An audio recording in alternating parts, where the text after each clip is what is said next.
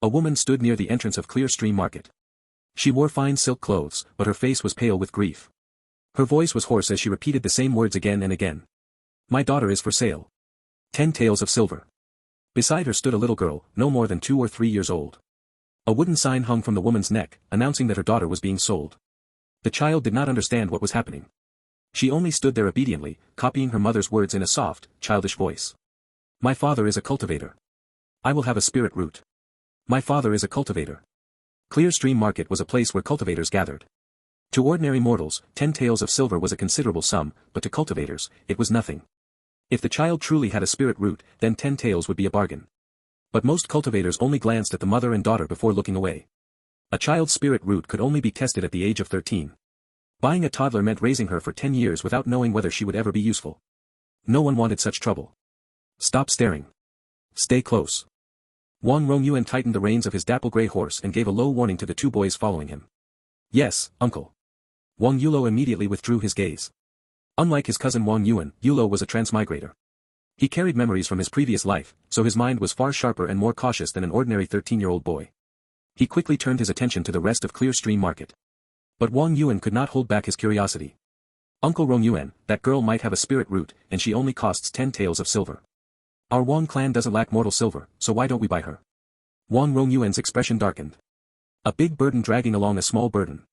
Who knows what happened to that girl's father? He turned his cold gaze toward Yuan. Have you forgotten what the family school taught you? Recite the rules for Qi induction juniors traveling outside. Yuan's face instantly turned pale. Wang Rongyuan was famous in the clan for his strength and strict nature. His cultivation was profound, and he served as an elder in the law transmission hall. Because of his ability, the clan had sent him to escort Yulo and Yuan to Clear Stream Market. Now, under his pressure, Yuan's mind went blank. When traveling, stay on the main roads. When dealing with others, associate only with old allies. When trading, bargain down by 90%. When trouble appears, hide behind the crowd. When benefits appear, let fellow Taoists go first. When listening to others, believe only half. Always keep a 1,000-mile talisman ready on your legs. Guard your whole body, guard your whole body. Yuan froze. He had forgotten the last line. Slap. Slap. Wang Rongyuan raised one hand. Spiritual energy gathered into a pale green palm and struck Yuan across both cheeks. The sounds were crisp and loud. Yulo felt his scalp tingle. The strength behind those slaps was perfectly controlled. They sounded painful and carried enough force to teach a lesson, but they did not actually injure Yuan. Wah! Uncle, I was wrong. Please stop hitting me. Yuan cried immediately. He had just left the clan lands for the first time, full of excitement and curiosity. Now, 2 slaps from his uncle had completely crushed that carefree mood. Your father and mother spoiled you too much. Wang Rongyuan scolded. How dare you forget the final line, guard your whole body to protect your immortal path. He pointed at Yuan in frustration, then looked at Yulo. Yulo, remind him often in the future. This boy. Yulo understood his uncle's intentions. Wang Rongyuan was not cruel. He was afraid. In the cultivation world, a moment of carelessness could cost a life. Yes, uncle, Yulo replied respectfully. Guard your whole body to protect your immortal path. Yulo will never forget it. He lightly kicked Yuan as a reminder. Yuan quickly wiped his tears and nodded. Me too. I'll never forget it again. Only then did Wang Rongyuan's expression ease slightly. Yuan was flighty, but Yulo was steady. With the 2 boys supporting each other, they should not run into any major trouble. Besides, the Wang family had elders stationed in Clear Stream Market. They were not completely alone. Humph, wait here. I'll take the horse and carriage to the stable. Wang Rongyuan led the horse toward the stabling yard on the outer edge of the market.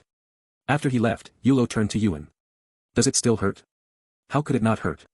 Yuan clutched his swollen cheeks, tears still gathering in his eyes. If you were slapped like that, you'd hurt too. Yulo felt both amused and sympathetic. Uncle did it because he cares about you. Remember brother Yumming from family school? Every time he talks about his younger brother, his eyes turn red. We are only at the Qi induction stage. Once we leave the family's protection, we have to be careful with everything. The brother Yumming he mentioned was the second eldest of the Yu generation. He had already reached early Qi refining and often taught the younger children of the clan. His younger brother, Yulio, had once traveled outside for study.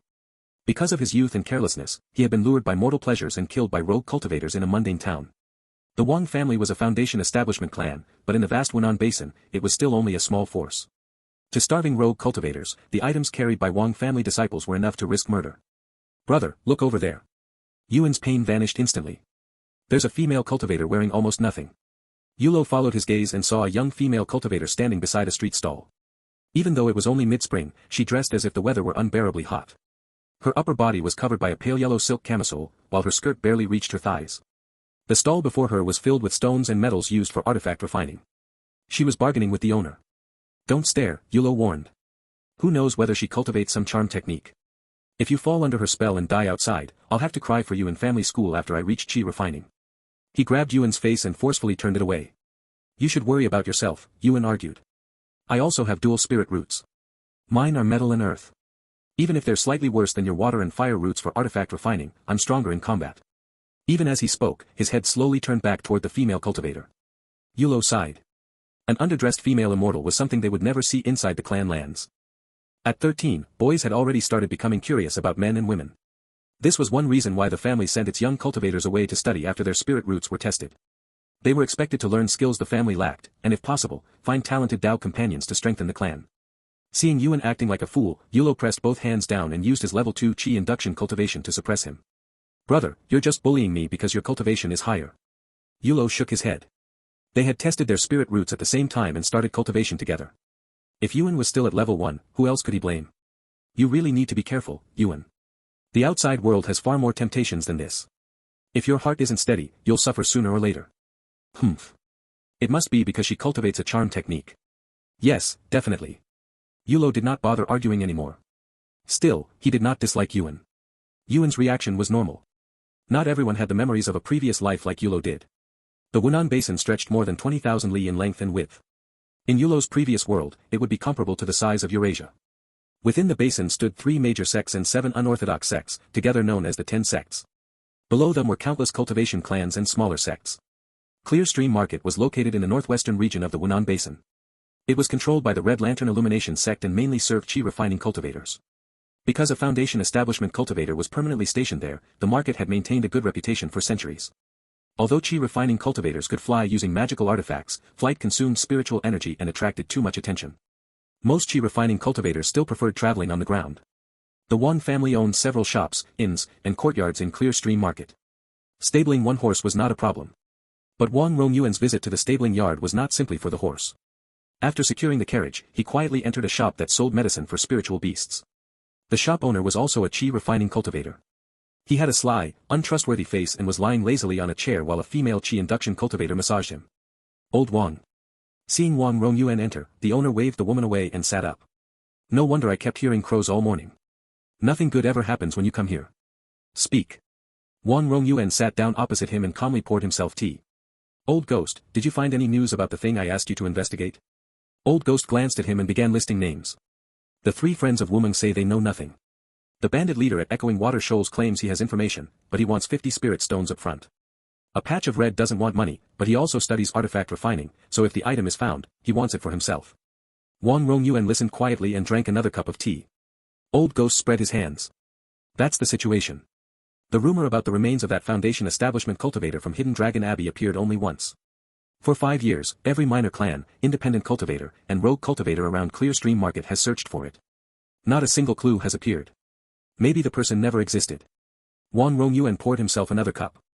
Keep looking. If the remains are found, I only want the artificing journal. A copy is enough. I don't need anything else. Old Ghost frowned. Even Hidden Dragon Abbey itself can't find it. What chance do we have? And if a major clan gets the remains, they definitely won't allow the artificing journal to leak out. Wang Rongyuan stood. Just keep searching. Rogue cultivators are rogue cultivators, and major clans are major clans. If the remains appear, they'll pass through rogue cultivators first. There will be an opportunity. Old Ghost stared at his departing back, thoughtful. Could the Wang family's Foundation establishment ancestor inside the Red Lantern Illumination sect have some secret information? Then he picked up the teapot. It was empty. I curse your entire lineage. His shout was so loud that Wang Rongyuan heard it from outside. A faint smile appeared on Wang Rongyuan's face as he quickened his steps. That was rank 8 Gu clan spirit tea. Since Old Ghost had provided no useful information, finishing his tea was only fair. Soon after, Wang Rongyuan returned to the 2 boys. Come. I'll take you to eat first. Our family has businesses here, so I'll show you around. He patted Yulo's shoulder, then lightly kicked Yuan's backside. Move faster. Later, I still need to take you both to complete your apprenticeship rites. Yuan felt deeply wronged but did not dare complain. Uncle, why is Clear Stream Market so crowded? Yulo asked quietly. Brother Yumming said there were only a few thousand cultivators here. Wang Rongyuan nodded with approval. Good. You noticed something unusual. Yuan, learn from Yulo. When there are suddenly too many people in one place, either something has happened, or something special is about to happen. He continued. The Red Lantern Illumination sect changed sect masters the year before last. The new sect master comes from a merchant family and is skilled in business. He created new policies for all the markets under the sect. One policy is that a branch of the Merit Hall will rotate through the markets, allowing independent cultivators and small clans to trade more conveniently. The Merit Hall branch will arrive in Clear Stream Market in half a month. Many large merchant houses have paid spirit stones to come along, so cultivators have gathered here early. A sect master from a merchant family. A new management plan. As a former overworked corporate employee in his previous life, Yulo immediately sensed something familiar. Before he could think further, Wang Rongyuan led them into a restaurant called Flavorful Bistro. Elder Rongyuan has arrived. A waiter rushed forward with a bright smile. What are you shouting for? Wang Rongyuan scolded. He disliked noisy flattery and directly led the boys into the rear hall. A plump middle-aged man in purple brocade hurried over and bowed deeply. Elder Rongyuan, you should have informed me you were coming. I didn't have time to prepare any fine dishes. This man was Tang Yanxiu, the manager of Flavorful Bistro. He was an external surname cultivator attached to the Wang family. Although he was also at Qi Refining, he had relied on a breakthrough pill, so he had no future advancement potential. Wang Rongyuan, however, was only 70 years old and already at late Qi Refining. He was one of the Wang family's precious foundation establishment seeds. Their statuses were completely different. These two are Yulo and Yuan, Wang Rongyuan said. They will study auxiliary paths in Clear Stream Market. In the future, they may need your help. Tang Yanxiu immediately turned to the wrong boy. This must be Yuan, right? As expected of a prodigy of the Wang family. Brother Rongwen truly raised a fine son. Yuan's swollen cheeks turned even redder. I am Yuan. Oh no. I've become someone else's body double. Yulo could only smile awkwardly. Wang Rongyuan laughed. You've mistaken them. This one is Yulo. That one is Yuan. Come, greet your uncle Yanxiu. Tang Yanxiu smoothly covered his mistake. Ah, both are prodigies of the Anbei Wang clan. My eyesight is failing me. In cultivation clans, the best disciples stayed home to inherit family teachings. The slightly lesser ones were sent to sects to seek opportunities. The least capable were sent to manage businesses or wander outside. Yulo and Yuan both had dual spirit roots. In the Wunan cultivation world, that made them seeds with a strong chance of reaching foundation establishment. How could the Wang family bear to send such talents to a sect and let them work for others? Let's eat first, Wang Rongyuan said. Serve half a pot of Gu clan spirit tea, 2 caddies of spirit rice, and tell me what spiritual food you have today. Tang Yanxiu immediately replied. We have 3 rank 9 water essence frost ducks, a pair of rank 8 steelback spirit pig hind legs, and a rank 9 wood spirit dumb donkey slaughtered a few days ago. Only 3 organs and the tail are missing. We also have plenty of spiritual vegetables. Wang Rongyuan thought for a moment. Duck isn't filling. These 2 kids can't gnaw through rank 8 pig trotters. Bring braised donkey intestines, clear stewed donkey meat, and a decent vegetable stir-fry. How much? Elder Rongyuan, how could I accept payment from you? The family rules do not allow elders to eat for free. If I eat for free today, and Rongwen comes tomorrow to eat for free, how much income will the restaurant have left by the end of the year? Tell me the price. No discount. 4.5 spirit stones. Here are 5. Serve the food quickly. Wang Rongyuan took out 5 low-grade spirit stones and placed them down. Tang Yanxiu accepted them with practiced speed while still looking polite. Please go upstairs, Elder Rongyuan. Young prodigies, please go upstairs as well. Wang Rongyuan went ahead. Yuan followed with his swollen face. Yulo bowed again to Tang Yanxiu before going upstairs. After they left, Tang Yanxiu's smile disappeared. He turned and hurried toward the kitchen. On the second floor, Wang Rongyuan sat down. Old Tang is reliable. He was a disciple of Uncle Xianhe and has been with the Wang family for nearly a century. You too should call him Granduncle Xianhe, though you were too young to see Ancestor Xianhe's glory. Wang Xianhe had been one of the Wang family's 3 foundation establishment cultivators of the Xian generation. He had died more than 20 years ago. The Wang family's generation hierarchy was not based on direct parentage. Instead, every 100 years, a new generational character was assigned. Although Yulo and Yuan were only a month apart in age, by bloodline seniority, Yulo was actually equal to Yuan's great-grandfather's generation. The family school taught us that Ancestor Xianhe spent his life on animal husbandry, Yulo said. He upgraded our family's rank 9 wild donkey plane into the rank 8 dumb donkey plane. Arranging his disciple to manage Flavorful Bistro makes perfect sense. Yulo truly admired that ancestor. Raising a family resource by 1 full rank benefited countless generations. In the cultivation world, the greatest difference between families, sects, and independent cultivators was whether they controlled spiritual resources. Spiritual resources continuously produced spiritual plants, minerals, and beasts. They were the cultivation world's foundation of production. Because the Wang family owned Dumb Donkey Plain, they had a stable source of income. That was one reason they had survived for over 1,000 years. Yuan, learn from Yulo, Wang Rongyuan said. The knowledge taught in family school contains deep meaning. Yulo can understand the whole from one clue. As for you, uncle, Yulo is just smarter. I'm not stupid either. I also have dual spirit roots. The moment Yuan said this, Yulo turned his head away. Brother, are you begging to be hit? Wang Rongyuan said nothing. The pale green spiritual palm appeared again. Slap. Ah. Slap. Ah. Slap. Uncle, stop. I know I was wrong. Slap. Wah. I want to go home. Yuan had only just turned 13 and had recently left the Wang family mountain where he had grown up. The moment he stepped outside, he received a 10-hit combo of tough love from his clan uncle. Anyone would break down. You want to go home? Wang Rongyuan's voice turned icy. Are you formally requesting that I, the third elder of the Law Transmission Hall, alter the cultivation path assigned to you by the family? Yulo's heart tightened. Uncle Rongyuan, Yuan didn't mean that. He still doesn't understand. He's just a child. That phrase was shameless, but effective. He is still a child, which is exactly why I cannot let him ruin himself. Wang Rongyuan took a deep breath. You too have dual spirit roots. That talent is rare among the Yu generation. You are more gifted than those with 3 or 4 spirit roots, but you do not need to be as desperate as those with single spirit roots. The clan spent a huge amount of resources to find masters suited to your spirit roots. The family hopes you will learn useful auxiliary paths and bring those inheritances back. But if you die outside because you are careless, you might as well return home and herd donkeys like ordinary clansmen. When Yuan herd donkeys, he stopped crying immediately. The best stayed in the clan to inherit core teachings. The slightly lesser went to sections. The least capable guarded external businesses or wandered as independent cultivators. But the worst remained in the clan to herd donkeys.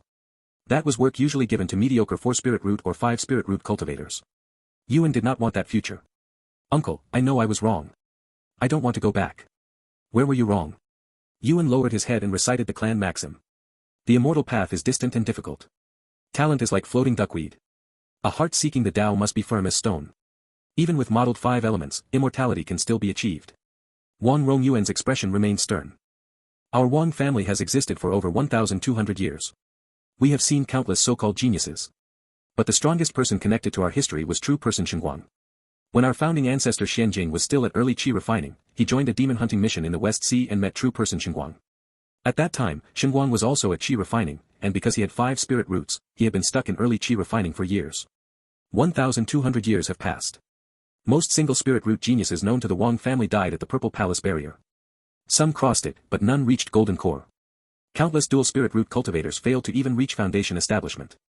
I myself have dual spirit roots. So how dare you become proud just because you have dual spirit roots? Yuan trembled. I dare not be proud. I dare not slacken. Only then did Wang Rongyuan's pressure ease slightly. At that moment, Tang Yinxiu appeared with a teapot. Elder Rongyuan, here is the Gu clan spirit tea you requested. 1 full pot. Fresh new tea. Please enjoy. Wang Rongyuan immediately stood and caught his arm. Yinxiu, you are too polite. Sit and eat with us. These 2 boys will trouble you in the future. Tang Yinxiu smiled and declined. Brother Rongyuan, I am also part of the Wang family. Seeing you all today makes me happy. Please enjoy your meal. If Yuan and Yulo ever need anything, I will certainly help. After he left, Wang Rongyuan looked at Yuan. Drink tea. Yulo quickly poured a cup for Wang Rongyuan first. Uncle, please. Then he poured one for Yuan. Yuan, uncle only wants you to stay alert. We are now in Clear Stream Market. There are many Immortal Clan disciples here stronger than us, and a foundation establishment senior guards the town. The family spent a fortune to hire a master for us. We should study quietly, graduate early, and return home. He gave Yuan a meaningful look. Take the chance to step down. Yuan understood and quickly raised his cup. Uncle Rongyuan, I was wrong for making you worry. I will be more careful, work harder, and never become proud again. I'll use tea instead of wine to apologize. Please forgive me this once. Wang Rongyuan looked at the 2 boys, both annoyed and amused. Where did you 2 learn this kind of nonsense? We are family. I was only angry because I care. He sighed. When I was young, I studied formation arrays because I had earth and wood spirit roots. That formation master did not have a good relationship with our family. He fooled me for 10 full years. Earth and wood. Yulo immediately understood. Even in another world, studying civil engineering was a dead end. For cultivators, an auxiliary path was their way of surviving. Independent cultivators valued their skills as much as their lives. Wang Rongyuan had suffered enough because of a bad teacher, so he did not want these 2 boys to repeat his mistake. This time, your father and I contacted an artifact refining master who rents a shop from our family in Clearstream Market. He specializes in fire method artifact refining, especially metal and stone tools. That suits Yuan's metal and earth roots perfectly. On the surface, we paid one fee for both of you to study, but that fee. He stopped himself and shook his head. Forget it. Eat. Soon, the food arrived. Yulo took a bite of the clear-stewed donkey meat. The flavor was rich and fragrant. As soon as it entered his stomach, spiritual energy spread through his body and naturally became his own. One bite was equal to a quarter of an hour of cultivation. He glanced at Yuan. The swollen-faced boy had already stopped crying and was attacking the food with his chopsticks. Delicious. Simply delicious. Wang Rongyuan smiled as he watched them eat. The spiritual energy from spiritual food follows the same limit as the spiritual energy your spirit roots can bear. A dual spirit root cultivator gains 3 hours of cultivation from cultivating 3 hours. Eating spiritual food worth 4 or 5 spirit stones gives the same amount. Once you reach chi refining, every family member receives a monthly quota of spiritual materials. Then you can eat more. Yulo began calculating inwardly. A dual spirit root chi induction cultivator, assuming no bottlenecks, needed around 18 years to reach chi refining. That meant they would be roughly 30 years old. According to the Wang family's records, their foundation establishment cultivators took an average of 77 years to move from chi refining to foundation establishment. The average foundation establishment age was 112, barely before the golden age limit of 120. From the data, the Wang family's resource distribution model was quite rational. If grouped by every 3 foundation establishment ancestors, the average age of breakthrough had steadily decreased, from 123 years at first to 108 years in the recent generation. That meant the family's system had improved over 1200 years, and its total resources were increasing. As expected of a clan that had survived for over a millennium. Even if it was only a lower-tier immortal clan, it still had depth. After eating and drinking their fill, Wang Rongyuan led the 2 boys toward their true destination. Forge Peak Residence. It belonged to householder Redbrow, Zhong Tianxua, a chi refining artifact refining master. Zhong Tianxua had reached level 10 chi refining and possessed a fire method artifact refining technique from an unknown source. He was especially skilled at refining metal and stone tools. In nearby markets, his craftsmanship was considered top-tier among chi refining artificers. Brother, Yuan whispered while walking beside Yulo, isn't Uncle walking too arrogantly? Doesn't that violate the clan rules? Yulo's brow twitched. Child, some words should never be spoken aloud. Ahem. Wang Rongyuan coughed twice and immediately changed his confident stride into a normal walk. His expression also shifted, taking on the look of a cautious rogue cultivator. He had only been feeling proud because the Wang family had promising juniors. Was that so wrong? Then he turned around. Yuan, you rascal. When it comes to judging me, you remember the clan rules clearly. Very good. Yulo, keep an eye on him. If he violates any family rule, record it and report it to me privately next time. Yulo cupped his hands. I obey Uncle's order. Yuan's face turned green. He looked pitifully at Yulo. Yulo patted his shoulder. Crying will not help. Soon, they arrived at Forge Peak Residence. The shop sat near the outer edge of the market, but its location was actually excellent because it bordered the rank 7 clear stream of Qin Rime. This shop alone brought the Wang family 240 low-grade spirit stones in rent every year. Wang Rongyuan's annual salary from the family was only 100 spirit stones. And that rent only covered the basic quota of rank 9 clear stream water and nearby spiritual energy. If the tenant wanted more, they had to pay extra to the Red Lantern Illumination sect. That was also why a foundation establishment cultivator permanently guarded Clear Stream Market. Yulo looked at the entrance and noticed a red lantern hanging above the door. This red lantern. Wang Rongyuan smiled. Correct. It is a command token of the Red Lantern Illumination sect. It represents vassal protection, deterrence, and trust. In this era, only those with real ability could become vassals of the 10 sects. Wang Rongyuan took out a mirror silver token and led the boys through the shop's defensive restriction. Old Zhong, I've brought your apprentices. Yulo's attention was immediately drawn to the display inside. Various metals, jade stones, agates, and unfinished magical artifact blanks filled the shop. Just like ordinary men in his previous life loved guns and machines, cultivators loved magical artifacts. No cultivator disliked a fine treasure that could protect their Dao path. You surnamed Wang. A deep voice sounded from the rear hall. Where are the rank 8 water jade fragments you promised to compensate me with last time? A large, fat man in embroidered red robes stepped out. His eyebrows were bright red, and spiritual light flickered across his robe. As Yulo stared, he saw flames dancing within the fabric. Both Yulo and Yuan became dazed. Retract. With one command, the flames vanished. The man waved impatiently. There are no chairs here. If you have business, speak while standing. This was householder Redbrow, Zhong Tianxua. Wang Rongyuan chuckled awkwardly. Brother Tianxua, about that horse race last time, I truly didn't expect old Ghost from the beast medicine shop to sell those garbage beast nurturing pills to every horse owner.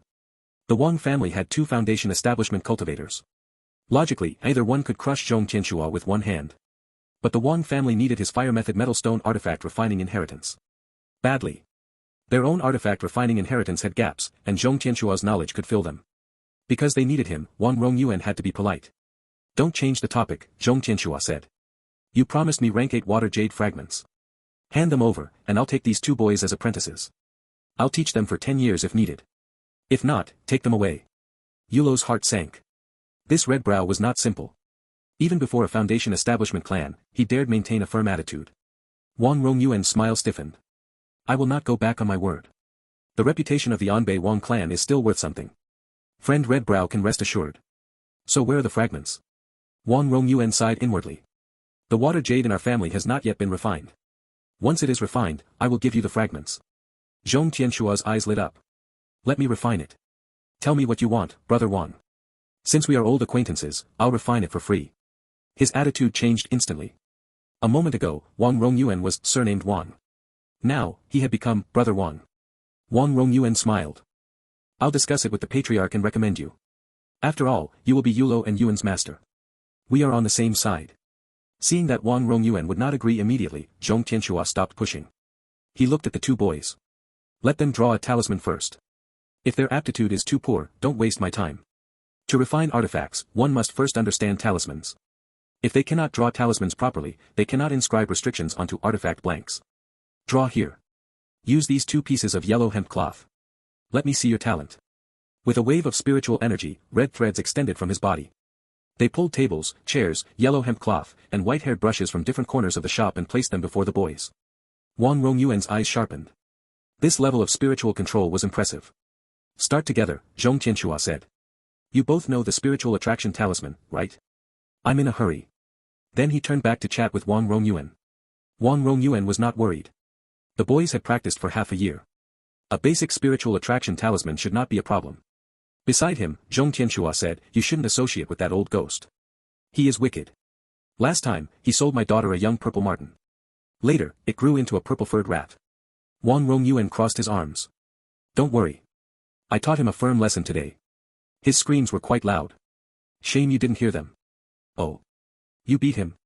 Zhong Tianxua's respect rose immediately. As expected of a Wang family talent. Only vassal families of the Red Lantern Illumination sect dared act so boldly in Clear Stream Market. Wang Rongyuan smiled proudly. His wails could be heard from dozens of zhang away. Old Ghost, if he knew, would probably curse again. He had not been beaten. Wang Rongyuan had simply drunk all his precious spirit tea. Then Zhong Tianxua glanced at Yuan. What happened to this child's face? Oh, I disciplined him a few times on the road, Wang Rongyuan replied calmly. If he disobeys you in the future, feel free to hit him. Yuan's face twitched so hard that his brush nearly slipped. Fortunately, he had practiced the spiritual attraction talisman intensely. Even with all these distractions, his hand remained steady. Yulo was different. From beginning to end, he focused completely. Just as the talisman was about to be finished, an illusory white Rui scepter appeared in his mind. One end of the Rui was filled with golden light, like a progress bar. With a slight thought, the golden light scattered and vanished. Yulo's brush movements instantly became smoother and more precise. The third to last stroke. The second to last stroke. The final stroke. The spiritual attraction talisman was complete. How could a transmigrator not have a golden finger? The jade Rui in his mind had appeared after his spirit roots were tested. Its function was simple. While drawing talismans, it accumulated experience. After roughly 50 talismans, it produced a small bar of golden light. That golden light acted like a guaranteed success mechanism. If a talisman would have been a major failure, the golden light could turn it into a minor failure. A minor failure could become a success. A success could become perfection. What would happen if he used a full bar on a talisman that was already destined to succeed? Yulo had not tested that yet. In the first 2 months of practice, he had mostly failed and accumulated little golden light. Later, because cultivation was more important, he had spent more energy on chi induction. After all, this was a world where immortality was possible. Cultivation was the true foundation. But now, he wondered whether the Jade Rui could work on artifact refining. Artifact refining was costly and complex. The difference between a poor artifact and a fine artifact was enormous. If the golden light could improve artifact refining results, then his future, and even the future of the Wang family, might completely change. Uncle Rongyuan, Senior Redbrow, my spiritual attraction talisman is complete. Yuan proudly raised his yellow hemp cloth. But the two chi refining seniors were not looking at him. They were staring at Yulo's talisman. This. Wang Rongyuan smiled and waited for Zhong Tianxua to speak. Zhong Tianxua rubbed his stomach and shook his head. I truly have grown old. To think a child can outperform me. Even I might not be able to draw a spiritual attraction talisman of this quality. Yulo, was it? Yulo looked at his talisman with a surprised expression. Yes, I am Wang Yulo, Senior Redbrow. This is the best talisman I have ever drawn. Usually, I still ruin them often. He gave an innocent explanation. Wang Rongyuan then picked up Yuan's talisman. Yuan's is not bad either. He clearly practiced hard. Yuan looked at his uncle with tears of gratitude. Uncle still cares about me. Wang Rongyuan's real thought was simple. The family spent so many spirit stones. You must get accepted. Zhong Tianxua examined Yuan's talisman. It was above average, though not excellent. Finally, he sighed. Brother Wang, I'll accept both of them. But about those water jade fragments, please put in more effort. Naturally, naturally. Wang Rongyuan beamed with pride. He had not expected Yuan to perform well too. Though this boy seemed unreliable, he had put effort into talisman practice. Today, I'll take them back to bathe and burn incense, Wang Rongyuan said. Tomorrow morning, I'll invite a few fellow Taoists and hold a proper apprenticeship ceremony. Zhong Tianxua glanced at Yulo, then at swollen-faced Yuan. He originally wanted to skip the ceremony, but after thinking about it, these would be his first 2 disciples since starting his Tao path. A ceremony was proper. Very well. I don't understand much about ceremonies, so I'll trouble Brother Wang to arrange it. As it should be. On the way back to the inn, Wang Rongyuan looked extremely pleased. I am very satisfied that you two entered Zhong Tianxua's tutelage. The patriarch will be pleased as well. Uncle Rongyuan, is Senior Redbrow really that powerful? Yulo asked. What do you two know? Wang Rongyuan said. He likely has a foundation establishment level inheritance in fire method metal stone artifact refining. Did you see his spiritual control today? His cultivation is roughly equal to mine, but his spiritual control is stronger. Thinking about it, we should be around the same age. Under the moonlight, Wang Rongyuan sighed. Cultivation was difficult. Every cultivator wanted to take one more step. As someone of the same generation, he had fallen behind Redbrow. How could he not feel regret? What if his opportunities had been better? What if he had not been deceived by that poor master in his youth? What if his comprehension had been sharper? Uncle Rongyuan, Yulo said softly, his red eyebrows may be caused by spiritual energy leaking outward. From that perspective, your potential might be greater than his. Wang Rongyuan laughed and rubbed Yulo's head. You brat. Now you're comforting me. Then he looked at the 2 boys. I wonder which of you will reach foundation establishment first. You were born in the same year and month, grew up together, and now have the same master. You must both work hard. Yuan wanted to say that it would definitely be him. But his face was already swollen enough, so he wisely kept quiet. Just wait, Yulo. One day, I'll make you call me senior brother. Eh. As they reached the Wang family inn, Wang Rongyuan and Yulo noticed something across the street. It was the mother and daughter from earlier. The woman still stood there with the sign hanging from her neck. She leaned against the market railing in despair. At her feet, the little girl had already fallen asleep from exhaustion. 10 taels of silver meant nothing to cultivators. Yet most people refused to spend even that. In the Wunan cultivation world, warmth and compassion were luxuries. As long as one had not become immortal, one was still human. And humans could barely protect themselves. Yulo glanced at Wang Rongyuan. After a brief silence, Wang Rongyuan nodded. Go. I'll watch from here. He handed Yulo the silver. Yulo walked toward the mother and daughter. The evening crowd was still present, though thinner than at noon. If no one helped them, the mother and daughter would not survive long in a market full of cultivators. Here. 10 taels of silver. Yulo placed a small gold nugget into the woman's hand. The exhausted woman opened her eyes. Thank you, Immortal Master. Thank you. I am not an Immortal Master, Yulo said quietly. He was only another cultivator struggling toward the Tao. How could he be worthy of that title? Please wait. I have something to give her. The woman pulled a small pouch of silver from her robe. She placed the gold nugget inside, then tied the pouch securely to her sleeping daughter's hand. Please forgive me, she whispered through tears. This young Immortal Master is a good person. She hugged her daughter one final time. Then she lifted the child and placed her into Yulo's arms. Yulo's heart tightened. My family needs people, he said. I am a disciple of the Gu clan. You can come too. The woman shook her head. No. It is better for her not to have a mother like me. She will have a spirit root. Her father was a cultivator. She will definitely have one, right? Yulo's chest ached. Yes, he said softly. She will definitely have a spirit root. He could not crush a mother's final blessing for her child. Let her cultivate well, the woman said. Immortal Master, you are a good person. You will surely achieve immortality. She took one last look at her sleeping daughter. Then she wiped her tears, turned around with shaking steps, and fled into the night. Yulo stood there for a long time, holding the sleeping child in his arms. There were no lamps along the streets of Clear Stream Market. Only a bright crescent moon hung high in the sky. Wang Yulo raised his head. His eyes were already filled with tears. The moon was always brightest in one's hometown. He missed his mother. Today's story is one you won't want to pause, and if stories like this are how you unwind, you can request the next one I narrate. Your pick, your novel, your audiobook. Try Patreon free for 7 days, then just $3 a month. Links in the description. Now, let's begin. Although it was called inviting a few Daoist friends to witness the apprenticeship ceremony, both sides actually invited very few people. The Wang clan was sending their prodigy out to learn auxiliary arts, so naturally, they did not want a high-profile event. Secrecy fosters success, after all. Therefore, Uncle Wang Rongyuan only invited Tang Yanxiu, the chief manager of Flavorful Bistro, who would be looking after the two young men in Clear Stream Market in the future. As for householder Redbrow, he had only invited his sole close friend in Clear Stream Market, Wu Jinyan, the patriarch of the Wu clan, a chi-refining immortal clan.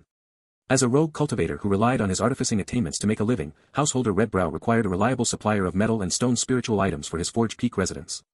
The Wu clan happened to possess a rank 9 rocky well, and they supplied all the metal and stone spiritual items it produced to Forge Peak residence year-round. The two sides shared a tightly knit, mutually beneficial relationship, which had led to a solid friendship over the years. Additionally, householder Redbrow had a daughter named Zhong Mingyao, who was also attending the ceremony today. A simple ritual altar had been set up in the center of Forge Peak Residence's main hall. The portly householder Redbrow, Zhong Tianxua, was dressed in his splendid red Dharma robe, sitting there with an air of relaxed confidence. The early morning light was not particularly bright, and inside the dim room, several specially crafted everlasting candles were lit, casting a heavy, somber glow over the few people present. Seeing that the hired hands had finished setting up, Tang Yanxiu whispered a few words to Wang Rongyuan, who then turned his gaze toward householder Redbrow. Everything is ready. Shall I call them in now? This is a bit too formal, old Wang. You are making me feel a little nervous, householder Redbrow said softly. They were both old foxes who had been cultivating for half their lives, how could they possibly feel nervous over this? Zhong Tianxua had finally realized that he had been completely cornered by Wang Rongyuan. He understood it now. Originally, this was supposed to be a simple transaction where the Wang clan provided the spirit stones and he taught the craft. But yesterday, that old scoundrel Wang Rongyuan had struck while the iron was hot, encouraging him to hold a formal apprenticeship ceremony to make things lively. At the time, he had not thought it through and naively agreed. An apprenticeship ceremony sounded grand. A descendant of a foundation establishment immortal clan bowing to a mere chi-refining rogue cultivator like him, what an immense boost to his prestige. Yet, looking at how Tang Yanxiu and his men had arranged the room today, Zhong Tianxua realized he was in deep trouble. With the ritual altar erected, fellow Taoists invited to witness, and 3 prostrations and 3 bows about to take place. If these 2 boys went through with this formal ceremony and became his true disciples, he was taking a massive loss. He was still aiming to break through to the foundation establishment realm. The Wang clan was clearly trying to tie him down permanently. Zhong Tianxua's current mood was like a young maiden tricked into a bridal sedan chair, he was utterly exasperated. Of course, he was just a 300-pound fat man, not a young maiden. Come forward, Yu Lu, you and stand in the center of the altar. Tang Yanxiu was the master of ceremonies. After directing the 2 young men to stand in the center of the ritual altar, he chanted in a loud voice. Wang Yu Lu, 13 years of age. Inheritor of the ancestral charm of Xianjing, possessing the radiant talent of clarity. Wang Yuan. Offer the tea. As Tang Yanxiu's voice fell, a hired hand hurriedly brought a tea tray over to the sides of the 2 youths. Yu Lu took his teacup first. Yuan froze for a moment before tearing his gaze away from Zhong Mingyao, quickly lifting his cup as well. The 2 knelt before householder Redbrow, raising their teacups high, and called out together. Master, please accept this tea. This was the first bow, representing their formal acknowledgement of householder Redbrow as their master. Glancing at Wang Rongyuan, who sat beside him in the other seat of honor, householder Redbrow smiled, nodded, and accepted the tea. What else could he do? As long as one had not attained immortality, true freedom was out of the question. Since householder Redbrow wanted to charge into the foundation establishment realm, he had to consider gathering enough resources and support, as well as his future status within the Red Lantern illumination. The rule of the Wunan cultivation world dictated that any rogue cultivator or clan cultivator who reached foundation establishment must join one of the 10 sects, contributing their strength to the stable development of the Immortal Alliance. Although Zhong Tianxua enjoyed a decent relationship with the town guardian cultivator of the Red Lantern illumination in Clear Stream Market, that man was no ordinary figure. He was even willing to call Zhong Tianxua his younger brother, but that was not out of genuine affection, it was a matter of his insatiable appetite. That town guardian cultivator was a ferocious beast who ate people without spitting out bones, and would even lick the soup clean afterward. Householder Redbrow did not dare to join his faction. On the other hand, the foundation establishment ancestor of the Wang clan had taken a Purple Palace Grand Cultivator as his master within the Red Lantern illumination, earning the status of a core disciple. Pondering these future prospects, Zhong Tianxua drank 2 sips of tea with a complex expression. Placing the cup on the side table, he looked at the 2 youths and said warmly, "Rise, rise." Seeing that the first bow was completed, Tang Yinxiu chanted once more, exquisite techniques are not granted lightly, it is only proper to offer the apprenticeship gift. Old Zhong, we of the Wang clan won't let our children follow you for nothing. We are paying. Yu Lu and Yuan each drew the apprenticeship gift their clan uncle had prepared for them from their robes. Kneeling once more before Zhong Tianxua, they bowed their heads and said respectfully, Master Zhong above, we hope you do not disdain our meager offerings. This was the second bow. The first bow was to acknowledge the master, and the second was to present the master with the apprenticeship gift. Looking at the rank 8 spiritual donkey shoulder bone in Yu Lu's hands, and the 2 pieces of rank 9 cold refined iron in Yuan's hands, Wu Jinyan thought to himself. Meager offerings? How do you have the face to say that? The rank 8 donkey shoulder bone was a premium material, worth at least 250 spirit stones. The rank 9 cold refined iron belonged to the category of spiritual iron, a type of material that was even more valuable than spiritual bones. Though each piece looked no larger than a fist, a single piece was worth over 100 spirit stones. Even though there was a full ranks difference between rank 9 and rank 8, the cold refined iron was just as expensive as the rank 8 donkey bone. The generosity of a foundation establishment Immortal Clan was truly immense, leaving even Wu Jinyan a little envious. Accepting the apprenticeship gifts from his 2 disciples with some surprise, the slight lingering dissatisfaction Zhong Tianxua felt toward the crafty Wang clan vanished completely. Good boys. With this rank 8 donkey bone, he could properly test out the refinement of bone-based artifacts. Good, good, good. You are both excellent children. Stand up. Yu Lu and Yuan stood up, while Zhong Tianxua took the initiative to begin the third step of the apprenticeship ritual. He looked toward his close friend Wu Jinyan and asked, Jinyan, do you believe I should accept these 2 disciples? This was the prelude to the third bow. The master would put on a show of asking for the witness's opinion, and everyone would join in to praise the apprentices, serving as a senior's witness and blessing. Brother Zhong, your artificing attainments require a legacy, and these 2 are the absolute best choices to inherit it. Wu Jinyan nodded slightly, offering his validation. Fellow Daoist Tang, you know the children of your household best. Do they have any flaws? Householder Redbrow then asked Tang Yinxiu. Calling Wu Jinyan by his name but addressing Tang Yinxiu as fellow Daoist subtly revealed the difference in intimacy, though it did not truly matter much. After all, Tang Yinxiu certainly wouldn't dare mention any flaws. Although he harbored quite a bit of resentment regarding the Wang clan's massive tilting of resources toward the direct lineage descendants, he lacked the courage to actually speak it aloud. Relaxing his face, which was taught either from conducting the ceremony or from his inner dissatisfaction, Tang Yinxiu spoke solemnly. Young men are still unsettled in character, so it is not surprising if they occasionally engage in absurd behavior. However, with an excellent teacher like fellow Daoist Redbrow to guide and polish them, they will surely become fine jade in the future. Wang Rongyuan nodded inwardly. Yinxiu is doing well, smoothing things over for that useless boy Yuan. From the moment they walked into Forge Peak residence, Yuan had stolen glances at householder Redbrow's daughter, Zhong Mingyao, more than once. But in this main hall, even the hired hands possessed a higher cultivation base than him. It could be said that anyone with half a mind had noticed Yuan's wandering eyes. Young men are still unsettled in character. Uncle Wang Rongyuan observed Yu Lu next, only to find him standing with downcast eyes and a modest expression, perfectly embodying the obedient demeanor of a junior awaiting a senior's instructions. Fortunately, Yu Lu was indeed a true Qilin child. He does need to be properly tempered, householder Redbrow agreed, nodding in deep concurrence. For some reason, Yuan felt that the eyes beneath householder Redbrow's crimson eyebrows were fixed right on him. He instinctively shrunk his neck. He was, after all, a cultivator in the Qi-gathering realm. With a cultivation base active within him, the severe swelling on his head from his uncle's 10 consecutive slaps yesterday had already subsided considerably. However, when he hunched his shoulders, combined with his shorter stature as a youth, it made him look somewhat wretched in householder Redbrow's eyes.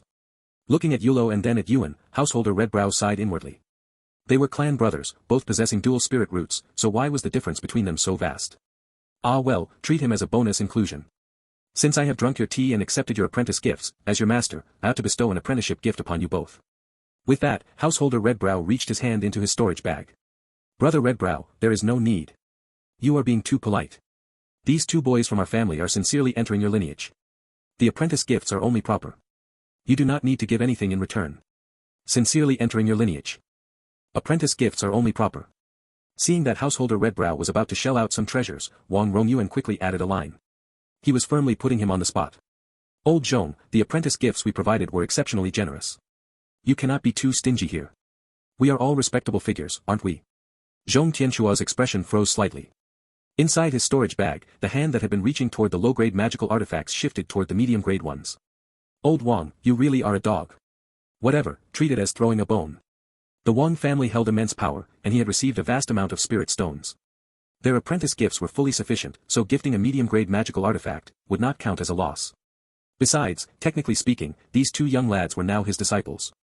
Thus, a rare sight unfolded in the hall of Huafeng residence. All the cultivators cast casual yet observant glances toward Redbrow, curious as to what kind of apprenticeship gift this extremely low-end, youth version of Daoist many treasures would bestow upon his disciples. Meanwhile, Redbrow's large hand rummaged around inside his storage bag. Feeling around, Redbrow calculated in his mind. This flying sword is too expensive. Giving it to either of them would be an absolute waste. This mountain-suppressing stone still has the potential to refine more restrictions, so I cannot bear to part with it. After a long while, Householder Redbrow finally smiled and drew a dark bead from his storage bag. The bead was about the size of a chicken egg, entirely pitch black and ordinary looking. It did not seem like an exceptionally powerful magical artifact. Holding up the dark bead, the flesh on Zhong Tianchua's cheeks twitched as he explained with a warm smile. Yulo, you possess water and fire spirit roots. This medium-grade black jade oil bead is perfectly suited for you. Though it is not a weapon meant for dominating magical combat, it can accompany you all the way until the late Qi refining stage. It uses a whole 9th-grade black jade as its core and can hold up to 13 layers of restrictions. In the future, if you achieve success in the artificing path, you can refine it into a premium item among medium-grade magical artifacts.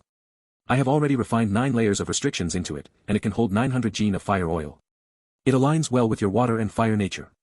Activating it alongside your spells will double their power. However, you must never use it to clash with sharp, solid-type magical artifacts in magical combat. Even an ordinary low-grade magical sword with 5 or 6 layers of restrictions could damage it. A medium-grade magical artifact with 9 layers of restrictions. Even if it was just an entry-level medium-grade item and lacked raw combat power, it was still medium-grade. Wang Rongyuan, a high-stage Qi refining cultivator of the Foundation establishment Immortal Clan's Wang family, currently used a highest-grade magical artifact with only 21 layers of restrictions, and he was the elder of the Law Transmission Hall of the Wang clan, a high-stage Qi refining cultivator excellent in magical combat. Magical artifacts were scarce for 2 major reasons: destruction during magical combat and difficulty in creation. Leaving aside destruction in battle, the sheer difficulty of creation alone caused countless rogue cultivators to pursue a single medium-grade magical artifact with single-minded devotion. Refining spiritual materials carried a failure rate, and the restrictions of a magical artifact were the closely guarded secrets of every artificer and sect. The Wang family had spent an immense fortune to send their 2 direct lineage sons with the best talent under the tutelage of Householder Redbrow precisely because they coveted the fire method metal stone artificing way restrictions he mastered. To the side, Wu Jinyan and Tang Yanxia watched with drool practically spilling from their mouths. Was this the sheer wealth of a top-tier artificer at the Qi refining stage? Master Zhong, if we want to go back to the womb and remarry into your lineage now, is it still in time? Giving a medium-grade magical artifact as an apprenticeship gift, Zhong Tianchua's extravagance could be said to have instantly stunned even the head of the Wu clan, who was also at the Qi refining stage. A medium-grade magical artifact with 9 layers of restrictions would cost at least 200 spirit stones or more. It really was that expensive. No way, we must renegotiate the prices for the metal and stone spiritual materials we supply to Huafeng residents in the future. Thank you, Master, for bestowing this treasure. Yulo will surely never forget your teachings. Yulo raised both hands high, accepting the black jade oil bead granted by Householder Redbrow with a hint of excitement.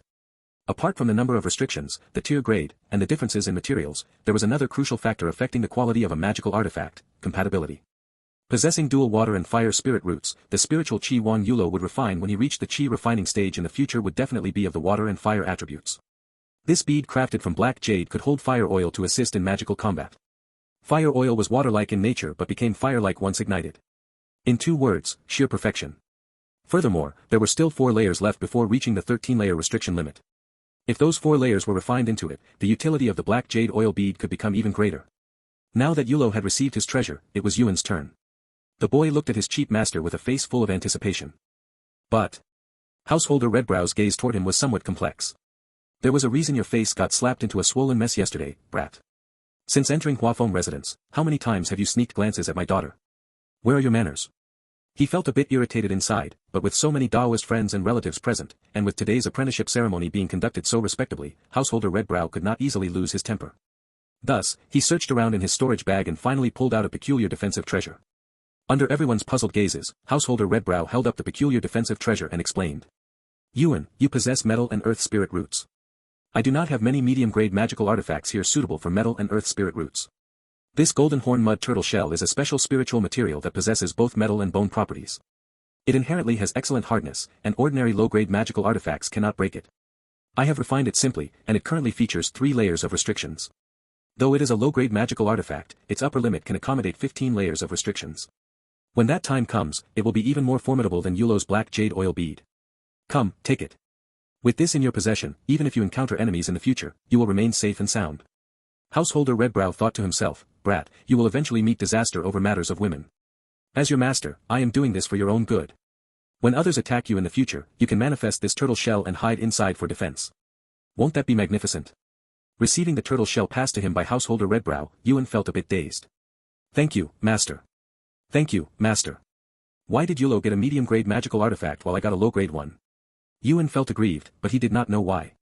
To the side, Yulo felt a bit like laughing. Although this defensive artifact was indeed rare and Householder Redbrow was remarkably generous, still. A golden horn mud turtle, essentially a turtle shell. It was hard to hold it in. Yuan, it seems you are set for life with this. Excellent. Fellow Taoist Redbrow has gained fine disciples, and Yulo and Yuan have found an excellent master. Now for the third bow, the conclusion of the ceremony. Tang Yanxiu was just about to shout, "The ceremony is concluded," when he was interrupted by an uninvited guest crashing into Huafeng residence. Bang! The formation array outside Huafeng residence only served as a warning system, it did not block people. The visitor did not knock but kicked the door straight open. The man wore the robes of an outer disciple of the Red Lantern sect. On his head was a magical artifact that was not a proper crown, and tied around his waist was a spirit-binding rope at the level of a medium-grade magical artifact, looking incredibly fierce and overbearing. He swept his triangular eyes across everyone in the hall. His gaze lingered on Wang Rongyuan for a moment, appearing slightly surprised, but he still spoke aggressively. Oh. Old Tang is here too. Perfect, saves me a trip to Flavorful Bistro. This overbearing, triangular-eyed man was none other than Gao Jian from the Clearbrook Market Security Patrol. An outer disciple of the Red Lantern Illumination sect, he had also taken the town guardian cultivator, Jiang Baobian, as his chief master, purely to curry favor with the powerful. Though his name meant brilliant insight, he was actually short, stunted, and had a wretched, mean appearance. He was truly as base as they came. Who in their right mind kicked open a door? He only dared to be so arrogant because his master was the town guardian cultivator of Clearbrook Market. Just as Yulo looked over in surprise, Householder Redbrow, who was sitting in front of him, spoke up. Fellow Taoist Gao, may I ask what brings you here so suddenly? Householder Redbrow was the master of Forge Peak residence and an honored guest of the Red Lantern Illumination Sect's Foundation establishment guardian cultivator in Clearbrook Market. Since he asked, Gao Jian naturally did not dare to be too presumptuous. The man named Gao stepped forward, first bowing to Wang Rongyuan and Zhong Tianxua, and then said with a smile. Fellow Taoist Redbrow might not know this yet, but the Red Lantern Illumination Sect's Merit Hall is about to relocate its base to Clearbrook Market. My master intends to take advantage of this grand event to stir up some excitement and have the rogue cultivators within a radius of several hundred kilometers come to Clearbrook Market to make purchases. In this way, we can increase Clearbrook Market's surplus for the year and boost everyone's business. Speaking of which, it's a great thing for your Forge Peak residents and fellow Taoist Rongyuan's Flavorful Bistro, hahaha. Although Gao Jian was all smiles, no matter how Yulo looked at him, he felt the man's smile was incredibly sinister. Oh, Senior Zhang's plan is quite good. Wang Rongyuan stroked his beard, nodding slightly. Beside him, Gao Jian narrowed his eyes and added in his harsh voice. My master also said that with the grand gathering approaching, public security in Clearbrook Market must be strengthened, the market must prosper, and notifying the nearby rogue cultivators to attend will also require manpower. The expenses, naturally, won't be low. Therefore, we need to raise a unity fee. Everyone must work together, and every shop in Clearbrook Market will contribute some spirit stones to get this matter done properly.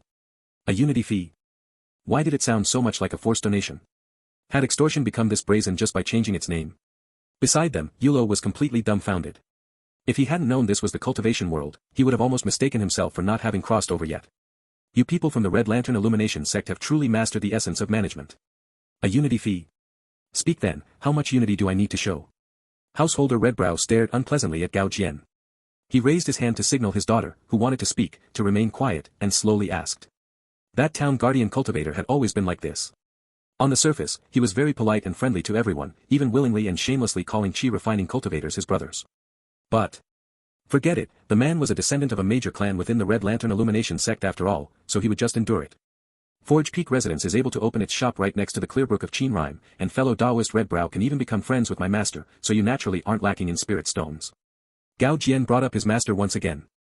Yulo was somewhat curious about what kind of person that Foundation establishment cultivator from the Red Lantern Illumination sect really was. He had methods to rake in money and lackeys to do his bidding. To have a disciple like Gao Jian, it was obvious his master's capability was definitely not low. Did anyone think Gao Jian was a fool?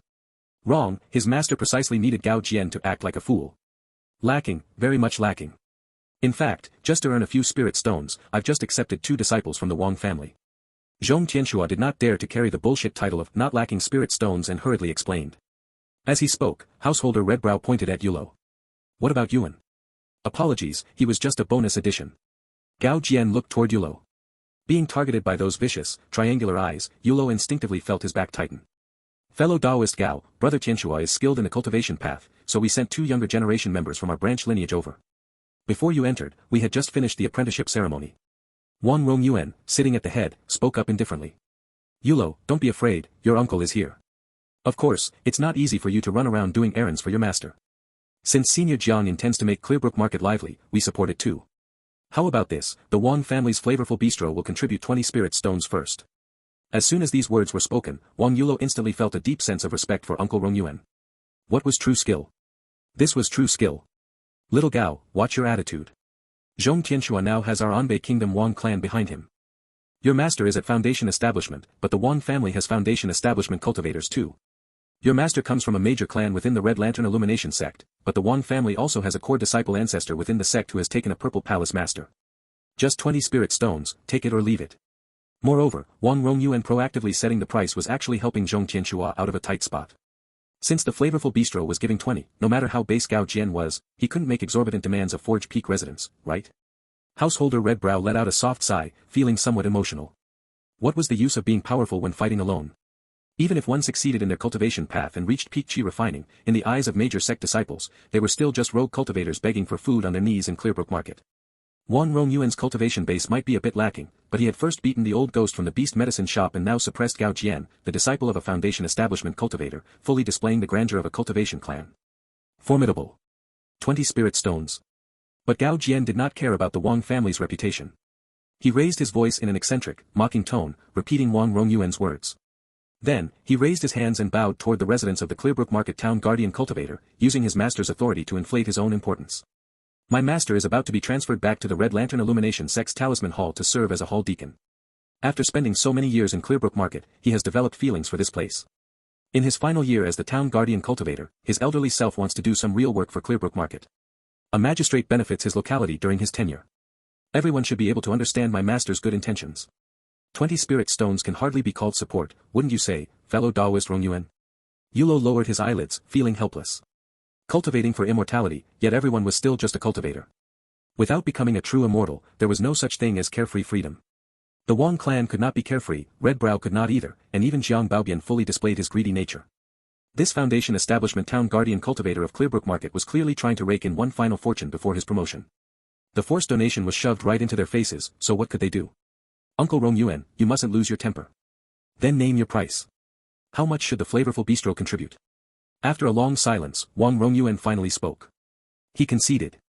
With only 1 year left, it was better to just send the man named Jiang away. He couldn't create conflict with Jiang Baobian over a few dozen spirit stones. After all, the reason and excuse the other party gave were too proper, keeping his greed perfectly respectable. Hearing this, Gao Jian immediately beamed with joy. Not much, not much. 50 pieces will do, 50 pieces will do. This outer disciple of the Red Lantern Illumination sect then looked toward householder Redbrow and continued. The business at Forge Peak Residence is much better than the flavorful bistro, but there's no need to pay too much extra. Fellow Daoist Redbrow, 120 spirit stones for your unity should be about right. But there's no need to pay too much extra. Gao Jian was truly worthy of being a Foundation Establishment cultivator's disciple. A despicable master produced a despicable disciple. With one sentence, he completely redefined what was much and what was little. 120 spirit stones, you. Seeing how black-hearted Gao Jian was, Wu Jinyan, the patriarch of the Qi refining cultivation Wu clan and a close friend of householder Redbrow, couldn't hold back and spoke out righteously. Having finally found a blind fool who gave him an opportunity to display his might, Gao Jian naturally wouldn't let it slip by. With a flick of his left hand, the spirit-binding rope at his waist was already in his grasp. The mid-grade spiritual artifact, the spirit-binding rope, was standard equipment for the Clearbrook Market Patrol. Gao Jian had practiced with it for years and was incredibly proficient. In his hands, it moved like a swift serpent. Crack. Using the rope as a whip, he lashed out, striking Wu Jinyan squarely across the face. Because he had held back, Wu Jinyan's flesh was merely torn open rather than his skull being shattered. It showed that Gao Jian still retained a shred of humanity. Why did you strike me? Wu Jinyan conjured a wooden bowl artifact to shield himself. Clutching his ruined face, he questioned the man in sheer terror. Gao Jian's ambush had been too swift, throwing the hall into complete chaos. Wang Rongyuan immediately shielded the two brothers, Yulo and Yuan. Meanwhile, Zhong Tianxua surged his spiritual energy, pushing his daughter, Zhong Ningyao, into the back hall. Tang Nianxiu seemed frightened, belatedly stepping up to stand beside Wang Rongyuan. Why did I strike you? The unity fee is collected to make Clearbrook Market a better place. My master spent an entire day calculating exactly how much each shop should contribute. How dare you complain it is too much? Do you even have the right? Does your Wu family even own a shop in Clearbrook Market? Or perhaps you are a rogue cultivator on the surface, but a bandit cultivator in secret, trying to sow discord among the cultivators of Clearbrook Market? Zhong Tianxua and Wang Rongyuan had already stepped forward, both possessing cultivation bases comparable to his own. Seeing that he could no longer continue the whipping, Gao Jian reluctantly retracted his spirit-binding rope, though the accusations he hurled only grew wilder. In truth, there was no complex reason behind it. He could not afford to offend the Wang family, and he could not defeat Householder Redbrow. So, who else could he strike but you? If I cannot teach them a lesson, do you think I cannot handle a nobody like you? Brother Gao Jian, let us settle this. I will pay 120 spirit stones. Here are the spirit stones, please say no more. Old Wu is definitely no bandit cultivator. Receiving the small pouch handed over by Householder Redbrow, Gao Jian tossed it in his hand a couple of times before offering a satisfied smirk. Ah, fellow Daoist Hongmei, wouldn't it have been better to just pay up earlier? Ha ha ha. Of course, it is not too late now. As he spoke, he casually brandished the spirit-binding rope in his hand. Seeing that Hongmei had paid, Tang Yinxiu had no choice but to follow suit, handing over 50 spirit stones, effectively wiping out a month and a half of the flavorful bistro's profits. Gao Jian shot Wu Jinyan one final glare, gripped his spirit-binding rope, and departed with an arrogant swagger. These rogue cultivators simply lacked perspective. Without a proper beating, how could they ever understand unity? For the sake of the many merchants and cultivators in Clearbrook Market, and for the properties of the Red Lantern sect, did they think it was easy for him? Was it easy for his master? Those who deserved a beating had to be beaten. With just one strike of the whip, the spirit stones were delivered immediately. What Wang family? In the face of the Red Lantern sect, let alone a single Wang family, even a mighty dragon would have to coil up tightly. That man is nothing but a scoundrel. Zhong Ningyao emerged from the back hall. Looking at the silent crowd, she cursed out of sheer indignation. Householder Redbrow silently applied medicine to Wu Jinyan's wounds. Wang Rongyuan shook his head and whispered to Yulo and his brother. This is your first lesson. After seeing off Wu Jinyan, Wang Rongyuan, and the others, Householder Redbrow finally turned his gaze toward his disciples and his daughter. Father, Forge Peak residents should not have paid so much. That man named Gao and his master have pocketed a massive portion of it. Zhong Ningyao truly could not comprehend why Householder Redbrow had paid that ridiculous unity fee so readily. That was 120 spirit stones. Wang Rongyuan only received 100 spirit stones a year from his family. To think that so many spirit stones were just handed over to Gao Jian over a few foul words. Listening to the conversation between Zhong Ningyao and Zhong Tianxua, Wang Yulo stood to the side, feeling somewhat awkward. It was not because the flavorful bistro had paid less. The flavorful bistro sold wine and food, its profit margins and revenue were nowhere near those of Forge Peak residents.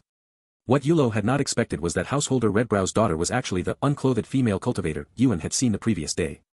Yuan, that fool, had stared at her a dozen times today, completely humiliating the Wang family's reputation. A portion? They pocketed all of it. That man Jiang is nothing but a... Midway through his sentence, Zhong Tianxua noticed Yulo and Yuan, and promptly shut his mouth. This is my daughter, Zhong Ningyao. You may address her as Senior Martial Sister. Ningyao, teach them the foundational fire control spell. I must go out for a while. Householder Redbrow seemed to have urgent matters to attend to. After briefly assigning their coursework, he left Forge Peak residence immediately. Zhong Ningyao looked at Yulo, then at Yuan, feeling a bit nervous. She desperately wanted to grab her father's hand and ask why he believed so blindly that his daughter could teach these two cheap disciples of his. You two don't look very old, do you? 13, Senior Martial Sister Ningyao.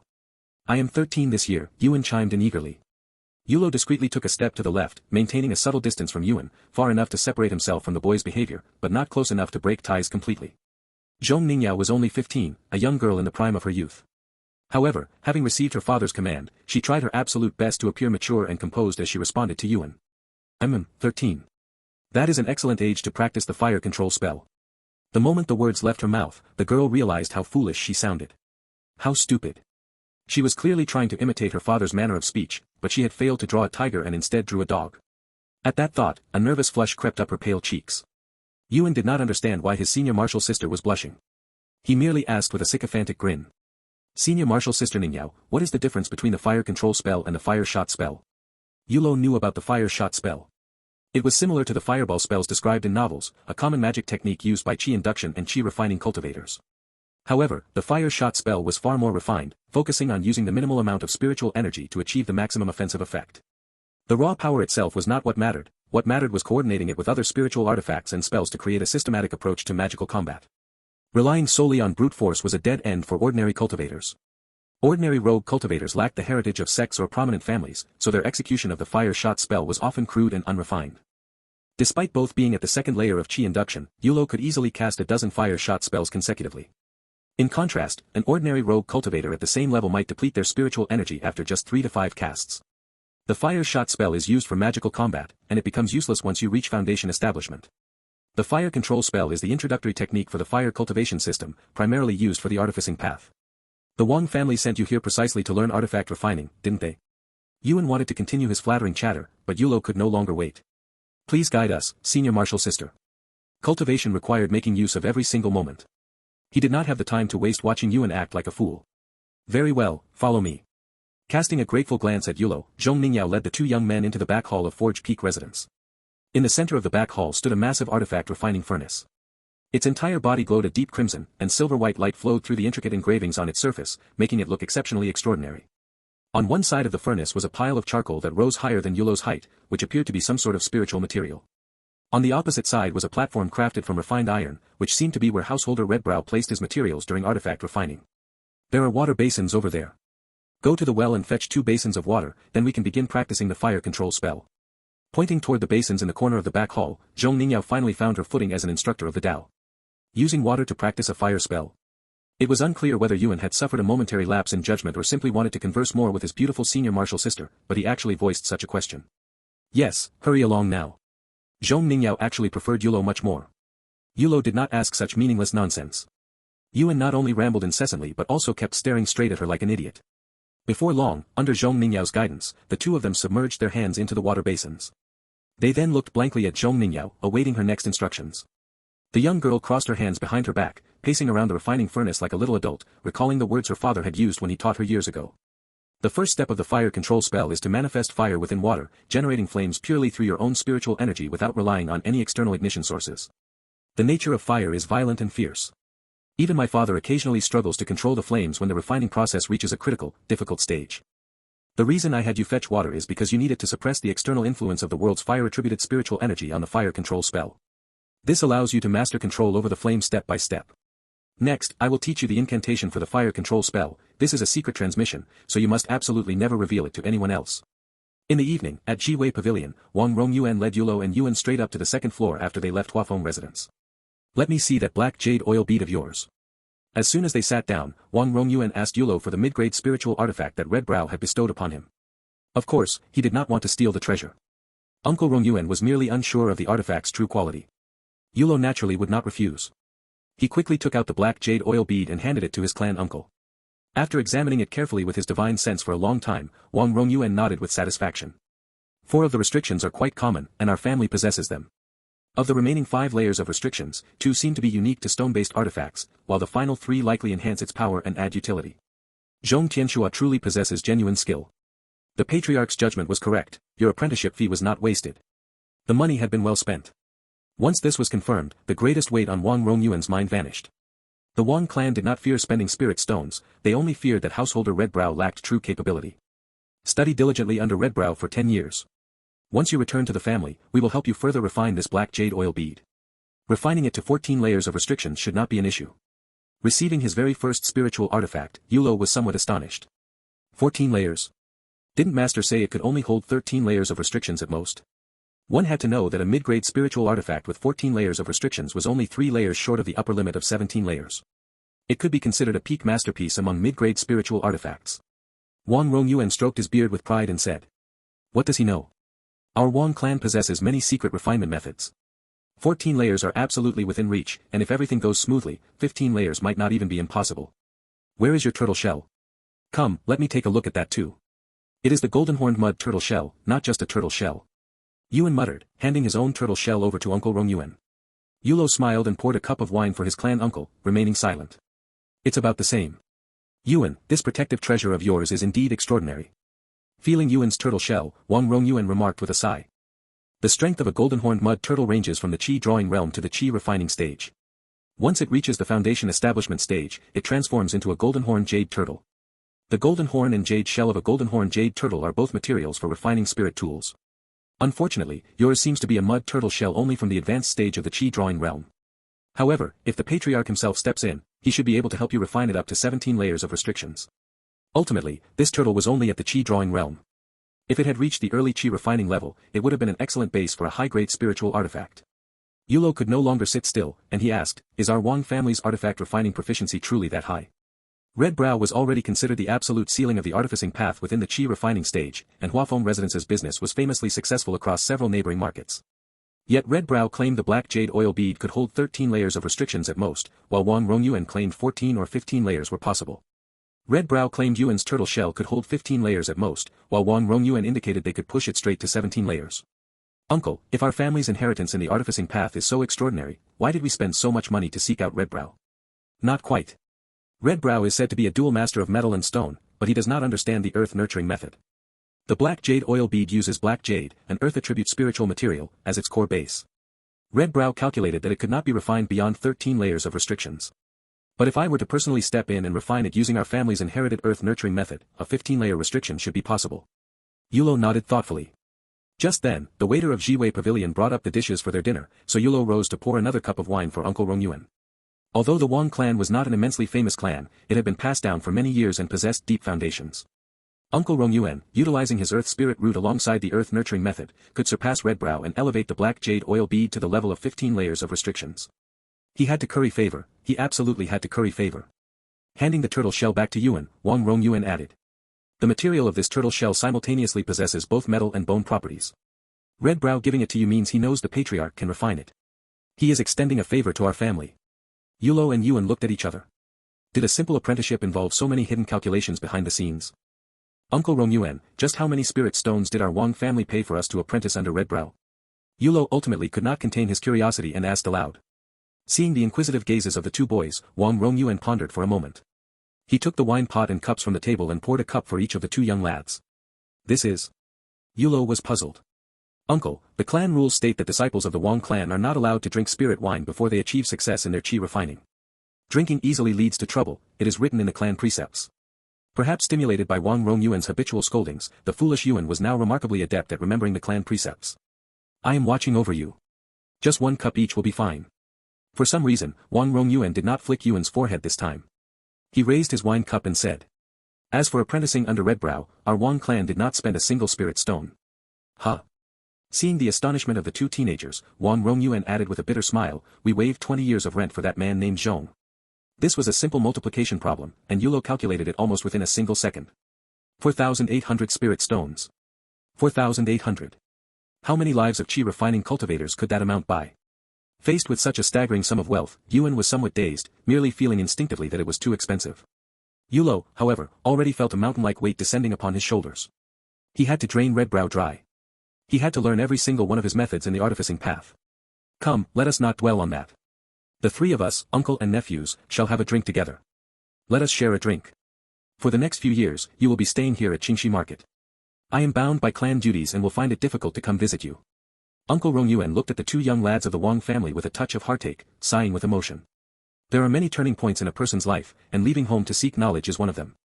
Being sent by the family to study hundreds of miles away at the age of 13 seemed, no matter how one looked at it, somewhat unfeeling. Yulo had no parents and had been alone since childhood. Yuan was far away from his mother and father, and his character was still immature. Even Wang Rongyuan did not know whether they would successfully complete their studies and return home. Red Brow's methods were profound, and Qingxi Market was guarded by a Foundation establishment cultivator, so it should be safe. He was originally at ease. Yet Yuan and Yulo were children he had watched grow up, so how could Wang Rongyuan not feel a sense of tenderness and concern? Uncle Rongyuan, are you about to leave? Yuan asked blankly. Ha ha ha, now that I have delivered you safely, of course I have to leave. Furthermore, the Immortal Alliance has issued a decree to every Foundation establishment Immortal clan. Our Wang clan must send one qi refining cultivator every year to the West Sea to participate in the demon hunting campaigns against the beasts.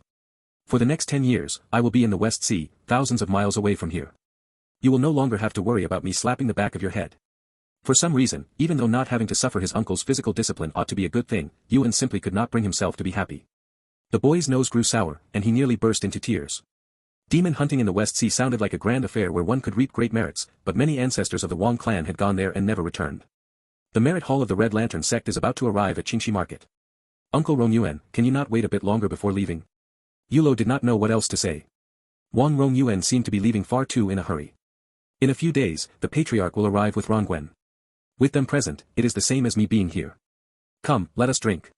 Yuan, there is no need to pull such a long face. You look as though you are sending me off to a funeral, it is bad luck. Wang Rongyuan glared at Yuan, and Yuan hastily raised his wine cup. The three cups clinked together, and each drank their contents in a single gulp. This year, Yulo was 13, apprenticed to householder Redbrow at Qingxi Market. Yuan was also 13, still just a foolish boy with a strange obsession with the family precepts. Uncle Rongyuan had just turned 70. With his cultivation accomplished, he accepted the decree of the Immortal Alliance on behalf of the Wang clan and departed for the West Sea, thousands of miles away, to engage in demon hunting. It was clearly just a brief, ordinary gathering between an uncle and his nephews, but from that moment onward, they were separated by thousands of miles. Perhaps this, too, was a part of cultivation. Wang Rongyuan held Tang Nianqiu's hand, seemingly whispering some private words to him. His older brother, Yulo, was chatting with the head waiter, inquiring about Flavorful Bistro's business. Yuan sat to the side, bored out of his mind and feeling a sense of inexplicable melancholy. Sigh, although Uncle Rongyuan hits hard, he paid out of his own pocket to treat us to meals twice. He really is a good uncle. If he can make it back from the West Sea alive, when I become an immortal in the future, I will definitely help him become one too. If he meets an unexpected end in the West Sea, when I become an immortal in the future, I will definitely resurrect him. 13-year-old Yuan did not understand how difficult it was to become an immortal, nor did he comprehend what it meant that the Wang clan had not produced a single Purple Palace cultivator in 1200 years. He only possessed boundless ambition, to become an immortal before Yulo. Humph, Yulo, I can cultivate for 3.5 hours a day, but you can only cultivate for 3. In 1 month, I can cultivate 5 days more than you. In 1 year, I can cultivate 50 days more than you. No, wait, 60 days. 60 days equals 2 whole months. Foolish Yulo, do you know what this means? It means you are finished. Enjoy your brief moment of arrogance. Once I reach Foundation establishment first. Hehe, I will parade in front of you every day and listen to you call me senior. What are you giggling at? Come here. Wang Rongyuan's bark made Yuan jolt in fright, snapping him out of his daydream. Realizing that Yulo and Uncle Rongyuan were standing beside Tang Nianqiu, all three of them staring at him, he hurried over. Your annual spirit stones will be distributed by old Tang from now on. Starting next month, you will each receive 1 per month. Do not squander them. Pills will be distributed according to your cultivation base, meaning you will not receive any until you reach the mid-chi induction realm. Regardless of whether you have pills or not, you must not slack off on your daily cultivation. Understand? Wang Rongyuan had quite a few complaints about Yuan's erratic nature, but he didn't plan on giving him another barrage of slaps. Anyway, Yuan's biological father would soon arrive at Clearstream Market alongside the patriarch. He had already left a letter for Rongwen. When that time came, this brat Yuan would naturally be dealt with by his own father. Nianqiu, I leave them in your care. I am setting off tonight. After giving his final instructions to the 2 boys, Wang Rongyuan bid farewell to Tang Nianqiu. Brother Rongyuan, traveling at night is not safe, Tang Nianqiu said with some concern. It is fine. Traveling at night is exactly what I want. You wouldn't understand, ha ha ha. Wang Rongyuan chuckled a few times, shot another glare at Yuan, and strode out of Flavorful Bistro. He did not look back, only raising a hand to signal that they need not see him off. It wasn't a funeral, after all. He was confident he would return from the West Sea alive. Besides, he still had to come back and refine Yulo's black jade oil bead to the 15th layer of restrictions. As for why he hadn't refined it in advance. Hongmei was not a simple figure. If he used the Wang clan's secretly transmitted earth-nurturing method restrictions to refine the black jade oil bead to the 15th layer, would Hongmei still properly teach Yulo the fire attribute metal and stone restrictions? Stepping out of Clearstream Market's main gates, the Wang clan's breath-concealing technique activated seamlessly. Very quickly, in the eyes of his fellow Qi refining realm cultivators, Wang Rongyuan's aura dropped from the late Qi refining realm down to the mid-Qi refining realm. Pulling a gray, leaf-shaped magical artifact with 19 layers of restrictions from his storage bag, he used his spiritual energy to activate 3 of its layers. Pretending to be in a hurry, Wang Rongyuan hopped onto it. Time to start fishing. In the dead of night, a mid-Qi refining realm rogue cultivator was flying through the sky, rushing along on a tattered leaf that barely passed as a low-grade magical artifact. Yep, the bait was perfectly set. If any bandit rogue cultivators dared to come looking for trouble, they would truly be reaching the end of their miserable lives. With a growing boy threatening to eat him out of house and home, Wang Rongyuan planned to take advantage of his journey to the West Sea to do a little bit of fishing along the way. Brother Rongyuan is brave and resolute, and his cultivation base has reached the 10th layer of Qi refining. You two don't need to worry about him. Come, follow me to your living quarters. For the next several years, barring any accidents, you will both be studying and cultivating in Clearstream Market. Whatever you do, do not venture out on your own. Seeing Wang Rongyuan disappear around the street corner, Tang Nianqiu turned back and addressed the 2 youths. Following the chief manager, the group passed through the back door of Flavorful Bistro. Behind the shops of the 2 streets lay a small alleyway wide enough for a horse-drawn carriage. Directly opposite the back door of Flavorful Bistro was the back entrance to the Wang clan's other business in Clearstream Market, Fortune Source Residence. It was similar to Immortal Inn. However, because Fortune Source Residence had drawn a well connected to the clear stream of Qin Rime, it offered a value-added service of specially supplied spiritual energy. When breaking through a bottleneck, many rogue cultivators would come to stay at Fortune Source residence for a few days, purchasing a few breaths of spiritual energy from the 7th grade spiritual object, the clear stream of Qin Rhyme, to add some insurance to their breakthrough. I am also responsible for Fortune Source residence, but the main rooms here are meant to host paying guests. You two will stay in the side rooms out back. Come, take a look. Tang Yinxiu smiled warmly as he led Yulo into the left side room behind Fortune Source residence. Although the furnishings inside were entirely unremarkable, the ambient spiritual energy was noticeably richer than outside, reaching the standards of the Wang clan's ancestral lands. The density of spiritual energy could not directly alter a cultivator's upper limit, but high-purity spiritual energy could help them better draw in spirits and refine qi, thereby reducing the mental effort required for cultivation. There was still a significant difference between exhausting one's spirit to absorb energy from the world, and taking it in with effortless ease. This spiritual energy, thank you, Uncle Ningxiu. Not expecting such excellent living conditions, Yulo felt somewhat moved. Ah, it is only right. You do not need to pay rent either. The good thing about this side room is that it's on the smaller side. By secretly reducing the spiritual energy supply to the main building just a bit, I can raise the concentration here to match it. Just settle in and rest easy. Just as the group was conversing in the doorway, a young girl dressed in a server's uniform stepped out of the main building and noticed them. Seeing Tang Yinxiu, she hurriedly ran over. Glancing timidly at the three of them, she lowered her head and said, "Manager Tang, I haven't had the time to change the bedding in this room yet. I will change it right now." Placing his hands behind his back, Tang Yinxiu frowned. "Then change it quickly. Yuan, go inside with her and see if you are missing anything else, so she can arrange it for you." Yuan followed the waitress into the room, while outside, Tang Yinxiu pulled Yulo to the side. "Yulo, what is the exact relationship between you and brother Rong Yuan?" It was a strange question. Wang Yulo did not quite grasp his intent, but not daring to be careless, he weighed his words before answering. "Uncle Rong Yuan is one of the clan uncles I admire the most. Even though he is strict, he treats both me and Yuan very well." Tang Yinxiu sized Yulo up for a moment. Unable to figure it out, he simply stopped thinking about it. Looking toward the side room and verifying that Yuan had obediently gone inside, he lowered his voice. "Brother Rong Yuan left a sum of spirit stones for you, instructing me to arrange a quarter kilogram of spirit rice for you every day. Tell me, should we let Yuan know about this?" "Uncle Rong Yuan left me a sum of spirit stones. A quarter kilogram of spirit rice every day. 1 kilogram of spirit rice costs 1 spirit stone, and provides the equivalent of 4 hours of cultivation." Wang Yulo was not stupid. On the contrary, he was incredibly sharp, and he knew exactly what this meant. In that moment, goosebumps involuntarily rose on his back. 13 years after transmigrating into this world of immortal cultivation, Yulo felt for the very first time that he was truly, unequivocally a member of the Wang clan. My past life is all in the past. In this life, I am Wang Yulo, Yulo of the Wang clan. Uncle Ningxiu, I will tell Yuan about this matter myself. You do not need to worry. Yulo replied respectfully. Tang Yinxiu was far too experienced in handling matters and had considered everything thoroughly, but he simply did not understand the bond between Yulo and Yuan. Looking at the polite Yulo, whose mind seemed as deep as an abyss, Tang Yinxiu opened his mouth to speak but ultimately just patted the boy on the shoulder. "Go on in. Focus on your cultivation." In the pitch-black room, Yulo and Yuan lay in their respective beds. Tang Yinxiu was right. Though the room was small, it had everything they needed, including 2 separate beds prepared just for them. "Yuan, let me tell you something." "What is it?" "Don't tell me you've already started taking notes." "Taking notes on what?"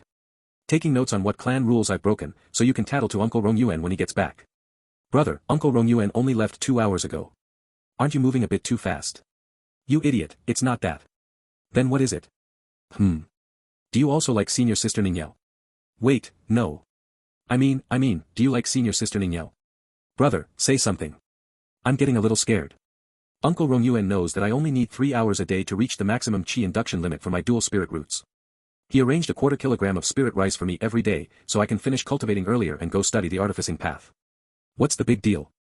Your aptitude is worse than mine, and the qi induction limit during the qi induction realm can't be increased by spirit rice anyway. In the end, you'll still become an immortal later than me. He didn't leave any for you. Are you upset? Brother, once I reach foundation establishment and need you to forge a handy spiritual artifact for me, will you refuse?" "No. Then it's fine. No matter how well you study the artificing path, you'll still become an immortal later than me, ha ha ha. A youth's heart holds soaring ambitions, once promising to be the world's best. It is a good thing that you have the ambition to become an immortal, but you still need to keep your feet planted firmly on the ground. Your fire control spell practice today was terrible. Give it a rest. You have water and fire spirit roots. When it comes to starting a fire in water, even someone with a single fire spirit root might not master it faster than you. If you've got the guts, why don't you compete with me in melting gold and dissolving stone? Just go to sleep. So, do you like senior sister Ningyao or not? Brother? Are you asleep? If you don't go to sleep right now, I'm taking notes." "Fine. A night of spring rain fell as fine as silk. When Yulo stepped out of his room, the crisp, fresh air brushed against his face. You must be young Master Yulo. The female shop hand from yesterday was drawing water from the spiritual well in the back courtyard of Fortune Source residence. Seeing Yulo come out, she greeted him with a touch of timidity. I am. Yuan and I will be troubling you quite a bit in the future. How should I address you, fellow Taoist? Yulo asked with a smile. Bailu. You are noble young masters of the Wang clan, so it is no trouble at all.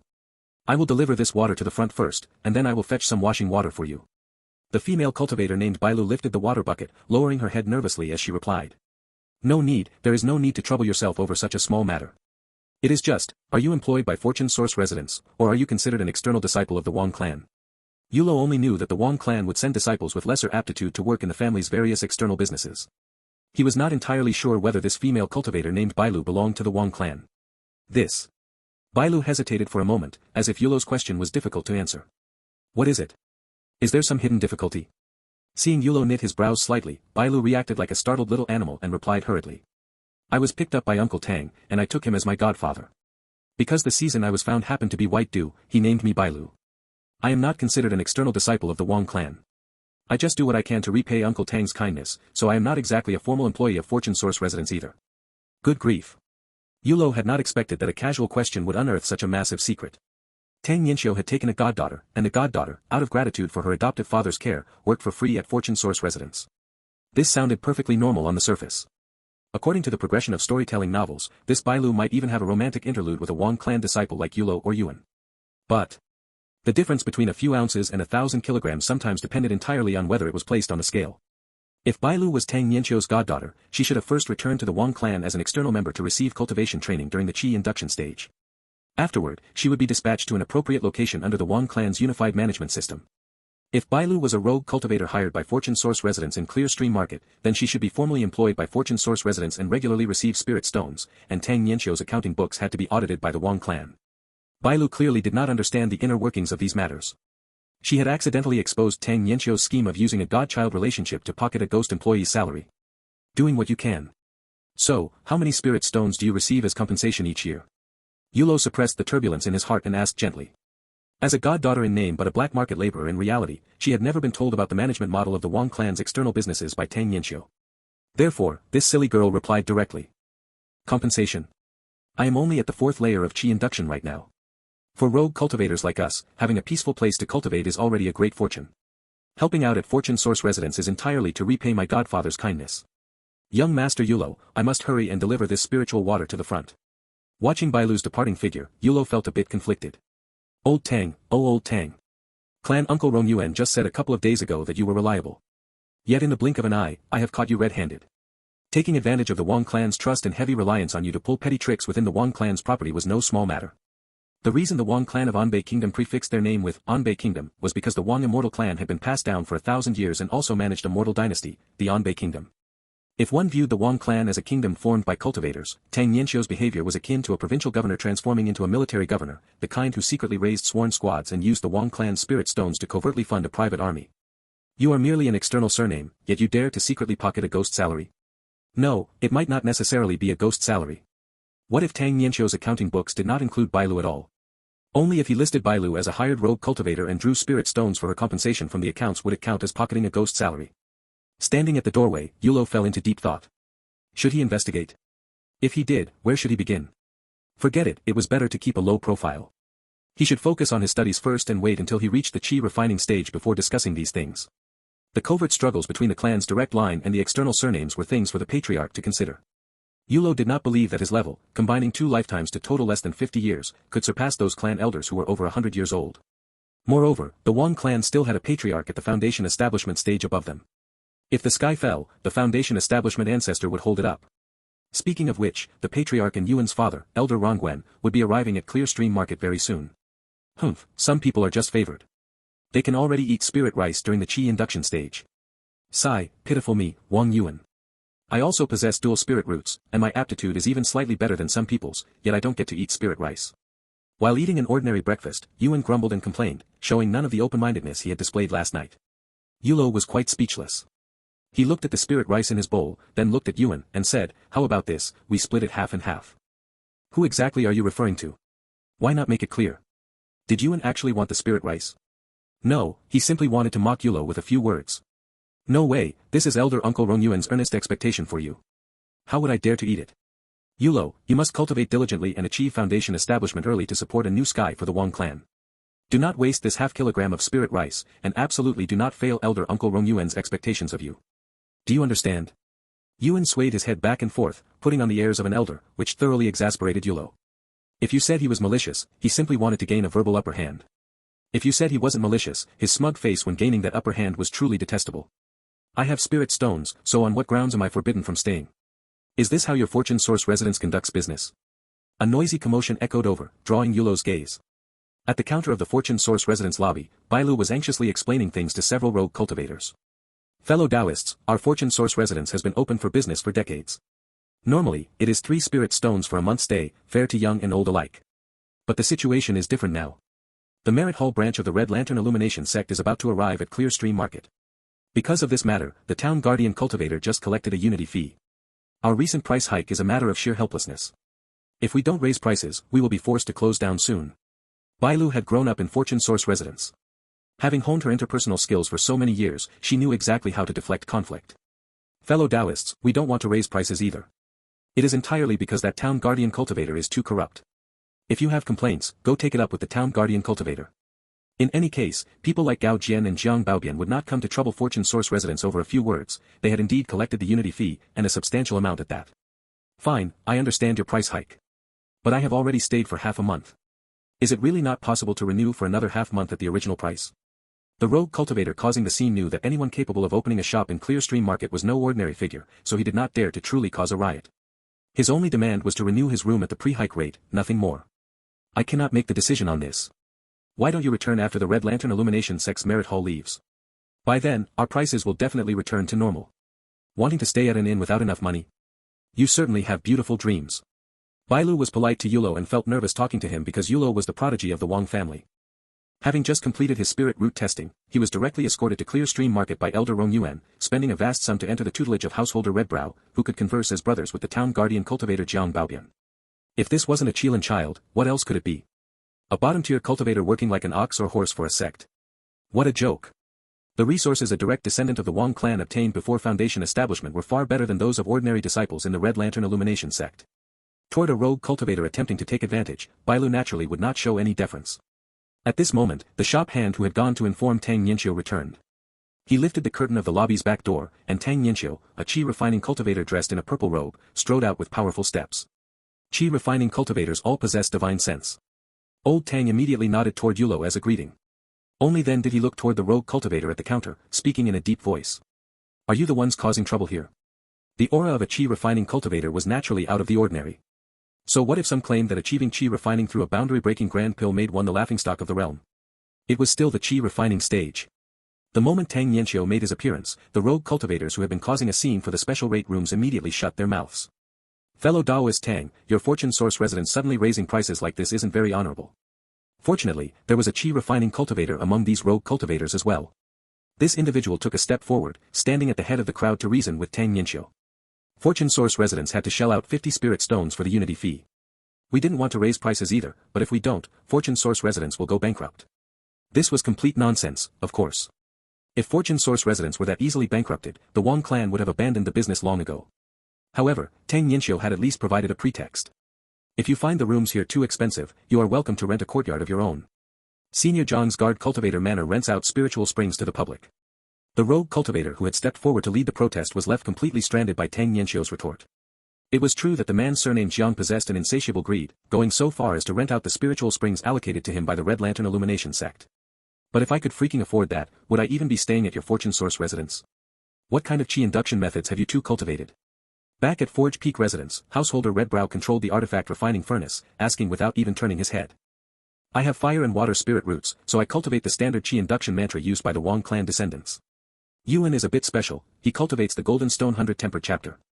Householder Redbrow merely knew that the Wong clan possessed a long heritage, but he did not know it had endured for 1,000 years. He was quite surprised that Yuan could practice a technique that perfectly aligned with his spirit roots, and his movements in refining the metal even paused for a brief moment. What about other things? Do you have any understanding of auxiliary paths like talisman making or artifact refining? From a young age, the clan taught us the brief analysis of golden stone, bone, and wood spiritual materials, the 100 discernments of woven fabrics, the identification of medicines and poisons, and so on. For talisman making, we only learned the basic chi induction talisman. As for the artificing path, we've only heard of artifact refining and alchemy. Those are resources that can only be studied once a member of the clan reaches the chi refining stage. Zhong Ningyao was somewhat perplexed. Your Wang family only teaches that much. Red Brow glared at his daughter. Ningyao's face tightened, and she did not dare ask further. Very well, then you shall start with drawing talismans. Once your fire control spell and talisman drawing are proficient enough, we will move on to the next stage of your studies. Ningyao, take them to the backyard to practice the fire control spell first, then move on to talisman drawing. Just as the group was about to leave, Red Brow added another line. Right, use ordinary coarse burlap for practice. Don't get it wrong. The Wang clan was far too sly. They sent the children to him without teaching them anything in advance, terrified that he might find out about their family's heritage. Did this look like treating him as a master? They were treating him like a thief. Toward these two cheap disciples, Red Brow's primary strategy was to be generous where necessary and stingy where possible, saving every single penny he could. In the backyard, Yulo smoothly kindled a flame within the water, which was then instantly extinguished by the liquid. Beside him, Yuan's face was completely flushed from straining, yet his submerged hand still held absolutely nothing. Junior brother Yuan, you must focus when practicing the fire control spell. As long as you concentrate, you will make progress, and eventually, you'll be able to ignite the fire. Zhong Ningyao had never taught a disciple before, so she did not understand how difficult it was for someone with metal and earth spirit roots to ignite a fire in water. Ningyao Shiji, Yuan's spirit roots aren't well suited for this style of practice. Could we perhaps alter it and let him try under normal conditions? Let's start with igniting a flame using normal spiritual energy, and once he succeeds, we can transition to igniting it in water. What do you think? Basic cultivation did not involve any profound secrets. Yulo reasoned that it would be better for Yuan to grasp the sensation of igniting a flame first, before further refining his control over the fire. Hearing Yulo's words, Yuan pulled his hand out of the water, and in an instant, a flame surged upward. Senior martial sister, look. As long as I'm not in the water, I can execute the fire control spell perfectly. The boy spoke excitedly, eager to show off his achievement. Zhong Ningyao scratched her head in confusion. Does the influence of spirit roots really matter that much? Yulo chose his words carefully. I'm not entirely certain, but Yuan lacks a fire spirit root, so he's already at a slight disadvantage. To ignite a fire in water when he also lacks a water spirit root adds another disadvantage. With the two compounding together, it becomes significantly more difficult. By the way, Ningyao Shiji, what are your spirit roots? As he reached the end of his explanation, Yulo casually tossed out a probe. I have fire, wood, and metal, but my fire spirit root is the strongest, and metal is the weakest. That's why I cultivate the mulberry burning chi induction mantra. It's a pity you don't have a wood spirit root, otherwise you could cultivate this as well. What a wonderful senior martial sister, her mind was completely pure and simple. With just a slight inquiry from Yulo, she revealed everything, even expressing regret that her own chi induction technique was unsuitable for him. It is of no consequence. The primary technique during the chi induction realm is not that important, the difference in cultivation speed and prowess isn't that vast, Yulo remarked. A cultivation base and a cultivated technique shared a relationship akin to a base number and a multiplier. On the scale of cultivators, the base number corresponding to the chi induction realm was merely between 0 and 1, and the multiplier provided by a chi induction technique could not possibly be very high. However, once one reached chi refining or foundation establishment, the situation changed completely. The base number for the chi refining stage could be viewed as 1 to 10, or even 1 to 20. Someone like Tang Yanxiu might only possess a 2 or a 3, while a high-stage chi refining cultivator like Wang Rongyuan would be at least a 10. When paired with the differing influences of techniques, magical artifacts, and unique secret heritages to perform multiplication upon this base, the final cultivation base and actual combat strength would become night and day. Take Tang Yanxiu, for example. Though he relied on a boundary-breaking grand pill to break through to the chi refining stage, the technique he cultivated possessed considerable power. If he held a well-suited magical artifact in his hands and kept a hidden trump card in reserve. Ultimately, 2.5, the average of 2 and 3, times 2 by 1.5 by 1.25. His strength could reach 10 or even more. Of course, if one applied this same model to Wang Rongyuan, it would be even more staggering. However, these matters were still very distant from Yulo. His primary objective right now was to rapidly elevate his own strength. At the second layer of chi induction, he could not even leave Clear Stream Market alone, or more accurately, he was not permitted to do so. The immortal path was long and arduous, one must forge ahead with determination. In truth, regarding the algorithm for a cultivator's strength, Yulo's calculations were mostly correct, but he had still overlooked one crucial point. This was likely because he had never experienced true magical combat between cultivators. In the automotive industry of Yulo's past life, there was a term known as engine thermal efficiency. In the cultivation world, there existed an undefined concept that could be viewed similarly to engine thermal efficiency, the conversion rate between a cultivator's theoretical capacity and their actual magical combat performance. If calculated through mechanical and simple addition, the combined strength of 5 Tang Niankius would roughly equal 1 Wang Rongyuan. Yet in actual magical combat, even if 20 Tang Niankius stood before Wang Rongyuan, he wouldn't even lose his breath before their magical artifacts were chipped to pieces against his defenses. This was precisely the confidence that allowed Wang Rongyuan to act as bait, waiting for rogue cultivators to deliver themselves to their deaths. Halt. After flying over 500 kilometers, he finally encountered some foolish creatures who did not fear death. Wang Rongyuan did not flash a smile, instead, he acted so terrified that his flying artifact visibly destabilized.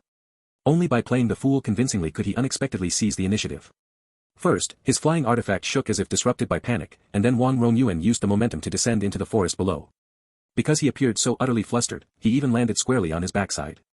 Ha ha ha. I finally caught one. Big brother, come quickly, it's just a fool at the middle qi refining stage.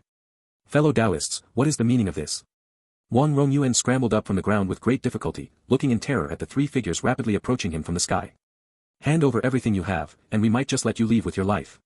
The 3 rogue cultivators landed roughly 100 meters ahead of Wang Rongyuan, and the one with the lowest cultivation base spoke up. Even though this individual possessed the lowest cultivation, he was still at the 8th layer of qi refining.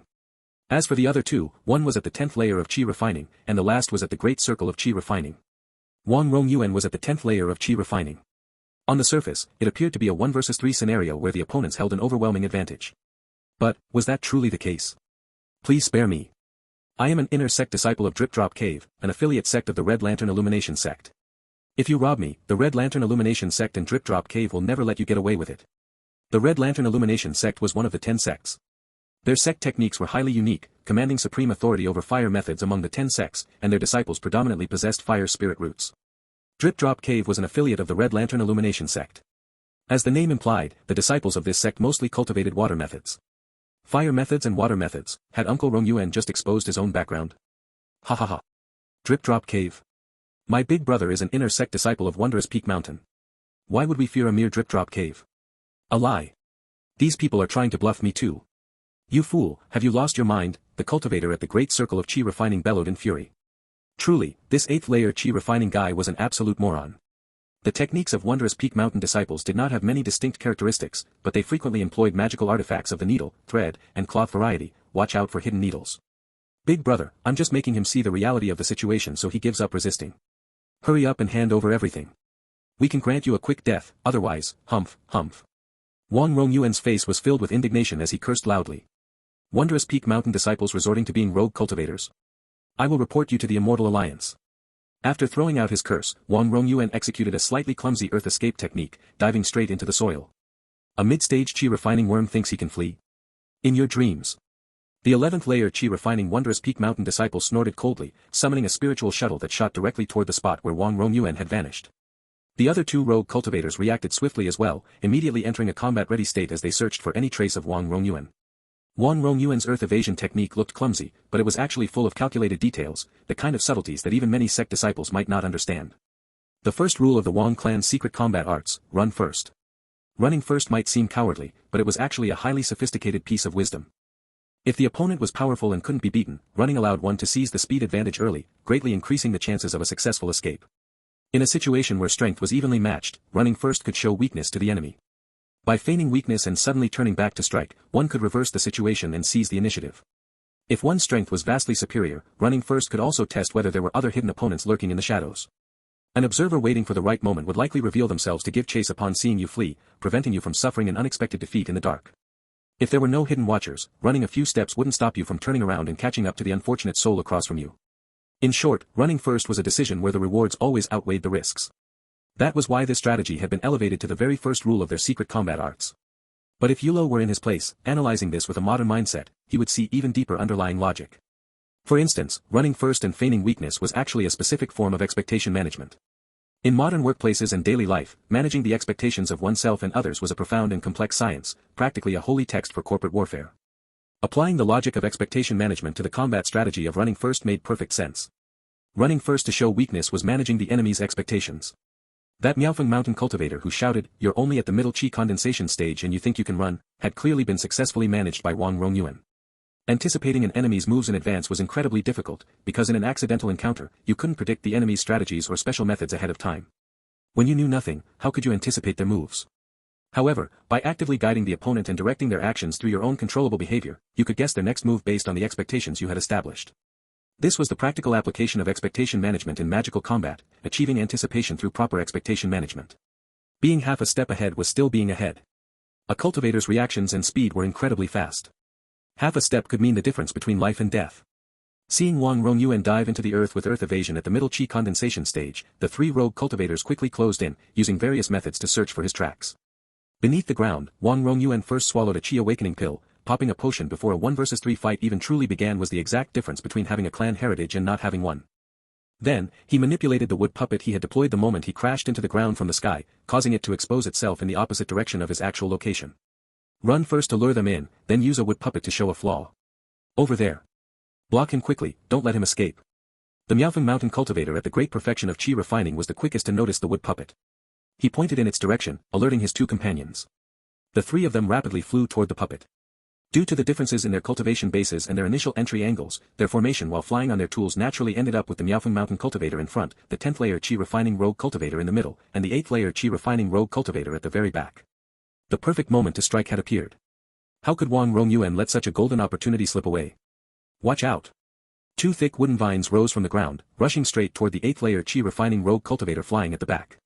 This was the rapid vine spell commonly used by wood attribute chi refining cultivators, emphasizing speed, accuracy, and ruthlessness.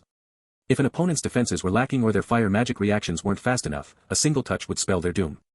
The 8th layer cultivator countered instantly, unleashing 2 fire shot spells to block the path ahead of him. However, the 10th layer rogue cultivator in front of him subconsciously summoned a round defensive artifact, intending to help his junior brother block the attack as well. This was the real opportunity. With a loud boom, the ground exploded, sending dust flying everywhere. Before the sound could even reach the ears of that 10th layer rogue cultivator, a green and red medicine king pestle struck from beneath him. The 7th rule of the Wang clan's secret combat arts: if you absolutely must fight 1 against 3, kill the one with the middle rank of strength first. The strongest one was undoubtedly the hardest to kill, so targeting him would be a waste of an opportunity.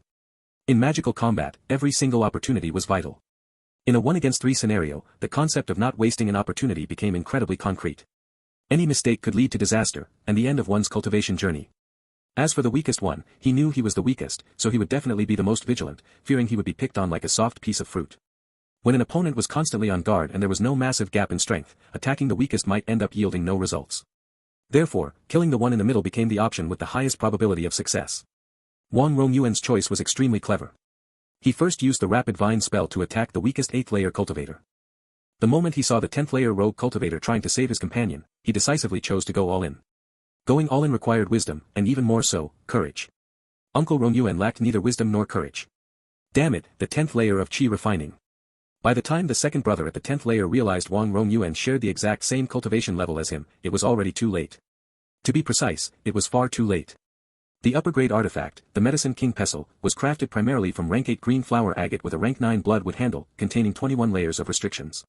It was designed to shatter magic with brute force, making it practically indestructible among those of the same rank. As a rogue cultivator also at the 10th layer of chi refining, while managing 2 artifacts simultaneously, there was simply no time to block Wang Rongyuan's incoming pestle. Under the horrified gazes of the 2 remaining rogue cultivators, the green and red Medicine King pestle pierced straight through their companion's chest. By the time it emerged, it was completely stained blood red. Looking down at his hollow chest, the 10th layer rogue cultivator cursed. Liar. Then, the flying and defensive artifacts lost their master's control, crashing to the ground alongside their dying owner. Fellow Taoist, we were just joking with you. Who on earth are you? The Miaofeng Mountain Cultivator at the great perfection of chi refining was shocked and furious. He truly hadn't expected his 3 brothers to fall into a trap today.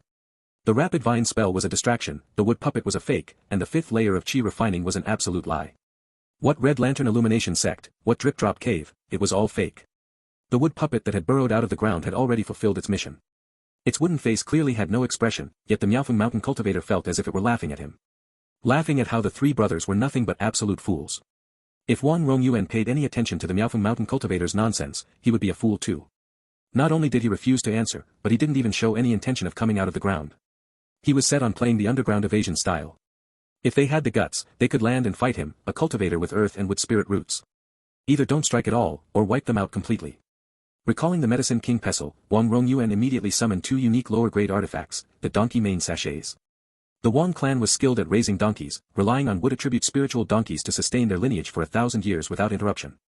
Naturally, they had developed the various spiritual materials from the donkeys to the absolute limit. Even though the donkey mane sachet was merely a lower-grade artifact with 5 layers of restrictions, possessing no offensive or defensive capabilities, where even decent mundane iron could destroy it, as long as different fillings were added inside, its effects became something to behold. As the 2 sachets flew rapidly along the ground, a pale yellow lust-provoking incense began to permeate the battlefield. In gaming terms, this thing was a form of soft control. It seemed minor, but if enough stacks accumulated, the opponent would inevitably be affected. Fine. If you want to fight to the bitter end, don't blame me for not holding back. The Miaofeng Mountain Rogue cultivator at the great perfection of chi refining was experienced. Catching a glimpse of the mechanism, he understood Wang Rongyuan's tactic. He summoned a mid-grade artifact in the shape of a white cloud handkerchief. The handkerchief floated into the air, and water droplets began to fall in a dense mist. You use incense to control me, I use water magic to disperse your lust-provoking incense. Third brother, let's use the fiery thunder together. If he won't come out, we'll blast this earth rat to death. The violent vibration of the exploding fire mines reverberated through the area, leaving Wang Rongyuan's head buzzing. Yet, he remained completely unflustered. Burrowing deep into the soil, he summoned the golden branch jade leaf fan to hover directly above his head, instantly neutralizing any threat from the lingering explosions. The golden branch jade leaf fan was an upper-grade fan-type artifact with 19 layers of restrictions. Crafted from rank 8 golden jade leaves harvested from a rank 6 golden jade tree, it was an incredibly versatile tool capable of flight, defense, and offense alike. With a dozen meters of dense earth above him topped by an upper-grade golden jade artifact, Wang Rongyuan was secure. Even if a Foundation Establishment stage cultivator showed up right now with a mid-grade spiritual artifact and started hacking at the ground, he could easily hold them off for a few exchanges. Ignoring the exploding fire mines entirely, he silently operated his cultivation method, using his divine sense to manipulate the spiritual seeds scattered across the surface to begin setting up a formation array. Wood attribute spirit root cultivators typically suffered heavy disadvantages in combat prior to achieving Foundation establishment. However, if they utilized spiritual seeds effectively, their combat potential possessed an incredibly high ceiling. Furthermore, Wang Rongyuan possessed a dual affinity for both wood and earth, and he had spent many years during his youth studying formation arrays. While his old formation master had never taught him any profound, core secrets, the training had at least provided him with a rock-solid foundation. By combining the Wang clan's ancestral formation array techniques with the unique spiritual seeds of a wood attribute cultivator, Wang Rongyuan's combat capabilities reached an entirely new level. Big brother, shouldn't we just retreat? We've thrown over a dozen fire mines already. If he's a 10th layer earth attribute cultivator, our fire mines are completely useless. Having hurled a small mountain of fire mines to absolutely no effect, the rank 8 chi refining rogue cultivator was utterly exasperated. Retreat? Where do you think you can run? Can I even run? This is all your damn fault. The Wondrous Peak Mountain rogue cultivator was equally overwhelmed with frustration. If this idiot hadn't exposed their identities in the first place. A fierce, murderous glint flickered in his eyes as he glared at his third brother. There is no need to run. Since we have crossed paths, all of you can stay behind. Now that the makeshift formation array anchored by the spiritual seeds was fully prepared, Wang Rongyuan stopped hiding and burst straight out of the earth. The rank 8 chi refining rogue cultivator was startled by the sudden appearance of the Wang clan elder, instinctively unleashing a fire shot spell toward him. Wang Rongyuan did not even bother to dodge. He merely channeled a thread of spiritual energy to draw upon the falling water dropped by the Wondrous Peak Mountain cultivator's cloud handkerchief, forming a fist-sized sphere of water. The water sphere clashed directly with the fire shot spell, the two elements neutralizing one another and evaporating into a cloud of white mist in midair. Weak. You are as weak as someone in the chi drawing realm, do you know that? Wang Rongyuan refrained from using the Medicine King pestle again. That particular weapon required the coordination of allies or a perfect opening for a sneak attack, using it in a direct, solo duel made it far too difficult to land an effective blow. He raised his hand to activate the spiritual seed formation array, and the surrounding forest within dozens of yards instantly transformed, filled with a chilling, murderous aura. A formation array? Which sect do you actually belong to? Or are you a cultivator from an independent clan? The Wondrous Peak Mountain cultivator continued to press for answers, his curiosity getting the better of him, when Wang Rongyuan's expression suddenly shifted in alarm. The exploding fire fruit tied to his waist detonated under his own command, the force throwing his body violently to the side like a ragdoll and shifting him a short distance through the air. Just as he moved, 2 needle-type artifacts concealed behind the raindrops falling from the cloud handkerchief darted forward, nearly piercing straight through the crown of Wang Rongyuan's head.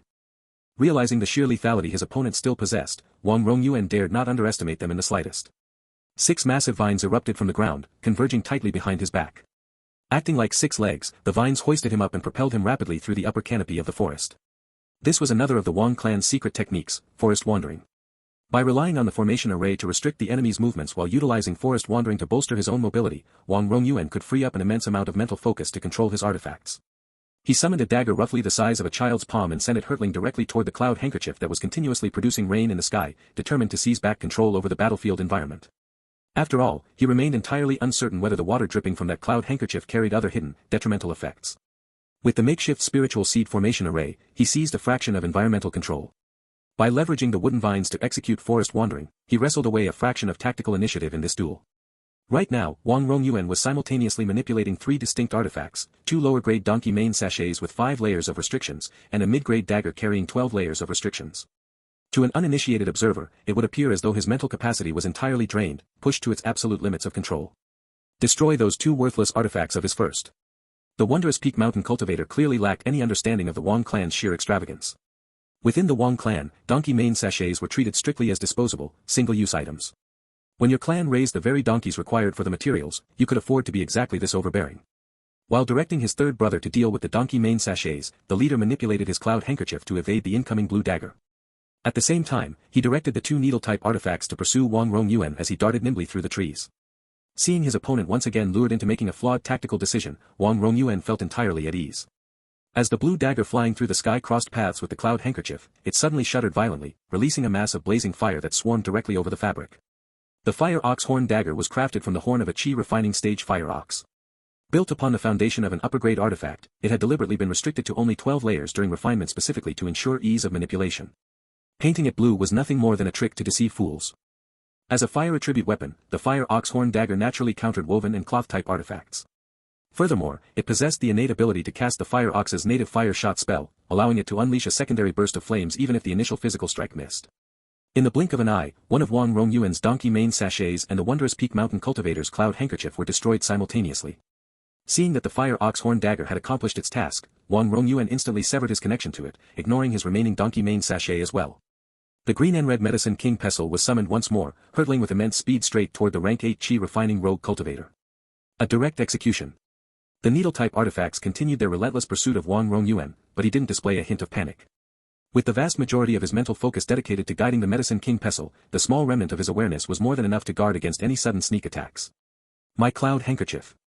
You miserable scoundrel, how dare you?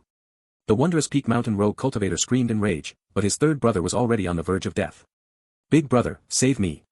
The rank 8 cultivator hastily activated his defensive artifact, but his tool was a mere lower-grade item. Faced with the raw power of the medicine king pestle and its 21 layers of restrictions, it shattered instantly upon impact. Like a massive boulder grinding a mountain peak into dust, the medicine king pestle swung smoothly through the air. A cloud of pink and white mist erupted, and the headless corpse of the rogue cultivator collapsed heavily onto the ground. Until the very moment of his death, his older brother had not lifted a single finger to save him. Now, you are the only one left, Wang Rongyuan finally spoke. The remaining wondrous Peak Mountain rogue cultivator chose to turn tail and flee wildly, seeking any avenue of escape. However, even a makeshift formation array was still a functional array. The boundaries established by the spiritual seeds thoroughly extinguished any lingering hope he had of running away. Fellow Taoist, I am willing to acknowledge you as my master. I will become your loyal servant. I beg of you, spare my life. Trapped helplessly within the formation array, the wondrous Peak Mountain cultivator paced around frantically like an animal in a cage, his mind consumed by absolute regret. He should have fled the moment the encounter began. Wang Rongyuan completely ignored his pleas, continuously directing the fire ox horn dagger to harry and wear him down. He refrained from deploying the medicine king pestle solely to conserve his spiritual energy, ensuring that if any unexpected variables arose, he would still retain enough strength to make an escape. After trading several blows, Wang Rongyuan grew wary of any further complications. Frowning slightly, he summoned his ultimate trump card, an object that resembled a circular, brimmed hat. The sound shell symbol, a mid-grade artifact with 10 layers of restrictions, was refined from the shell of a sound shell. Its defensive capabilities were mediocre and its direct offensive power was non-existent, but it excelled as a specialized tool for focused attacks.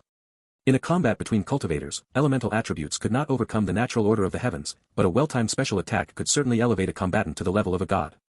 Yet, the wondrous Peak Mountain cultivator had been biding his time, waiting precisely for the moment Wang Rongyuan overextended himself again. A third needle-type artifact, which he had kept completely hidden and motionless in the dark until now, shot forward like a bolt of lightning, aiming straight for Wang Rongyuan. A sharp crack echoed through the trees. The golden branch jade leaf fan held firmly in Wang Rongyuan's hand successfully intercepted the wondrous Peak Mountain cultivator's final desperate counterattack. Wang Rongyuan had already maintained a highly cautious estimate of his enemy's capabilities, yet he had still not anticipated the existence of a third hidden needle. Looking at the tiny puncture mark left upon the surface of the golden branch jade leaf fan, Wang Rongyuan noted it was a close call, silently rejoicing that he had learned of the man's background beforehand. An upper-grade artifact with 19 layers of restrictions could only be considered standard in terms of raw statistics, but the true value of the Golden Branch Jade Leaf Fan lay in its defensive property, which was practically peerless within the Chi refining stage. It could successfully block even an attack-type lower-grade spiritual artifact. However, it could only withstand a single such blow. Once struck, the defensive integrity at the point of impact would dissolve entirely, causing the artifact's overall defensive capacity to plummet rapidly. What? How can you possibly manipulate 3 mid to upper-grade artifacts simultaneously? Seeing his absolute strongest strike fail to yield any results, the wondrous Peak Mountain Rogue cultivator's mental resolve began to crumble entirely. A resonant chime rang out. The sound shell symbol unleashed its unique soundwave attack, surging directly toward the leader of the rogue cultivators. His movements as he attempted to evade the incoming fire ox-horn dagger stalled for a fraction of a moment. It was a minuscule disruption, lasting less than a quarter of a breath. But it was more than enough. The fire ox-horn dagger pierced cleanly through the cultivator's heart.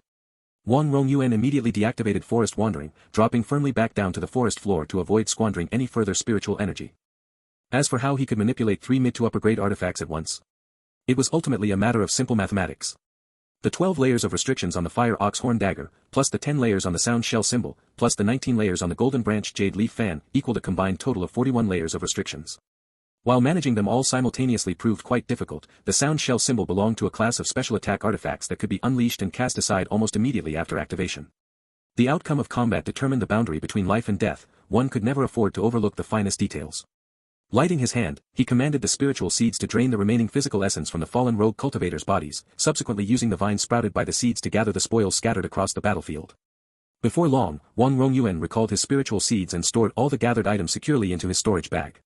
Tracing his fingers over the tiny puncture mark on the golden branch jade leaf fan, he confirmed that it could be fully restored using the earth nurturing method, allowing his mind to finally settle into complete relief. A net profit of 1,200 spirit stones. This is enough to cover Yulo's living expenses for more than a decade, ahaha. What hidden, malicious intentions could an elder like Uncle Rongyuan possibly harbor? He merely wanted to earn a little extra allowance to ensure his nephew was well fed. 10 days passed, and the date for the Red Lantern Illumination Sex Merit Hall branch to station themselves in Clearstream Market drew closer and closer. The influx of cultivators into Clearstream Market grew heavier by the day. Independent rogue cultivators, disguised bandit cultivators, members of minor immortal clans, and disciples from vassal sects of great clans, they came in every shape and form, their numbers too vast to count. A market town that usually held a few thousand residents was completely bursting at the seams, packed with cultivators from hundreds of kilometers around. At the carriage park of Clearstream Market, staff wearing temporary worker armbands were sweating profusely, frantically managing the cultivators' demands for stable space. Wang Rongwen did not ride a horse over. He had arrived aboard the Patriarch's flying spiritual artifact. He observed the flow of people, clicking his tongue in slight amazement. Walking all the way to Old Ghost's beast medicine shop, Wang Rongwen stepped through the door and immediately noticed Old Ghost conversing with a middle-aged man dressed in white robes, whose face was clean-shaven. Seeing Wang Rongwen enter, the white-robed middle-aged man stopped talking. "I'll leave it in your hands then." "As you should," Old Ghost replied with a beaming smile, watching the white-robed man depart. "Business has been good lately."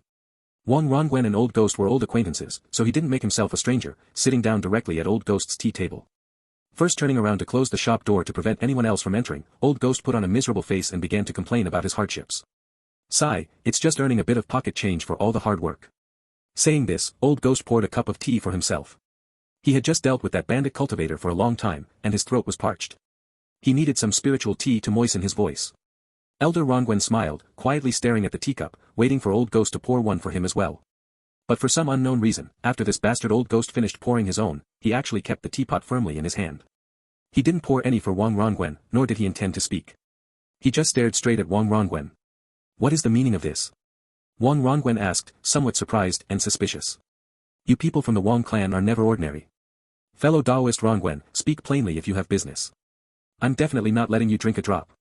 If I pour even a single cup of tea for you Wang clan members, I, Old Ghost, would have wasted all these years mixing in the cultivation world." Feeling a bit ridiculous, Wang Rongwen frowned slightly. All right, playing it like this, are we? Looking down on me? Let's see how I handle you."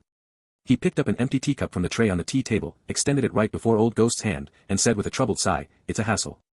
Our patriarch intends to organize a ghost market auction together with the Gu clan. He wants to make a tidy sum before the Red Lantern Illumination Sex Merit Hall arrives. I came this time on the Patriarch's orders. He hopes you will host the event and handle the distribution of invitations. It's just, it seems you don't welcome me, fellow Daoist." Old Ghost's face changed at lightning speed. He instantly pulled out a jar of rank 8 monkey spiritual wine from his storage bag and even produced a gold wine cup that was a lower grade artifact, pouring a drink for Wang Rongwen. Welcome. Welcome. I merely had a slight misunderstanding with fellow Daoist Rong Yuan earlier. But toward fellow Daoist Rongwen and the Wang clan of Anbei Kingdom, I am naturally incomparably welcoming, incredibly close, and boundlessly trusting. Fellow Daoist Rongwen, this is rank 8 monkey spiritual wine, just received yesterday. It's a small token of my respect, nothing major. Please taste it, taste it. Where did that arrogance go when you were just turning your face away from me? And you have a misunderstanding with Rong Yuan? What misunderstanding? Do you have an issue with the Wang clan? Thinking of this, Wang Rongwen picked up the golden wine cup. He didn't drink, but instead turned the cup over and over, examining it before praising, this wine cup is quite nice.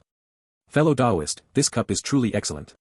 The dry smile on Old Ghost's face froze as if someone had pressed a pause button, his facial features completely locking up. The Wang clan goes too far. You brothers, Wang Rongwen and Wang Rongyuan, push people too hard. He gnashed his teeth, thinking to himself, if one isn't ruthless, one can't stand firm. Only by being ruthless to himself could he earn spirit stones. Since you like it, fellow Daoist, it is yours. Ha ha ha, Old Ghost said with a loud laugh. He looked like a surprisingly good person. Yes, our patriarch and the second elder of the T-King Gu clan are spearheading it, and Elder Zhuachi of Drip Drop Cave is also participating. We will likely invite the town guardian cultivator, Senior Jiang, as well. With the 4 of them present, this ghost market auction will surely be absolutely foolproof. Wang Rongwen smiled and began explaining to Old Ghost, but when he reached the crucial point, he stopped talking. How many invitations do you need me to send out? Old Ghost inquired eagerly. As if he hadn't heard what Old Ghost said, Wang Rongwen lamented with a troubled look, as for this, sigh, the patriarch loves to drink monkey spiritual wine, but unfortunately, rank 8 monkey spiritual wine is rare. Although you have it here, fellow Daoist, I would feel too embarrassed to make you part with what you love. Double the trouble, a repeated performance. Wang Rongwen was still piling it on. Patriarch, Rongwen, I am your uncle. If you want to use my name to get some free wine, I don't actually mind that much, but could you please not make me sound so classless? Old Ghost didn't speak this time either. Even the expression on his face didn't change. Silently, he took out another jar of rank 8 monkey spiritual wine from his storage bag, placed it on the tea table, and gently pushed it in front of Wang Rongwen. Then, he looked at Wang Rongwen with a deeply resentful gaze. Fellow Daoist, that should be enough, right? Just because I didn't pour you tea, if you want to blame someone, go blame Wang Rongyuan. I am innocent. Ha ha ha, since you are so hospitable, fellow Daoist, I shall accept it. The auction is set for the evening of the day after tomorrow, at the usual place. As for the invitations, send out 300 this time. Remember, look for those with higher cultivation bases. The centerpiece auction items include 4 or 5 upper-grade artifacts, over a dozen bottles of upper-grade spiritual pills commonly used in the chi refining stage, and some excellent rank 8 spiritual materials. Hearing the number 300, Old Ghost almost passed out from sheer joy. He could sell these invitations for at least 2 spirit stones each. From this wave alone, what Wang Rongyuan had freeloaded in tea and what Wang Rongwen had extorted in wine and cups would all be fully recouped, with a massive profit to boot. Of course, doing this kind of thing also meant bearing corresponding risks. If any inexplicable figures investigated, he would have to take the blame. Rest assured, Brother Rongwen, I understand completely. After the matter is settled, there will be another generous token of gratitude. Old Ghost held Wang Rongwen's hand, almost shedding tears of gratitude. Then I shall take my leave. See you around. Without leaving a trace, Wang Rongwen also swept the jar of monkey spiritual wine from which only 1 cup had been poured into his storage bag, and then departed. Seeing him walk far away, Old Ghost cursed in a low voice, everyone in the Wang clan is a pig, before joyfully setting off to produce the invitations. Recently, the number of cultivators in Clear Stream Market had skyrocketed, all arriving for the Red Lantern Illumination Sex Merit Hall, planning to spend their savings there. Spending required capital, and these people brought no shortage of spirit stones or other treasures. Why did the Wang clan patriarch and the other Foundation establishment powerhouses choose this specific time to hold a ghost market auction? It was precisely to seize the harvest window for premium prime targets, raking in a fortune before the Red Lantern Illumination Sex Merit Hall even arrived. Old Ghost had a bold idea. For this auction, the invitations should rightfully be sold for 3 spirit stones each. Yulo, do you think Master's attainment in the artificing path is high or low? I watched him refine lower-grade artifacts today, and he shattered a full 3 pieces. In the evening, having finished their day of learning, the 2 brothers walked on the path back to Fortune Source residence. Yuan complained to his older brother. You don't understand, Master has real skill. Cutting a piece of cold refined iron into 6 portions to make artifacts, if he completes 2, he breaks even, 3 is a small profit, 4 is a major gain. Today he made 11 pieces and only shattered 3. He's already made a killing. Yulo truly admired Hongmei. The man was a business genius. When it came to cutting costs and increasing efficiency, Hongmei's level was at least 10 stories high. Will anyone actually buy those lower-grade artifacts? Our family's donkey mane sachet has at least 4 layers of restrictions. Yuan honestly couldn't figure it out. Where exactly was Hongmei so impressive? He would cut up a fist-sized piece of cold refined iron, pair it with some scraps and leftover spiritual materials, and somehow manage to refine 3 or 4 layers of restrictions into a finger-sized lower-grade artifact. He had even refined 5 layers into one of them. Of the 3 that shattered, 2 had broken while he was attempting to refine the 6th layer. High skill, a dark heart, and absolutely ruthless greed. If Hongmei didn't succeed, who could? Recently, the number of cultivators in Clear Stream Market has been growing. Lower-grade artifacts with 3 or 4 layers of restrictions are prepared precisely for those who cannot afford high-quality artifacts. Those that master refined, even if they only have 3 layers of restrictions, still use cold refined iron as a base. If used well in a fight, they could shatter my black jade oil bead. Yulo and Yuan chatted as they made their way back to Fortune Source residence. Bailu, who was leaning over the counter reading a storybook, noticed their arrival. She ran over to remind them, the patriarch has arrived. Yuan, your parents have arrived too. They said for you two to go see them as soon as you get back. On the 2nd floor of Fortune Source residence, a room was permanently reserved for high-ranking members of the Wang clan. It was here that Yulo met the patriarch of the Wang clan, Wang Xianmao, for the 2nd time. Wang Xianmao, one of the 3 foundation establishment cultivators of the Xian generation, was the patriarch of the Wang clan. The last time Yulo saw him was 5 years ago, and even then, he had only caught a distant glimpse of the patriarch's back. Now, meeting the patriarch face-to-face, Yulo felt an uncontrollable wave of shock. Wang Xianmao had a burly stature, but his complexion was a deep, sickly green, and his lips were tinged pale. He clearly possessed the foundation of a handsome man, yet he was pitifully emaciated. Still, the powerful spiritual aura of a foundation establishment cultivator was so prominent that one couldn't help but be drawn to him. This combination made him look both haggard and imposing. Is this a foundation establishment cultivator? Could it be that reaching a high level in this world's cultivation methods causes a backlash? Yulo couldn't figure it out. He obediently led Yuan forward to greet the patriarch and elder Rongwen, then stood in place with his gaze lowered. Seeing that his son's condition remained much the same as when he had left home, Wang Rongwen's anxious heart settled slightly. But with Yulo and Yuan standing side by side, the difference between them was stark. It wasn't a difference akin to a brilliant moon next to mud, or a bright pearl next to a fish eye. The boys' innate talents were practically identical. Rather, it was a matter of temperament. Any elder would understand, some children naturally appeared flighty and mischievous, while others were exceptionally well-behaved, effortlessly drawing people's affection. That was precisely the difference here. Yuan couldn't help but look around restlessly, while Yulo stood in obedient silence, waiting for the elders to speak. Though the difference seemed small, to Wang Rongwen, it felt quite significant. He felt a twinge of shame, a sentiment akin to comparing goods and wanting to throw the inferior one away. What are you looking at? Stand straight. Wang Rongwen scolded. Wang Xianmao waved his hand and asked in a warm voice, it's fine. Yuan, how have you been finding your time at Clear Stream Market? This foundation establishment ancestor looks like he's suffering from a severe illness, yet his voice sounds completely normal, Yulo thought. Everything is fine. It's just that I haven't been able to see the patriarch and my father, so I missed you both. Having spent so much time around Yulo, Yuan thought he had mastered the essence of flattery, boldly offering a compliment that completely missed the mark. Unfortunately, young Yuan didn't understand certain realities. For instance, whenever you choose to be bold, life often responds with a swift slap to the face. The immortal path is vast and distant. Disciples of the Wang clan must possess a stable Dao heart and stand on their own feet. You are already 13 years old, so why do you still act like a child? As expected of Yuan's biological father, Wang Rongwen truly wished his son would show more promise. Patriarch Wang Xianmao didn't comment. Instead, he observed Yulo and nodded inwardly. Just as Rong Yuan had written in his letter, this child could indeed become a pillar of the clan. Yulo, what have you both learned from householder Redbrow? Wang Xianmao rolled a spiritual wooden bead in his hand, looking at Yulo. Uncle Rong Yuan gave instructions back then, along with the process of refining metals and breaking stones. Yuan is progressing incredibly fast in this regard, I am far inferior to him. Yulo explained the process of their apprenticeship over the past few days in meticulous detail, making sure to put in a good word for Yuan at the end. The patriarch nodded slightly. It seems that placing you at Clear Stream Market was the right move. Redbrow truly possesses a true inheritance. However, from what you describe, it seems his inheritance does not align with the methods of Hidden Dragon Abbey. Hidden Dragon Abbey. Neither Yulo nor Yuan understood the patriarch's words. They were naturally aware of Hidden Dragon Abbey. Like the Red Lantern Illumination sect, it was counted among the 10 sects of Wunan. But why had Wang Xianmao suddenly brought it up? A foundation establishment cultivator from Hidden Dragon Abbey passed away within the territory of the Red Lantern Illumination sect. To be precise, near Clear Stream Market, Wang Rongwen spoke up from the side, explaining in a low voice to the two youths.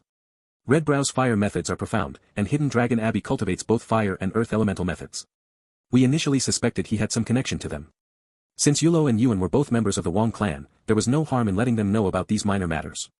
The two youths exchanged glances. The patriarch raised a hand and pointed at Wang Rongwen. It's not often you father and son get to meet. Go on and have a good chat. Elder Rongwen was naturally tactful. Grabbing Wang Yuan by the collar, he dragged him out. Yulo, this is the first time I have met you. The clan has never mentioned the matter of your parents to you. Do you blame us? I would not dare, nor would I ever. The Wang clan has treated me generously, and Uncle Rong Yuan looks upon me as his own son.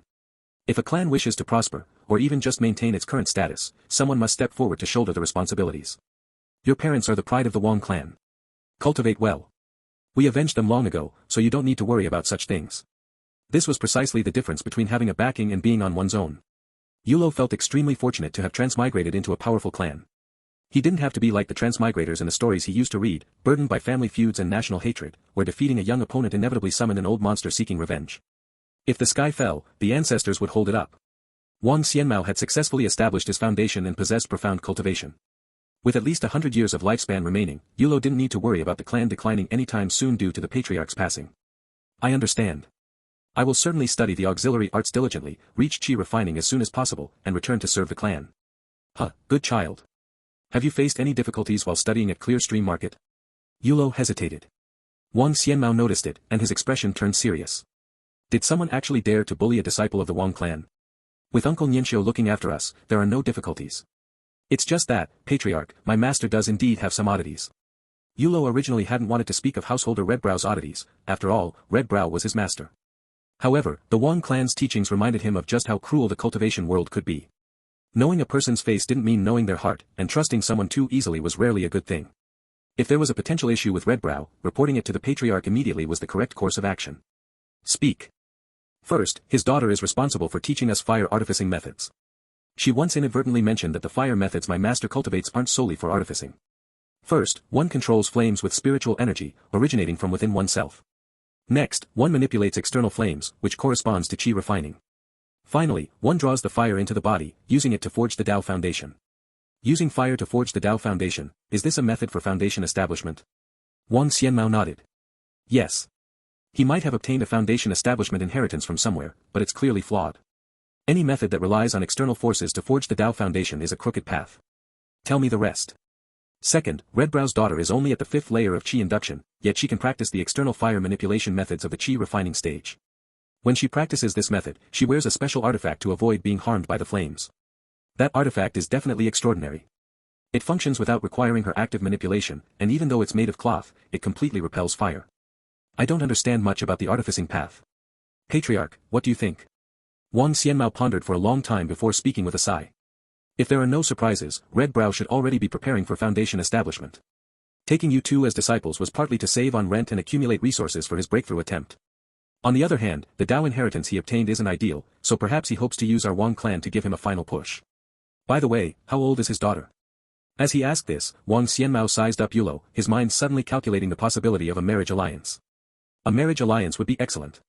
Redbrow was dropping subtle hints, treating the Wang clan as a backup plan. Naturally, the Wang clan should seize the opportunity to see if they could make it official and absorb Redbrow into the clan as a guest elder. 15, Yulo replied. He naturally understood what Wang Xianmao was thinking, so he thoughtfully added, Yuan likes his senior martial sister very much. The patriarch was amused by Yulo's adult-like demeanor. Child, you truly are clever. All right. The observations you shared today are very important. Here, this is your reward. Spirit wine. Rank 8 monkey spirit wine. Given your cultivation, you should only drink 1/4 of a cup at a time. This cup is also yours. Later on, you can have your master modify it and refine it into a bell. Having lived through 2 lifetimes, this was the first time Yulo had experienced the privileges of a great clan scion. A rank 8 spirit wine, given away just like that. A low-grade artifact tier gold cup, handed over directly. Is this a foundation establishment immortal clan? This is too extravagant. I will certainly cultivate diligently and live up to the clan's high regard and encouragement. Hearing this, Wang Xianmao nodded in satisfaction. Only when a family continuously produced fine talents could it remain prosperous. In Yulo, he saw steadiness and meticulousness, depth and wisdom, and most importantly, brotherly affection. Thinking of this, he spurred him on. You must cultivate well.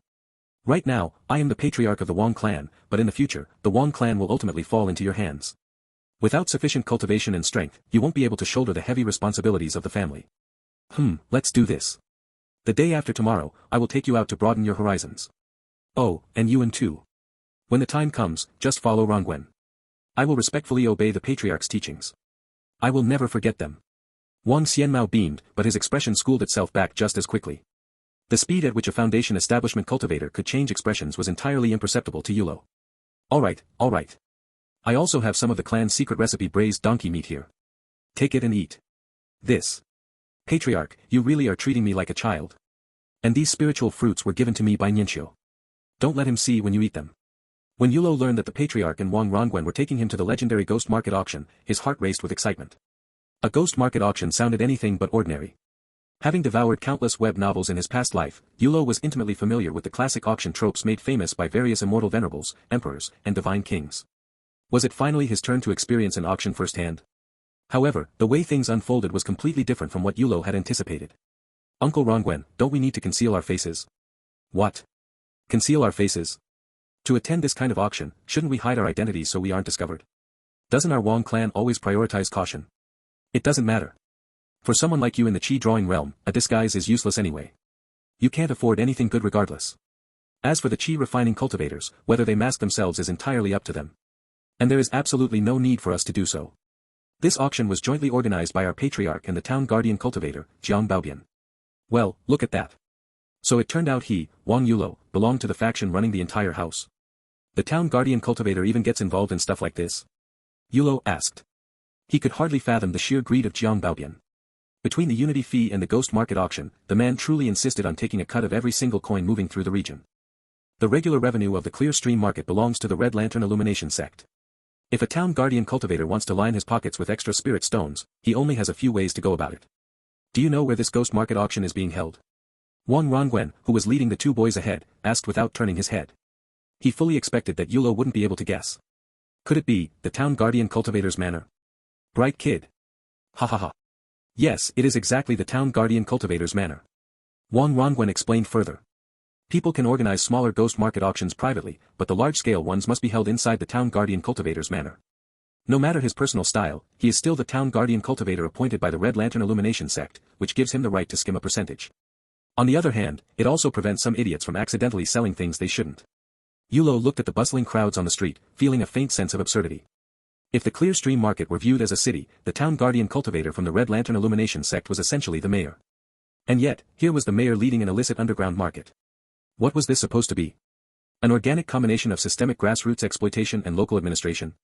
It was hard to judge. In a world where supreme might was concentrated in individuals, organizational and management structures were bound to differ completely from the modern mortal world Yulo had lived in previously. What qualifies as something they shouldn't sell?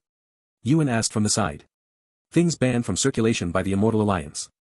For instance, spiritual items above rank 6, the offspring of a demon king, unverified cultivation techniques, and the like. None of those are allowed to be traded. Wang Rongwen rattled off the examples as if counting his own family treasures. A demon king's offspring? People actually sell those? In the cultivation novels Yulo used to read, buying spirit beast eggs and young beasts was a common occurrence among cultivators.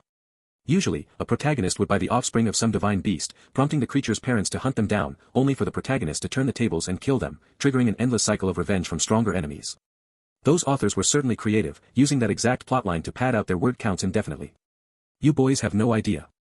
Over 10 years ago, a disciple of the Sky Serpent sect bought an egg belonging to an overturning mountain flood dragon, a demon general-level great demon from the West Sea. That flood dragon fought its way all the way from the West Sea straight to the gates of the Sky Serpent sect. It caused such a massive uproar that even the true persons of the Sky Serpent sect had to intervene. Arriving at the entrance of the town guardian cultivator's manor, Wang Rongwen didn't even need to speak. His face alone served as a pass, and the low-level cultivators guarding the gate quickly and respectfully invited him inside. The two young men, who had never seen the world outside their small circle, followed him into the luxurious estate of the town guardian cultivator. Yulo quietly observed the decorations and the formation arrays within the manor, while also taking note of the auction participants who had already arrived. Yuan, however, was still thoroughly engrossed in the story his father had just shared. If even a golden core true person intervened, that overturning mountain flood dragon probably couldn't escape, right? What do you know? The reason the Sky Serpent sect ranks as an upper sect and stands among the top 3 sects of the 10 sects of Wunan is that they venerate a celestial snake. That celestial snake possesses a profound cultivation base and happens to be a close relative of the flood dragon species. It stepped in personally and designated the overturning mountain flood dragon as a guest elder of the Sky Serpent sect. A cultivator sect had its gates broken down by a powerful demon, yet instead of fighting back to the death, they chose to make the demonic beast an elder. Yulo was slightly stunned. Was this the cultivation world of supreme pragmatism? Here, as long as one's strength was absolute, even a demonic creature could become an honored guest of human cultivators. Just how powerful must that flood dragon and celestial snake be? Yuan murmured longingly.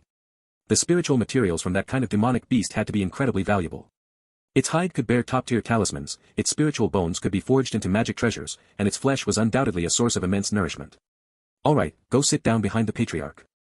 I still have matters to attend to. After guiding the two youths to their designated seats, Wang Rongwen disappeared into the crowd. As the Wang clan was one of the co-hosts organizing today's gathering, he had plenty of operational details to manage. Brother, look. Master is over there. Sitting behind the patriarch, Yuan lost his initial nervousness about attending such a grand event for the first time. His eyes scanned the room until he suddenly spotted Hongmei. It's a pity our senior martial sister didn't come, Yuan added with a hint of regret. You can tell her all about what you saw today when we get back. Yulo's suggestion made Yuan's eyes light up. Hearing the brothers, a slight smile played on the lips of Wang Xianmao, who sat directly in front of them. It reminded him of the days when he and Wang Xianhe used to cultivate and fight side by side. Those were good times. A chi-refining cultivator, completely enveloped in a heavy cloak that obscured his appearance, stepped into the center of the front hall of the town guardian cultivators' manor. Clang! He struck a small gong and bowed to the guests gathered from all directions. Without further ado, let the exchange begin. We shall invite our Foundation Establishment seniors to go first. Following the host's introduction, the town guardian cultivator, Jiang Baobian, slowly rose from his seat. Only then did Yulo actually notice him. Even though the town guardian cultivator had been sitting right there the entire time, Yulo had completely failed to register his presence, almost forgetting he existed. One had to realize that before arriving, Yulo had been intensely curious about this highly clever, corrupt local official. Hidden form in stillness, Jiang Baobian's divine ability. No need to be surprised. The patriarch's voice echoed directly in their minds. Wang Xianmao didn't turn around, using a voice transmission to explain to the two youths behind him. This was precisely the purpose of bringing them along to see the world, to let them witness the vastness of the cultivation realm and the extraordinary capabilities of other cultivators, so they would be more alert if they ever crossed paths with such individuals in the future. There is no need to reply. Just watch closely. If you are curious about something, just blink your eyes, and I will explain it to you via transmission. Yuan immediately widened his eyes, not daring to blink randomly anymore. He behaved exactly like a middle school student in a classroom whose teacher tells everyone to ask questions if they don't understand, yet remains too intimidated to ever actually step forward. Yuan was precisely that kind of student. Everyone, I am Jiang Baobian, the town guardian cultivator of the Clear Stream Market under the Red Lantern Illumination sect. Many of you may have heard my name, but we might not be well acquainted yet. I am a man who thoroughly enjoys making friends. Your presence here today honors me. Up first is a rank 8 spiritual material, water jade. It goes to the highest bidder. Fellow Taoists, you may begin. Despite the incredibly short physical distance between them, Yulo found himself entirely unable to perceive Jiang Baobian's facial features clearly. So, this town guardian cultivator truly possessed remarkable power. Reflecting on this, the sudden uproar within the auction hall instantly broke his train of thought. Jiang Baobian had merely put forward a single piece of rank 8 water jade, yet every single cultivator attending the auction seemed to instantly erupt with excitement. After a few moments of clamor in the hall, a voice filled with uncontrollable excitement rang out. It belonged to a rogue cultivator. 500 spirit stones. 800. 1,200. I am from Drip Drop Cave, I hope fellow Taoists will show me some face. Paying 1,200 spirit stones for a rank 8 spiritual material seemed incredibly strange no matter how one looked at it. Was water jade really that valuable? Yulo blinked, and Wang Xianmao naturally knew what he wanted to ask. The region we live in is within the territory of the Red Lantern Illumination sect, Wang Xianmao explained. Their disciples primarily practice fire methods. Water jade is expensive precisely because it is a water attribute spiritual material. Treasures forged from it can counter fire methods. Yulo finally understood. Water jade was expensive not because spirit stones had lost value, nor because its inherent potential was extraordinary. From the eager bidders in the crowd, Yulo saw their respect for the Red Lantern Illumination sect, their gratitude, and their awe. They were afraid. They hated. They were furious. They wanted to buy water jade. In the end, the rank 8 water jade brought out by town guardian cultivator Jiang Baobian climbed all the way to 1,400 spirit stones before being claimed by an anonymous rogue cultivator. What kind of concept was this price? 10 times.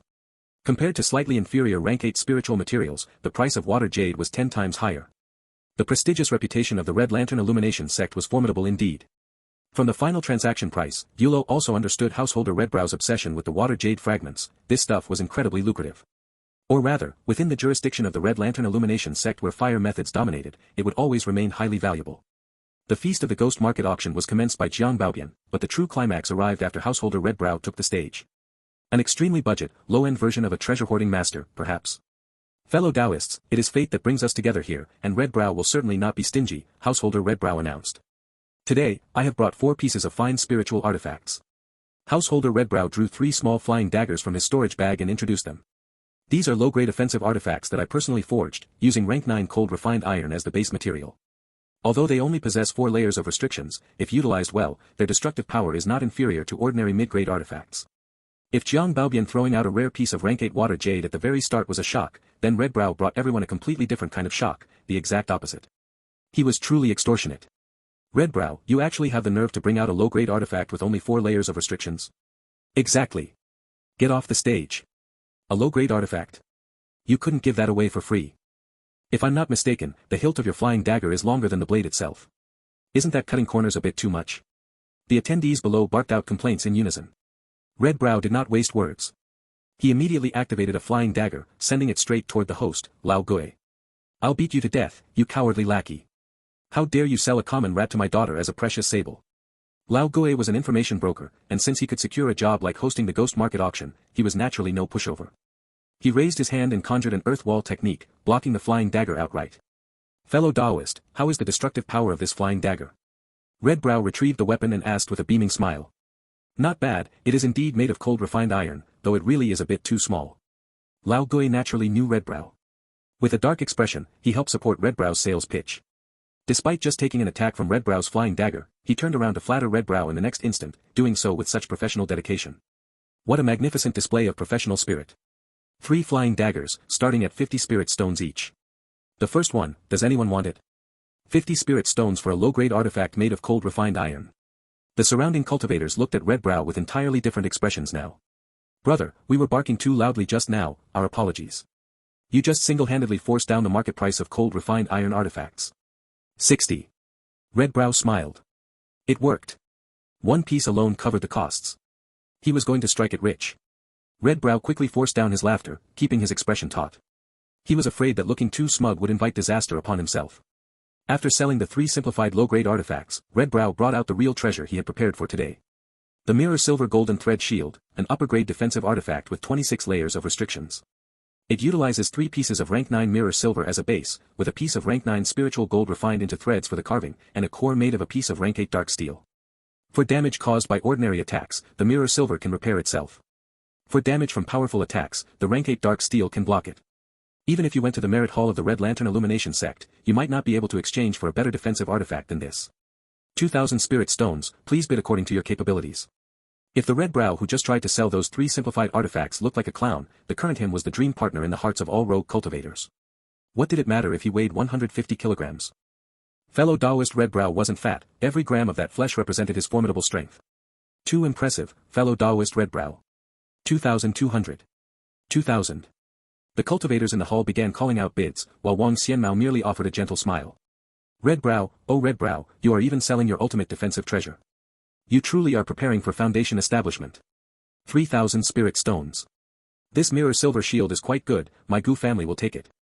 No one expected that a foundation establishment cultivator attending the auction to maintain order would actually speak up to vie for an item. Once the second elder of the T-King Gu family announced his price, naturally no one dared to continue competing. However, paying 3,000 spirit stones for an upper-grade artifact was actually a relatively high price, it could not be considered a forced purchase. An ordinary upper-grade artifact could sometimes be acquired for 1,000 spirit stones. It was only because this shield was a defensive treasure, utilized ample spiritual materials, and had a full 26 layers of restrictions refined into it that it was so expensive. The ghost market auction concluded.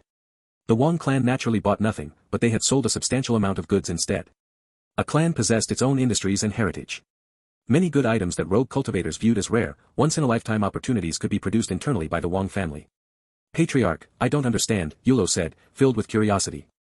Why is it that qi refining cultivators can use medicinal pills to accelerate their cultivation speed, yet we in the qi induction realm cannot?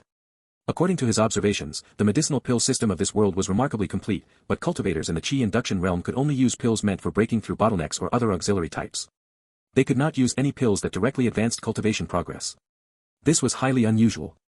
A long time ago, the qi induction realm could use medicinal pills to advance cultivation progress, Wang Xianmao replied with a smile. Once you reach the qi refining stage and read the secret records the family prepares for qi refining descendants, you will naturally understand. Yulo nodded gently and pressed no further. He needed to reach qi refining first, the patriarch's meaning could not be clearer. Why is that, patriarch? Yuan was still Yuan, always the outspoken one. Haha, fine, there is no harm in telling you both, but do not speak of it outside. The resources between heaven and earth are limited. If the cultivation speed of the Qi induction realm isn't suppressed, too many resources would be consumed by Qi induction cultivators. If Qi induction cultivation becomes too fast, there would be too many Qi refining and foundation establishment cultivators, and many things would become troublesome. Roughly 1,000 years ago, the great cultivators of the world joined forces to alter the rules of heaven and earth, and it has remained so until now. Our Wong clan's ancestors were already within the Red Lantern Illumination sect back then, which is why this matter was recorded. Many of the families and small sects that have risen over the past few centuries are entirely unaware of these secrets. The great cultivators of the world joined forces to alter the rules of heaven and earth. As if entranced, Yulo unconsciously chewed over this sentence repeatedly. He sensed an unfathomable majesty from it, an indescribable, grand ambition. Altering heaven and earth. A cultivator should aspire to nothing less. A burst of harsh shouting interrupted Yulo's reverie and imagination. Get lost. Rogue cultivators. You're nothing but beggars. Even the cheap prostitutes of Clearstream Market know the rules better than you. The merit hall of the Red Lantern Illumination sect is arriving soon, and you lot sleeping on the streets are deliberately ruining Clearstream Market's grand event. Scram. If you don't scram right now, I'll whip you to death. In front of the Fortune Source residence, Gao Jian was wielding his spirit-binding rope, lashing out at the rogue cultivators huddled in the corner with loud cracks. Recently, too many rogue cultivators had flooded into Clearstream Market, causing rents for every shop and residence to skyrocket. Many cash-strapped rogue cultivators chose to lie along the street corners and walls, enduring the wait for the merit hall's arrival. As a member of the Clearstream Market Security Patrol, Gao Jian naturally could not tolerate these paupers damaging the image of the market. That was why he was frantically swinging his whip here, to the point where sparks were almost flying. If one were to ask why these rogue cultivators didn't just wait outside and enter once the merit hall arrived. Sir, we paid the entry fee to get into the market. Who knows if you paid or not? If you can't afford. To the side, Gao Jian could not see the three individuals concealed by Wang Xianmao's spell. He was still mindlessly swinging his whip, enthusiastically lashing the crowd. Yet behind the concealing spell, Wang Yulo was already breaking out in a cold sweat. Teaching by word and deed. Wang Xianmao had clearly developed an interest in educating the clan's younger generation, though his method of education was rather peculiar. He had started right off with a heavily trapped question. The objective was simple, to test the character, or rather the insight, of the two brothers. After all, the patriarch did not know these two juniors very well. He needed to understand them first before he could determine the direction of his guidance. Facing this difficult question, Yulo remained silent and instead looked immediately toward Yuan. The meaning was self-evident. My dear brother, go up and take one for the team first. Leave some time for your older brother to charge up his skills. Yuan did not realize Wang Xianmao was testing them, but he was no fool. The fact that Yulo held his tongue and covertly signaled him to go first clearly indicated that things were not that simple. Thus, he took a page out of Yulo's playbook. By hanging around Yulo and constantly watching his older brother act like a well-behaved child in front of their elders, Yuan had managed to learn a thing or two. He avoided Yulo's gaze, lowering his head and drooping his eyebrows, perfectly replicating Yulo's usual demeanor. Hey, my dear older brother, since the patriarch has asked a question, it is only natural for you, the eldest, to go first. I, your younger brother, will not fight you for the privilege. Yulo, you go first. Wang Xianmao was amused by the two brothers. Were they trying to play him? In truth, he quite liked the two brothers. They seemed to be digging holes for each other, but this actually proved how close their relationship was. Unity and fraternal love were wonderful traits, how could Wang Xianmao not appreciate that? Patriarch, this matter is actually quite simple, yet it is also somewhat complex. From Gao Jian's perspective, driving away these rogue cultivators who are unwilling to pay the accommodation fees is actually not wrong. In fact, one could even say he is doing an excellent job. In terms of his position, he is responsible for the law and order of Clearstream Market. These impoverished rogue cultivators possess little wealth yet remain inside Clearstream Market, making them a potential security risk. In terms of his identity, he must consider his master, Jiang Baobian. As the Red Lantern Illumination Sect's Merit Hall branch establishes itself in Clearstream Market, a Purple Palace Grand Cultivator will be arriving to safeguard it. There are many tasks he must handle properly on his master's behalf. A person must be responsible to the standpoint they occupy, and even more so to the source of their authority. Everyone here is merely a cultivator, not an immortal. Gao Jian is simply playing his role with loyalty. Yulo's answer was very good, and Wang Xianmao listened with great satisfaction. However, Yuan, standing to the side, was growing somewhat tense. Wait, older brother. Are you really going that hard? How am I supposed to answer after this? Can I just say, me too, and fudge my way through the question? You also mentioned that your previous answer was analyzed from Gao Jian's perspective. What about from the perspective of our Wang clan? Wang Xianmao continued to ask with a smile. He wanted to see just how deep Yulo's mind could go. The Wang clan. Patriarch, the rogue cultivators are reluctant to fork over the accommodation fees but are unwilling to leave, which indicates they actually possess spirit stones. They simply want to save them to spend once the Red Lantern Illumination Sect's Merit Hall arrives. The Ghost Market auction organized jointly by you, Senior Jiang, and the other seniors was executed beautifully. The timing was chosen flawlessly, and I have learned a great deal from it. The Qi drawing realm grants a lifespan of 120 years, while the Qi refining stage grants 180 years. The cultivation process for every cultivator is long and arduous. We will encounter many opportunities in our lives, but these opportunities will not fall into our laps out of thin air. It requires courage and resolve to execute, to explore, and to break through conventional molds. At the same time, one must gather friends and companions to ensure stability. Yulo's answer leaned heavily on flattery first and substance second, causing Wang Xianmao to nod repeatedly as he listened. Could one say Yulo's answer missed the mark? No, whether it missed the mark did not matter. What mattered was that this response scored full marks, an absolute perfect score. Beside them, Yuan was already breaking out in a profuse sweat. My own brother, Yulo, you are my actual brother. But how can you leave absolutely no way out for me? Yulo's answer was akin to a university group project where everyone else intended to slack off, but he secretly slaved away to produce a 30-page presentation, a research paper, and a fully edited video all on his own. Yuan was completely exasperated by his overachieving brother. Good. Then let me test you further. If you were the town guardian cultivator, Jiang Baobian, how would you respond to the massive influx of rogue cultivators into Clear Stream Market recently? Yulo pondered for a moment before replying. First, one must clarify their positioning, grasping one basic point and two core elements. We must take the development and prosperity of Clear Stream Market as the basic point, and take displaying the grandeur of the Red Lantern Illumination sect and helping the Merit Hall branch secure higher performance as the core elements. The former falls under the duties of a town guardian cultivator, only by performing the foundational work well can one be considered competent. The latter corresponds to matters outside of the basic duties, but it is actually more critical than doing the foundational work well. The resources of the Wunan cultivation world are limited, otherwise, the 10 sects would not have spent thousands of years continuously reclaiming land in the West Sea. Even looking at our own Wang family, ever since you arrived these past few days, Uncle Nianqiu has been running back and forth, serving you with a rarity seldom seen. Resources are limited. When those above hold the key resources, those below must understand the direction in which they need to direct their efforts. Yulo's response far exceeded Wang Xianmao's highest expectations, his expression even shifted from a faint smile to one of solemn gravity. Yulo, cultivation is an individual matter. For cultivators of our generation, great power is concentrated within oneself. Blindly hoping to obtain support from external sources, does that not make one's inner heart appear frail? Yulo blanked for a moment, then replied. We haven't become immortals yet, have we? Before becoming an immortal, there are countless people stronger than you. What great power do you speak of? Everyone is laboriously climbing the peak, so why pretend to be detached from the world? If you want to transcend worldly affairs and escape the shackles of heaven and earth, you must first become an immortal to earn that right. Wang Xianmao was first stunned, and then he burst into uproarious laughter.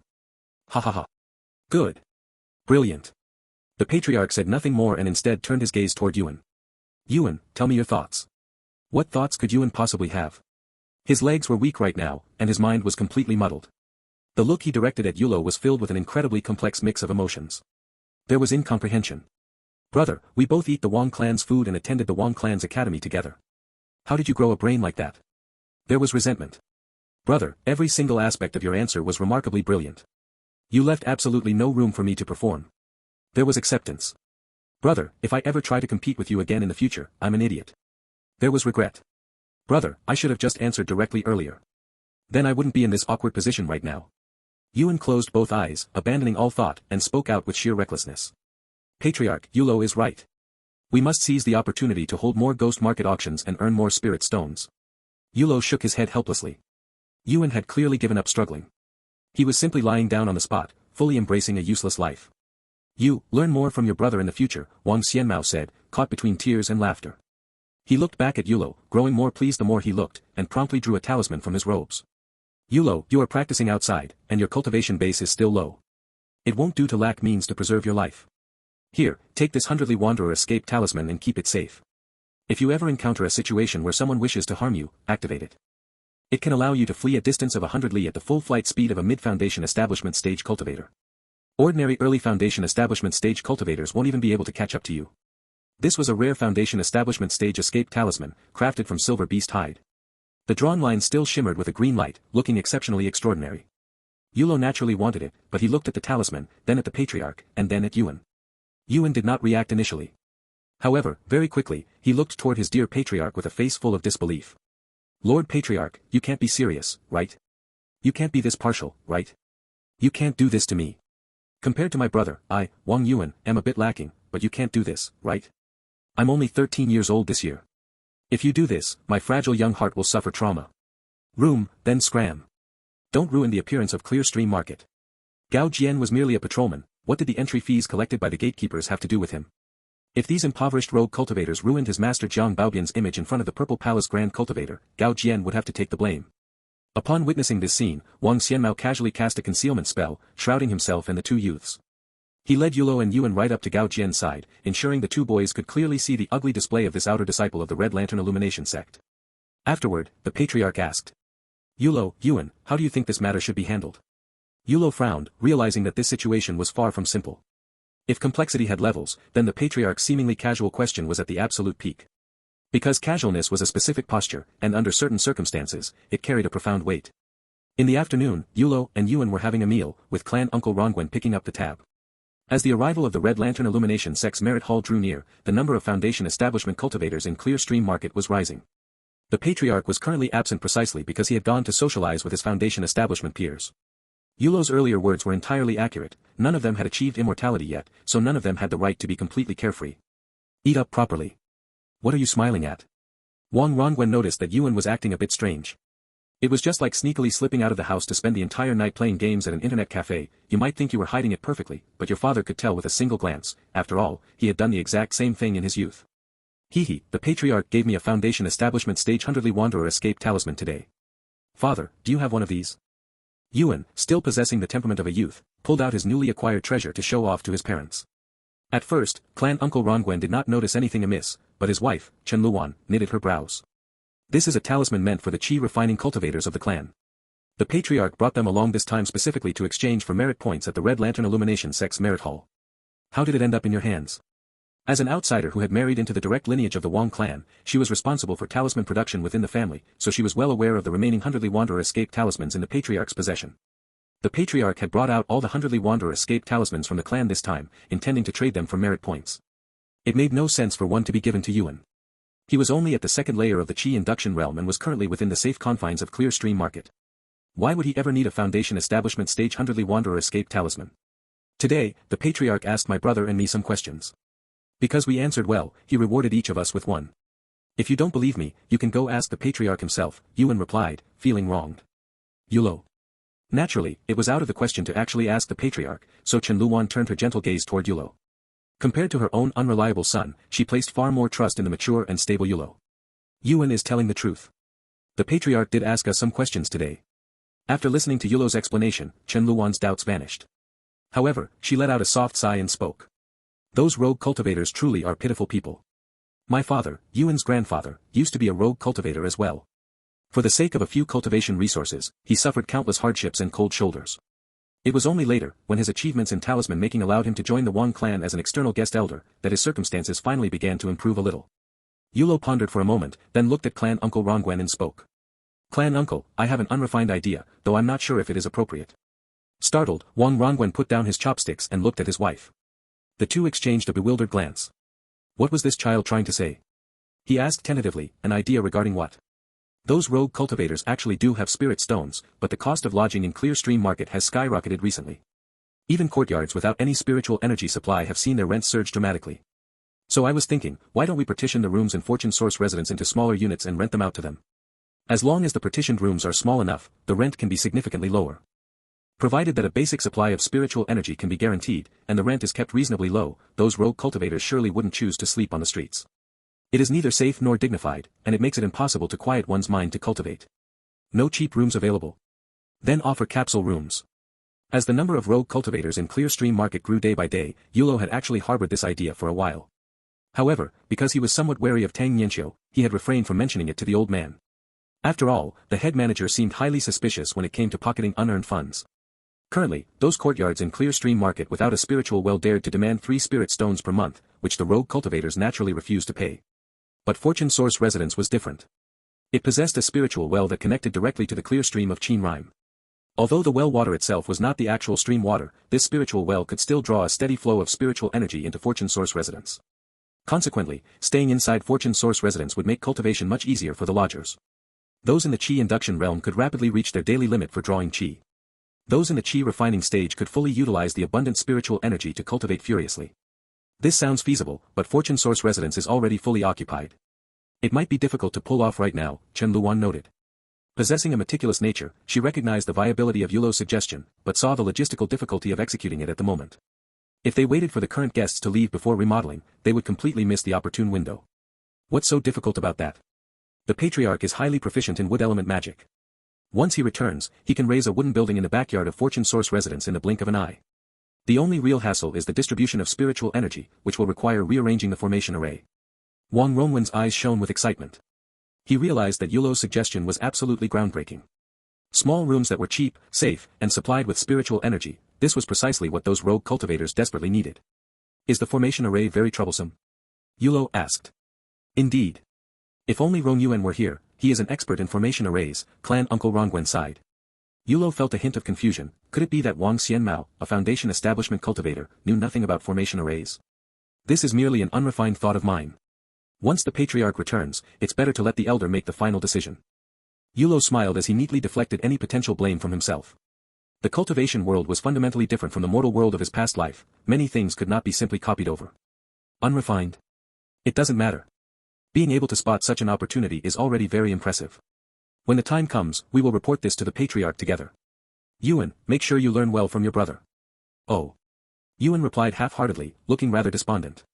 After Wang Xianmao returned to Fortune Source residence, Yulo and Wang Rongwen immediately reported their idea to him. This works. The spirit stones of rogue cultivators are still spirit stones, they aren't any less valuable than others. Since you managed to think of this possibility, I am certainly willing to give it a try. Setting aside whether it succeeds or fails for now, it will cost nothing more than a bit of spiritual energy. Come, let's head to the backyard right now and take a look. Having just returned from his socializing, Wang Xianmao instantly realized that this was an excellent opportunity upon hearing Yulo's suggestion. Even if they charged only 2 spirit stones per month for each small room, as long as they rented out a large number of them, it would generate a steady, long-term stream of significant profit. So soon. Both Wang Rongwen and Tang Yinxiu were somewhat taken aback. Wang Xianmao's decisiveness and efficiency were truly astonishing. The Red Lantern Illumination Sex Merit Hall will remain for 3 months. The earlier we build it, the sooner we start earning spirit stones. Earning spirit stones was nothing to be ashamed of, and Wang Xianmao did not put on the slightest air of a lofty foundation establishment cultivator. It was no easy task to manage a clan as the patriarch. How could he not seize every opportunity to generate revenue? He led everyone to the backyard, cast a glance at the wing rooms on both sides, and asked, are all 6 of these wing rooms occupied? Yulo and his brother occupy 1, 3 are being used as storerooms, and the remaining 2 have been kept vacant so that members of our Wang family can stay for free whenever they visit, Tang Yinxiu hurriedly replied. Wang Xianmao stroked his chin.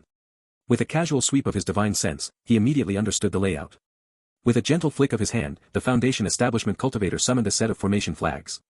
That fellow surnamed Jiang oversees the grand formation of Clear Stream Market and forbids foundation establishment cultivators from using their spiritual power within the market. I need a defensive array to mask my movements before I can proceed.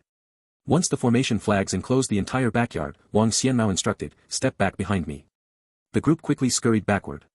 Seeing that they were safely positioned behind him, Wang Xianmao found it much easier to operate. He crouched down slightly and pressed a single hand against the ground, seemingly prepared to construct the building right then and there. Yulo watched in utter amazement. No blueprints required, no feasibility studies needed, no surveying, no environmental impact assessments, no permits, and no safety inspectors. Just a quick strategy conceived on a whim, followed by a single hand pressed to the earth to commence construction immediately.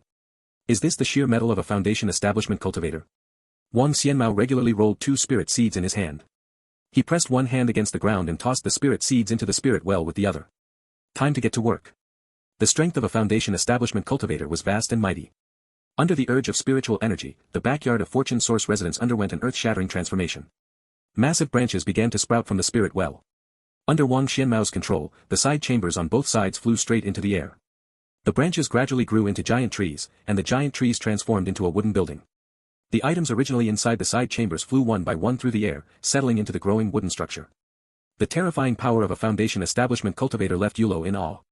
In less than a minute, a brand new 3-story building had risen in the backyard of Fortune Source residence. If the patriarch went to a construction site, just how incredible would he be? Yulo thought. It cannot be any higher, being too conspicuous is not good either. Come, follow me inside to take a look. Wang Xianmao stood up, smiling as he turned to wave the crowd over. Stepping through the main entrance of the new building revealed a beautiful counter, molded into a single piece by the foundation establishment cultivator. The left side remains the storehouse. The items have already been arranged for you. Tang Yinxiu, go and see if anything is out of place. The right side is the room for you too. I expanded it a bit for you. You brothers won't have to squeeze together when you sleep anymore. Behind the first floor, I directly reconstructed the water supply system of the spirit well. The spiritual energy transmission is still a bit troublesome, but it's a minor issue. The second and third floors contain 40 small rooms. At 2 spirit stones per room each month, that's 80 spirit stones, ahaha. Let's go up and have a look. Following Wang Xianmao, their Earth and Wood Element Foundation establishment ancestor, the group ascended to the second floor. Yulo cleverly walked ahead and pushed open the door to a small room. The room was roughly 10 feet square. It contained a cabinet, a bed, and a table with a pair of chairs. It was bright and clean. A foundation establishment cultivator's handiwork was extraordinary, everything was molded flawlessly into a single piece, looking absolutely beautiful. What do you think? Wang Xianmao asked. Even the elderly patriarch needed some emotional validation. When the patriarch takes action, it is naturally extraordinary. Chen Luan offered a compliment. Is it too big? Yulo questioned hesitantly. As soon as these words came out, everyone fell silent. Yulo, you are truly ruthless. This is already 10 feet long and wide, and you still think it's big? Seeing everyone's confusion, Yulo hurriedly explained. If these rooms are too large, it will be hard to charge a premium for our front rooms. By making them smaller and building more of them, we can earn an extra sum here without affecting the business of the large rooms in the front. As a reincarnated corporate slave of the 996 grind, Yulo brought a slight touch of capitalist shock to the cultivation world. Small packages must not be too cost-effective. Do you think Yulo was too ruthless? No, this world was too ruthless. The Red Lantern Illumination sect's disciple Gao Jian and his master Jiang Baobian wished they could squeeze dry the spirit stones of every cultivator in Clear Stream Market. They were the truly hideous and wicked scum. The Wang clan seemed to be introducing anti-humanitarian cage homes, but they were actually doing the rogue cultivators a massive favor. That makes sense. Let me see. Come, tell me how to arrange it. Wang Xianmao placed his hand on the wall of the wooden room. Soon, the small room in front of them changed its appearance. From 10 feet long and 10 feet wide, it shrank to 10 feet long and 5 feet wide. It's still too big. Remove the 2 chairs. Yulo judged calmly. It needs to reach a point where rogue cultivators find it cost-effective to stay and cultivate, but anyone with a bit of strength would not want to live here. Only then can we differentiate and sell the large rooms in the front. Alright, I'll continue modifying it. Wang Xianmao did not hesitate, continuing to channel his spiritual energy. Soon, the small room shrank another size, becoming 7 feet long and 4 feet wide. 6 feet long and 3 feet wide. Try this. Yulo still felt it was too wide. Brother, isn't this too small? Yuan expressed his concern. You should leave the rogue cultivators some way to survive. We can divide them into 2 types. One type is what we have now, besides a bed, it also provides a table and a cabinet. The other type will only have a bed, providing only accommodation and spiritual energy, leaving nothing else. This way, more customers will be willing to stay, and we can earn more spirit stones. The prices of the 2 types of small rooms in the backyard will also naturally create a gap with the large rooms in the front courtyard. Wang Xianmao silently circulated his spiritual energy, shaping it into the final form according to Yulo's idea. Looking at the cramped room before him, Wang Rongwen secretly felt his scalp tingle. Thank goodness I am a member of the Wang clan. Yuan, lie down and try it. He nudged his son, signaling Yuan to lie inside and set an example. Yuan pouted and reluctantly lay down on the bed. After squirming twice, he complained with a miserable face. I can't even turn over in this.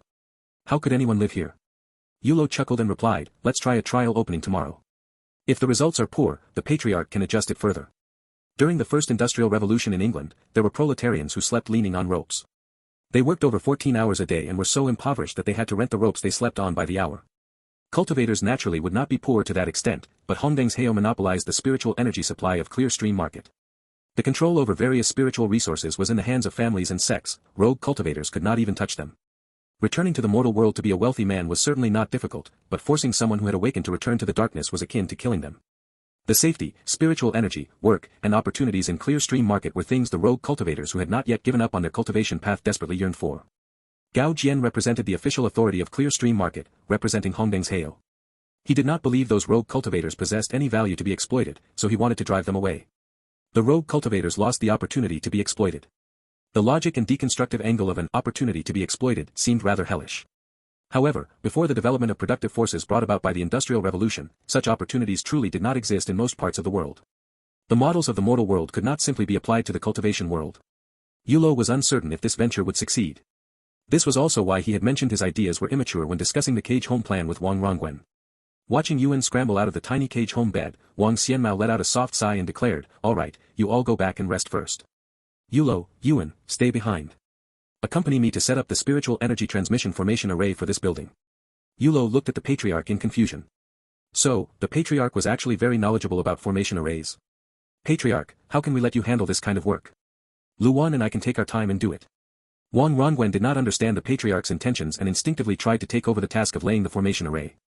In his eyes, the patriarch was the great pillar of the Wang clan and should not be doing this kind of basic manual labor. It's no bother. I never had the chance to interact with these two children before. It's a good opportunity to get familiar with them. You two go back and rest. Wang Xianmao waved his hand dismissively and stated. No matter the time or cultivation base, he was still a member of the Wang clan and its patriarch. Taking on a bit more responsibility meant nothing. Yuan's parents and Tang Yinxiu departed. The patriarch looked at the two brothers and asked with a smile, dragging you two out in the middle of the night to lay a formation array, you don't have any complaints, do you? Yuan did not have any complaints about laying the formation array. He merely felt that his father seemed to favor Yulo more just now. Both he and Yulo could have lain down to test it, but Wang Rongwen insisted he be the one to do it. Being able to learn from the patriarch is Yulo's fortune, Yulo answered respectfully. Wang Xianmao had tested them during the day, and now he was pulling them to work. It was akin to a master guiding his disciples through hands-on experience, a segment where the patriarch taught by example. I am also very fortunate. Patriarch, I want to learn from you so badly. Yuan expressed that he also wanted to improve. What would a world look like where the means of production were absolutely monopolized? Rogue cultivators, small families and sect vassals, small sects and large families, large sects, the Immortal Alliance. As the tier increased, the upper echelons controlled more means of production, granting them greater influence and control over the lower echelons. The concrete manifestation was that grand cultivators could alter the heavens and earth, rewriting the rules of the world itself. While minor cultivators could not even afford their rent. Seeing Yulo and Yuan enter from the backyard, the clerk who had been slacking off at the counter quickly stood up. Young Master Yulo. Are you two going out so late? Yulo shook his head and said, have the kitchen make some food. Yuan is hungry from his cultivation. Yuan thought, actually, you didn't need to mention that last part, did you? Right away. After sitting down in the main hall, Yuan pulled a flask of wine from his robes. Big brother, today was my fault. This is rank 8 monkey wine, my treat. Looking at the flask, Yulo froze. Meeting Yuan's puzzled gaze, Yulo subconsciously patted his own chest. His was still there. Lao Gui, gnashing his teeth somewhere, would have said, thank you both, I sponsored all of it. Then, Yulo chuckled softly. Forget about the wine. It's too late, and besides, I didn't take it to heart. He couldn't bring himself to waste rank 8 monkey wine so casually. He had already reached his daily cultivation limit, drinking it now would be a complete waste. Furthermore, this wine was clearly given to Yuan by his father. What would it look like if he just took it? He wasn't the type to hoard everything for himself, so how could he take advantage of every little thing? Yuan waved his hand, looking deeply pained but forcing a generous front as he pushed the wine toward Yulo. Brother, if we don't drink tonight, then I'm gifting this wine to you. You can drink it whenever you want in the future. Just then, Bailu hurriedly brought the food out from the kitchen. The girl looked like she had just been abruptly woken up. Her eyes were barely open, her hair was tied into a messy celestial bun, and a rogue strand of hair stubbornly dangled by her ear. She set down the wooden tray and gently explained as she arranged the dishes. Young Master Yulo, young Master Yuan, this is all that's left for tonight. Please bear with it. Pushing the wine back in front of Yuan, Yulo looked at Bailu and asked, why aren't you resting yet at this hour? It was almost midnight. Not everyone was as reckless as Yuan, dragging his older brother out for a drink in the middle of the night. Having set down the food and utensils, Bailu nervously lowered her head and replied, I told the clerks to notify me immediately if either of the young masters needed anything. Those mortals don't understand the matters of cultivators, and I was worried they might ruin things. Yulo nodded, gesturing to a nearby chair. Sit down and eat with us. You're part of the Wang clan too, so there's no need to call us young master. Just call me Yulo. This. Bailu hesitated, wanting to refuse out of habit, yet secretly wishing she didn't have to. Yuan, what do you say? Yulo reasoned that since he and Yuan would be studying in Clearstream Market for a long time, they would have to deal with Bailu frequently. Living under the same roof day after day, it was essential to build a closer relationship. The path of cultivation wasn't just about raising one's cultivation base, navigating human relationships was also a part of the journey. Sister Bailu, sit here next to me and have a drink with us. Yuan assumed that Yulo, like himself, had taken a liking to this female cultivator named Bailu. He immediately decided to play matchmaker for his brother. Brother, having a sibling like me is truly your greatest blessing. Before Yulo could stop him, Yuan poured half a cup of monkey wine for him and another half for Bailu. When it came to his own cup, he hesitated with the flask before reluctantly pouring a mere quarter cup. He, too, had reached his limit for absorbing spiritual chi today. This is Yuan's monkey wine, a rank 8 spiritual wine. With your chi induction layer 5 cultivation base, a single sip can easily equal at least 4 hours of hard cultivation. Bailu's hand jerked as if she had received an electric shock, utterly startled by Yulo's description. This is far too precious, Drink. Let's drink together. Yuan waved his hand grandly, pretending he could easily afford to throw away such wealth, putting on quite a show of false bravado. Bailu carefully lifted her cup and took a tiny sip. The taste of the monkey wine wasn't harsh at all, instead, it carried a subtle, fruity aroma. The moment the rank 8 spiritual wine rich with chi slid down her throat, she instinctively began to refine it. A lot of rogue cultivators have arrived in Clear Stream Market recently. Has there been any change in public security? Yulo asked Bailu, interrupting her focus on absorbing the spiritual chi. She quickly replied, Senior Gao Jian patrols with the Clear Stream Market security team every day, so no rogue cultivator dares to cross him right now. Besides, they all came for the Merit Hall branch of the Red Lantern Illumination sect, so naturally, they won't cause trouble. Our Wang clan can afford the costs of the Merit Hall's exchanges, but those rogue cultivators have nothing to their names. What could they possibly exchange? Yuan asked. He and Yulo had been discussing this earlier in the day, but neither could figure it out. Bailu's expression turned a bit strange as she answered, the Red Lantern Illumination sect needs chi induction and chi refining cultivators to test out new cultivation methods and pills. These test missions offer merit points as rewards, which is exactly what many rogue cultivators are after. Furthermore, word has it that the Merit Hall branch will open up profound chi refining stage spells and techniques for exchange. Unlike the regular exchanges for Red Lantern Illumination sect disciples, once these rogue cultivators exchange for a technique or spell, they are allowed to teach it to others. Most rogue cultivators view this as a once-in-a-lifetime opportunity. They've either scraped together a sum of spirit stones or are preparing to take on missions, hoping to get their hands on a manual they desire. Yulo nodded repeatedly, finally understanding the situation. Even without any capital, one could serve as a test subject to earn merit points. Once enough points were accumulated, they could gain full ownership of a technique.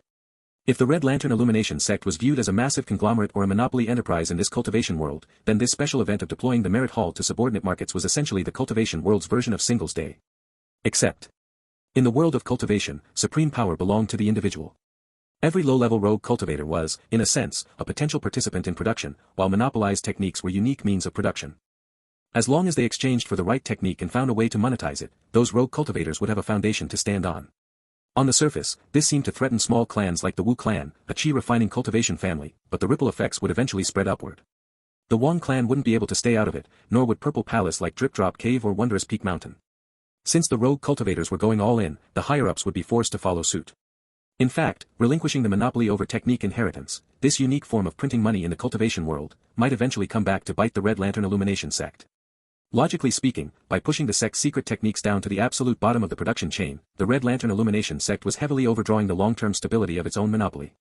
Considering that the new sect master of the Red Lantern Illumination sect hailed from a prominent merchant family in Wunan. The water here ran incredibly deep. Inside Forge Peak residence, Zhong Ningyao's eyes lit up the moment she saw Yulo walk in. You two finally showed up. Why so late today? Huh. Senior Marshal Sister, I'm sorry. Yuan instinctively assumed he was in the wrong. Women truly were his tribulation. Zhong Ningyao didn't bother explaining and barked out orders in a frenzy. Yulo, mind the shop out front for me. Yuan, come to the back and help me out.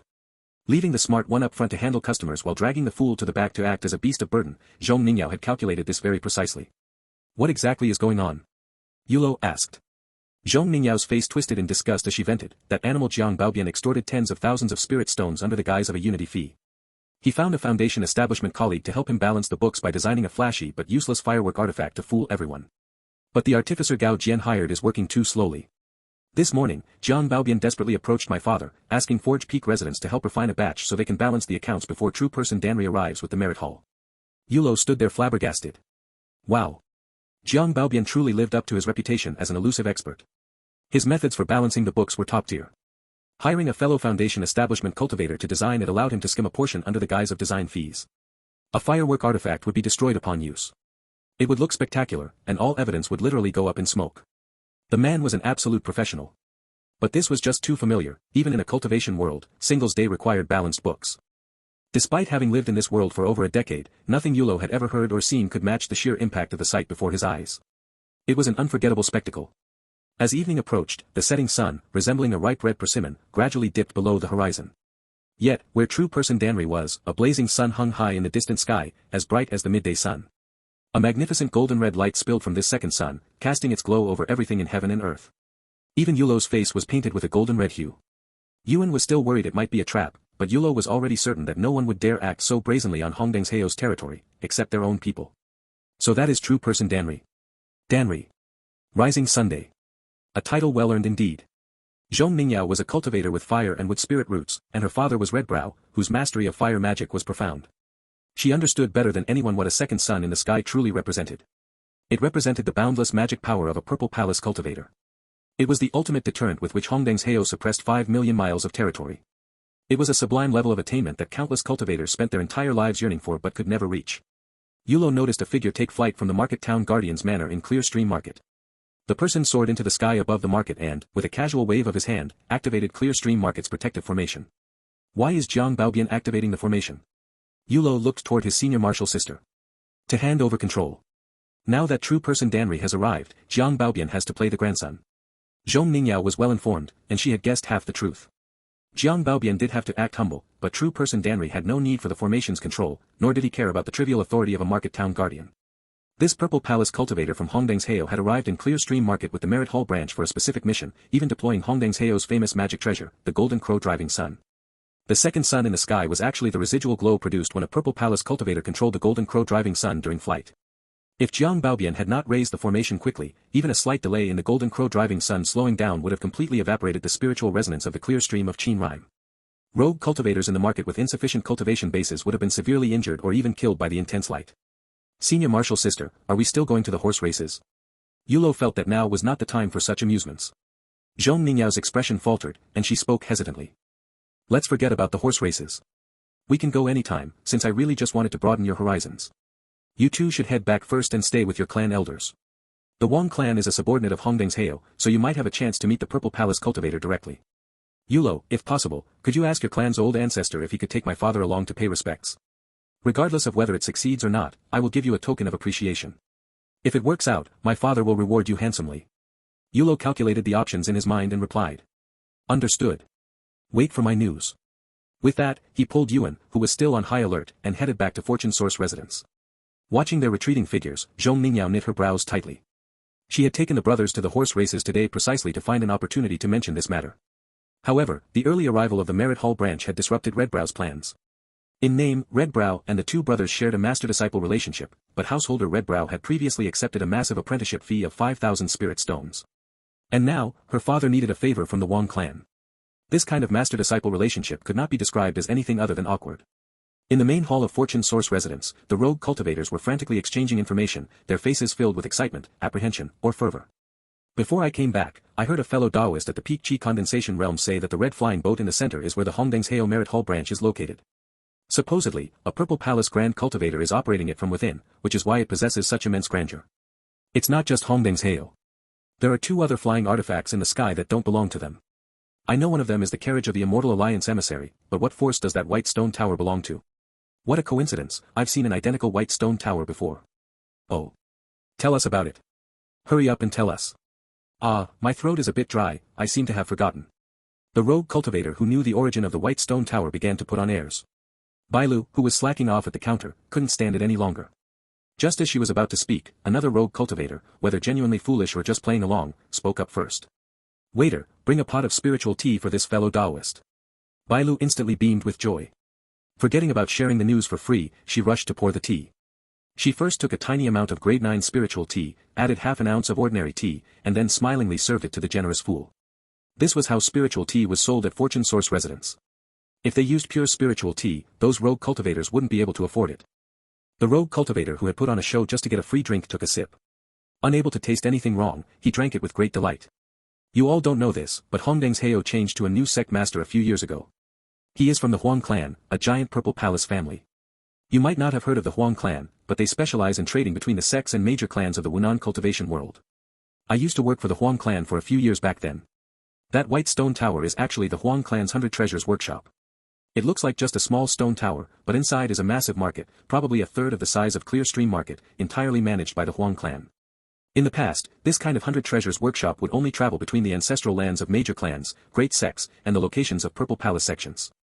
It would never come to a market like Clear Stream Market, which is filled entirely with chi refining cultivators. It's likely because someone from the Huang clan became the sect master of Hongdang's Heo that the 100 treasures workshop followed the Merit Hall branch here. The Merit Hall and the 100 treasures workshop are here to do business, but why did the Immortal Alliance's carriage follow along? Why don't you go ask? The Immortal Alliance serves all cultivators. If you ask, they might just tell you. You go, I'm certainly not going. It's just nonsense to fool fools, no one believes their words. While the rogue cultivators were noisily chattering away, Yulo discreetly approached the counter. How is the situation with the small rooms in the backyard? Yulo asked. Bring us some food, send it to our room, Yuan added. All you think about is eating. Yulo glared at his younger brother. Aren't you hungry? Yuan didn't understand why his brother was acting so serious. We are going to see the patriarch in a moment. Yulo couldn't openly admit his plan to score a meal from the patriarch, so he only gave a subtle hint, but Yuan clearly failed to catch it. Then please deliver it a bit later, thank you. With a helpless, gentle smile, Yulo stopped arguing. Eat, eat, eat, all he knows is eating. Glancing at Yulo and then at Yuan, Bailu lowered her head subtly and replied in a soft voice that the rogue cultivators couldn't overhear. I'll arrange it right away. As for the small rooms in the back, nearly half of them have been occupied today. The old ancestor came by to look this afternoon and was smiling very happily. Yulo nodded understandingly. Having worked as a waitress for years, Bailu was a sharp and sensible girl. Do you know why Master didn't personally request the patriarch to let him tag along to pay respects to true person Danri? Leading his foolish brother toward the backyard, Yulo asked in a low voice. Fearing the patriarch would refuse, which would make him lose face. This question was hard to answer, and Yuan scratched his head in confusion. No. Master is on the verge of foundation establishment, but he doesn't want to choose a faction to align with just yet. If he personally begged the patriarch would certainly agree, but it would make it difficult for him to reject the patriarch's inevitable invitation to join the Wang clan later. Yulo increasingly felt that this master of his was far from simple. His handling of affairs was incredibly shrewd, he was excellent at business, and his cultivation and refining path attainments were both extraordinary. He did not look like a rogue cultivator with no background at all. Brother, you're overthinking it. Master could completely establish his own clan. Ha, true. Perhaps I am overthinking. Yulo didn't bother explaining further to the naive Yuan. Noticing Tang Nianxiu guarding the front desk of the wooden building, he asked respectfully. Uncle Nianxiu, where is the patriarch right now? Tang Nianxiu put down his ledger, pointed upstairs, and said. He's up there. He's still modifying the layout of the small rooms. Yulo never expected that Wang Xianmao, despite his venerable status as a foundation establishment cultivator, would go to such lengths. He was inspecting the rooms one by one, conversing with the rogue cultivators to gather feedback on their stay, all to find areas for optimization and improvement. This sort of task was entirely below a foundation establishment cultivator. In fact, it would seem absurd even for a qi refining cultivator to do it personally. If Wang Xianmao had previously left Yulo with the impression of a reliable, approachable, and benevolent elder, then at this moment, Yulo saw the patriarch's true sharpness and inner strength. It was not the fact that a foundation establishment cultivator condescended to chat with impoverished rogue cultivators that was formidable, it was the sheer pragmatic logic Wang Xianmao demonstrated behind this behavior. To execute a task flawlessly, he was willing to go to such lengths. A man like this would achieve monumental success even in the mortal world, let alone the cultivation realm. How did your day go? Noticing the arrival of Yulo and his brother, Wang Xianmao concluded his conversation with the rogue cultivators and walked over to them. The corridor of the wooden building was narrow, so Yulo tilted his body slightly to clear a path for the patriarch. Master had his daughter pass a message through us, Yulo said. He wishes to pay respects to true person Danri alongside you, senior, and promised a handsome reward in return. What is your take on this? He is not a simple character. Yuan still had no grasp of what was unfolding. He understood nothing of Hongmei's probing, the Wang clan's response, or Yulo's underlying anxieties. Indeed, Wang Xianmao agreed. Which is exactly why we must bring him along. Once they went downstairs, Wang Xianmao gestured. Spotting this, Tang Nianxiu quickly jogged over to receive his instructions. We are making the following adjustments to Fortune Source residence. Take note, Wang Xianmao commanded. Regarding the pricing, they can all understand it. The key focus is to make water usage more convenient, and we also need to set up a place for baggage storage. These rogue cultivators trust our Wang clan and will deposit their belongings with us. If they return alive to claim them, we can charge a storage fee. If they fail to return, then after a set number of years, those items will belong to us. Though they might not be worth many spirit stones, it is still a steady stream of extra revenue. Nianxiu understands. Tang Nianxiu replied respectfully. Good. Wang Xianmao nodded and left the backyard, with Yulo quickly following behind.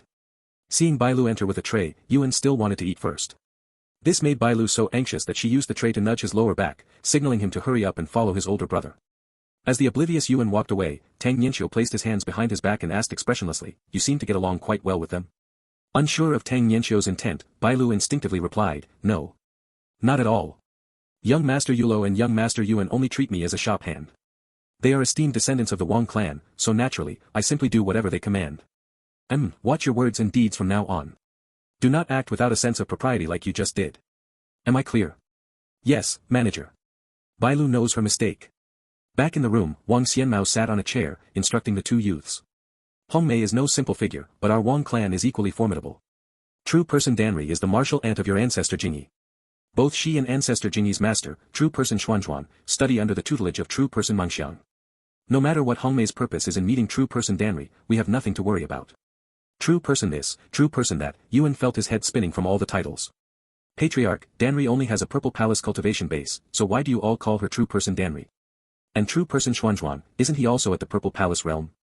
The patriarch laughed and shook his head, pointing a finger at Yuan.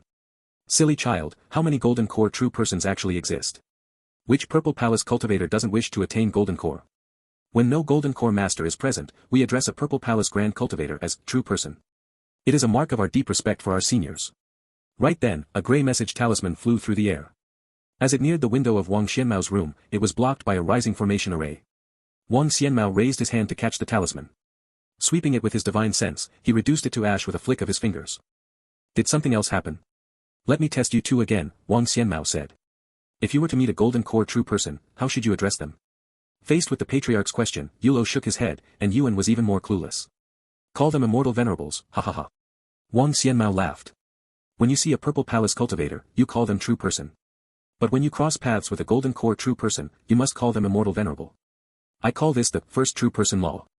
You must keep it firmly in mind so you don't make fools of yourselves in the future. Good grief, the first true person law, Yulo thought. He had just learned another nuance. The path of cultivation was filled with such subtle details everywhere. Alright, accompany me to a banquet, Wang Xianmao said. Jingyi's Marshal Jr., Guo Baiqi, has also accompanied true person Danri this time. I will take you along to broaden your horizons. Wang Jingyi was the Wang clan's foundation establishment ancestor who held the rank of core disciple within the Red Lantern Illumination sect. Yulo had not expected that an endeavor which began as a simple message delivery to score a free meal, one he didn't even mind missing out on, would suddenly escalate into meeting a disciple of a purple palace cultivator.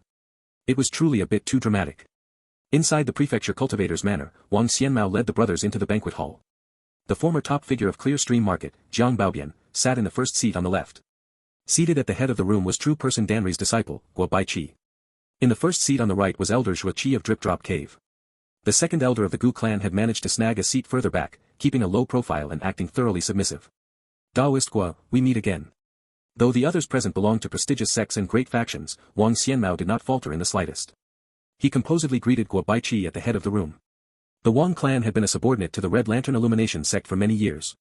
In essence, everyone belonged to the same camp. The relationship was roughly equivalent to a corporate headquarters executive dealing with a branch manager. Brother Xianmao, please take your seat. Tonight is merely an informal gathering, Guo Baiqi said, raising his hand to invite Wang Xianmao to sit, his words and gestures filled with courtesy. Guo Baiqi was unlike Jiang Baobian, he did not come with a natural blur of distortion or a cloaking effect. Yulo stole a quiet glance and discovered that this purple mansion disciple actually possessed 3 eyes. As Yulo looked over, Guo Baiqi's primary pair of eyes was scanning the tables, but the third eye on his forehead turned dynamically toward Yulo, startling him into quickly lowering his head. Guo Baiqi naturally paid no mind to the gaze of a mere junior in the Qi drawing realm. He focused entirely on conversing with the Foundation establishment cultivators around the banquet. Seated behind the patriarch, Yulo fell into deep thought. Wang Xianmao, whose entire body was pale blue to the point of closely resembling a corpse. Jiang Baobian, who carried a natural distortion and cloaking aura.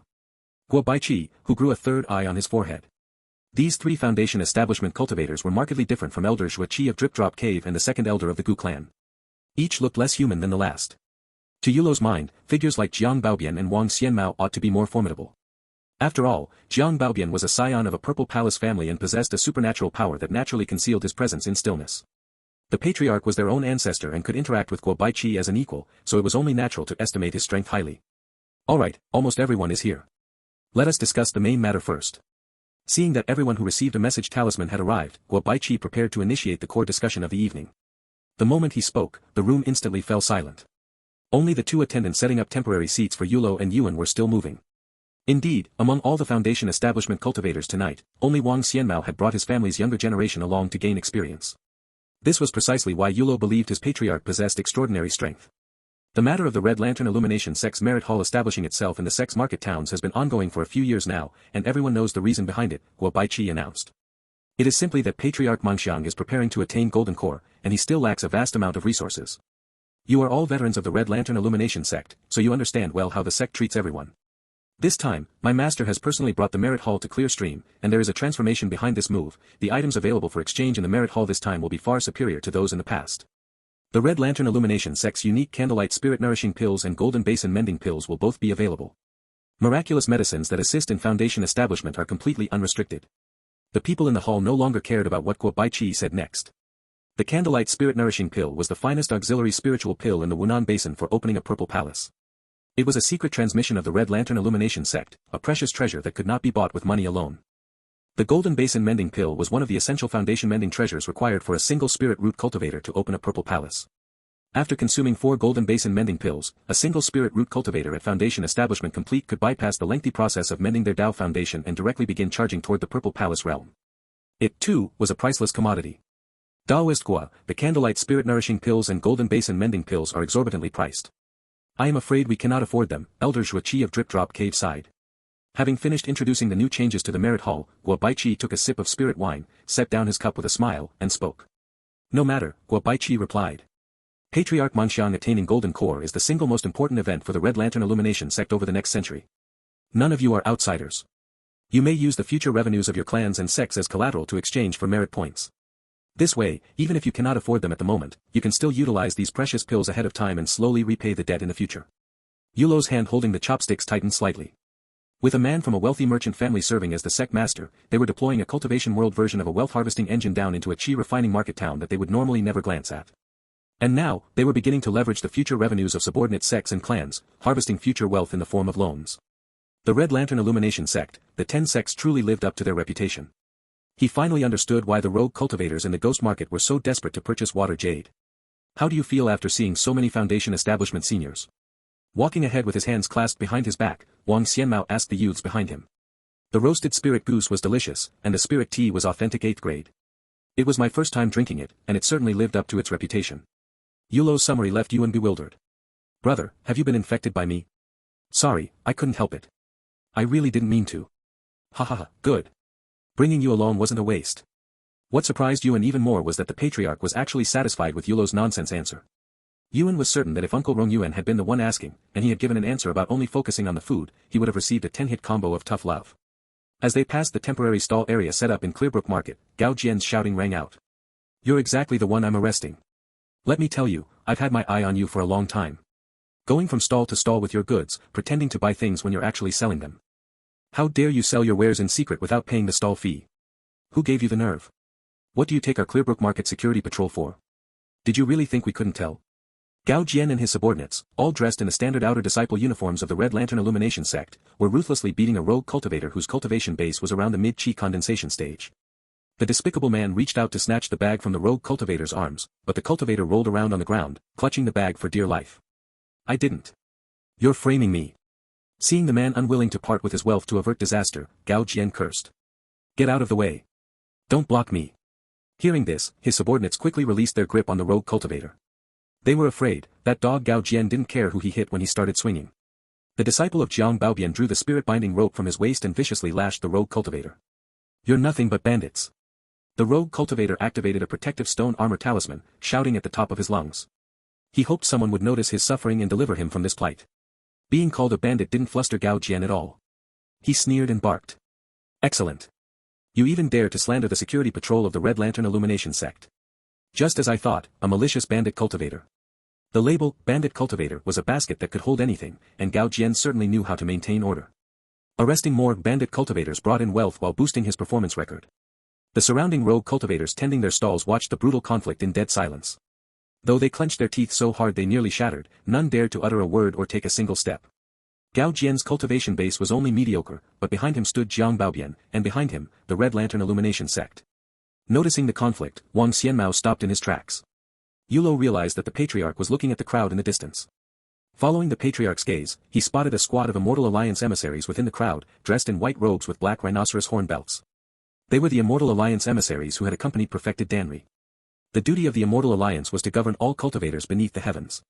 Even the Purple Palace and Golden Core ancestors of the Red Lantern Illumination sect had to submit to the Immortal Alliance's order on some level. Watch closely. Soon, you'll understand what the Immortal Alliance truly is. Pulling the two boys to his side with spiritual energy, Wang Xianmao transmitted his voice to them.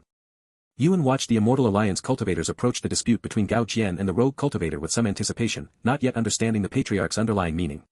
But Yulo already understood. He looked at the screaming rogue cultivator, his gaze complex. In this rogue cultivator, Yulo saw a reflection of the Wang clan under the oppressive might of the Red Lantern Illumination sect. Gao Jian ruthlessly exploited and tyrannized the rogue cultivators. The Red Lantern Illumination sect ruthlessly exploited its subordinate forces, bleeding them dry for tribute. One was direct and obvious, while the other was merely veiled in an illusion of respectability. In essence, they were exactly the same. The squad of Immortal Alliance emissaries gradually approached the dispute, and the crowd of onlookers naturally parted to form a path. The Immortal Alliance had arrived. Would justice finally prevail? Seeing the Immortal Alliance emissaries approaching, the rogue cultivator crawled toward them as if grasping at a lifeline.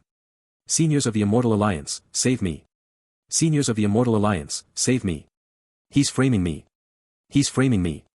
Gao Jian put away his spirit-binding rope, put on a show of bowing, and explained to the newcomers.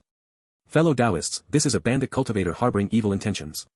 Our Clearbrook Market Security Patrol discovered his scheme and is currently apprehending him. The rogue cultivator instantly grew frantic. He crawled to the feet of the Immortal Alliance cultivators and grabbed the lower hem of a female cultivator's robe, trying to plead his case and beg for help.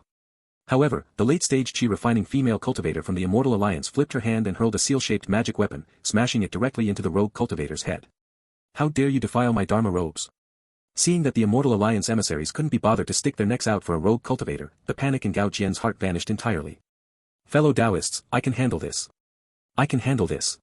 He channeled his spiritual energy and lashed his whip precisely across the rogue cultivator's spine. With just one strike, the rogue cultivator was flattened against the ground. The rogue cultivator lay there, coughing up large mouthfuls of bloody froth. His pupils were vacant, and his life was clearly hanging by a thread. You're all, you're all, you're all. He murmured, trying to say something more, but Gao Jian brought the whip down on his head, violently cutting off his anger and resentment. Crack. Red and white matter spilled out. The rogue cultivator would never speak another insolent word. The female cultivator whose robe had been grabbed now had blood splattering her clothes. Glaring at Gao Jian, she spat. Blind fool. As she spoke, the female cultivator threw her seal-shaped magic weapon at Gao Jian. Seeing the incoming magic seal, Gao Jian suddenly felt a dawning realization that he had just swapped places with the rogue cultivator. Oh no, I'm the one being bullied now. He had always known that Immortal Alliance cultivators were arrogant, but he'd never imagined they could be this outrageous. Even with Jiang Baobian as his master, Gao Jian didn't dare truly conflict with Immortal Alliance cultivators. Facing the enraged woman, he could only rely on his spiritual energy to maneuver, attempting to stall for time. It was then that Wang Xianmao finally made his move. But to Yulo's shock, Wang Xianmao was helping Gao Jian. Green spiritual energy shot out like silken ribbons, instantly crossing several dozen meters to catch the magic seal. The moment the aura of a Foundation Establishment cultivator was revealed, the nearby chi refining cultivators immediately noticed Wang Xianmao. This was a Foundation Establishment cultivator. Usually, they were as elusive as divine dragons. For many of the chi refining cultivators present, this was the first time in their lives seeing a Foundation Establishment senior with their own eyes. The patriarch took a few steps forward and spoke to Gao Jian with a hint of reproach. Alright, that is enough. Little Gao, I was just having a meal with your master. He's looking for you, so hurry up and go see him. Yulo understood that these words were meant for the Immortal Alliance emissaries. I am at Foundation Establishment, and the person you are striking has a master who is also at Foundation Establishment. The vast majority of Foundation Establishment cultivators in Wunan are part of the Immortal Alliance system. We see each other frequently, so let's call it a day. Gao Jian looked at Wang Xianmao, shot a quick glance toward the Immortal Alliance cultivators, and finally said, yes. He signaled his subordinates to drag the rogue cultivator's corpse away, bowed to both Wang Xianmao and the Immortal Alliance cultivators, and scurried off in a wretched state. Inside Forge Peak residence, beside the artifact refining furnace, Zhong Ningyao was laboriously manipulating the flames to refine a spiritual artifact. Standing next to her, Yuan, who was adding peachwood charcoal to the furnace, could not help but steal frequent glances at his senior martial sister. With only a chi induction cultivation base, Zhong Ningyao relied on a chi refining technique to control the peachwood spirit fire, made possible only by the two protective spiritual artifacts she wore. However, the design of these two spiritual artifacts was rather revealing, which deeply stirred Yuan's youthful heart. After a long while, sensing that the restrictions were complete, Zhong Ningyao shouted. It is done, extinguish the fire. Yuan quickly began stuffing suppressing stones into the furnace to slow down the combustion of the peachwood charcoal. Under Zhong Ningyao's control, the artifact refining furnace flew open, revealing two glowing red copper beads the size of a fist spinning rapidly inside. Using a pair of tongs, Zhong Ningyao placed the two copper beads onto a stone platform. After checking them carefully, she said with a trace of relief. Not bad. One has 6 layers, and the other has 5 layers. 2 artifacts from a single furnace. Congratulations, senior martial sister, your progress in the artificing path has deepened once again. Even though it was Zhong Ningyao who had successfully refined 2 pieces in one go, Yuan felt just as thrilled. Casting a subtle glance at the foolish boy, Zhong Ningyao wiped away her sweat, put on her outer robe, and said. What progress? They are merely 2 low-grade spiritual artifacts. It just so happens there is one for you and one for Yulo. The 5-layer one is for Yulo, and the 6-layer one is for you. Consider it a reward for your hard work stoking the charcoal. Yuan's mind went completely dizzy with infatuation. What?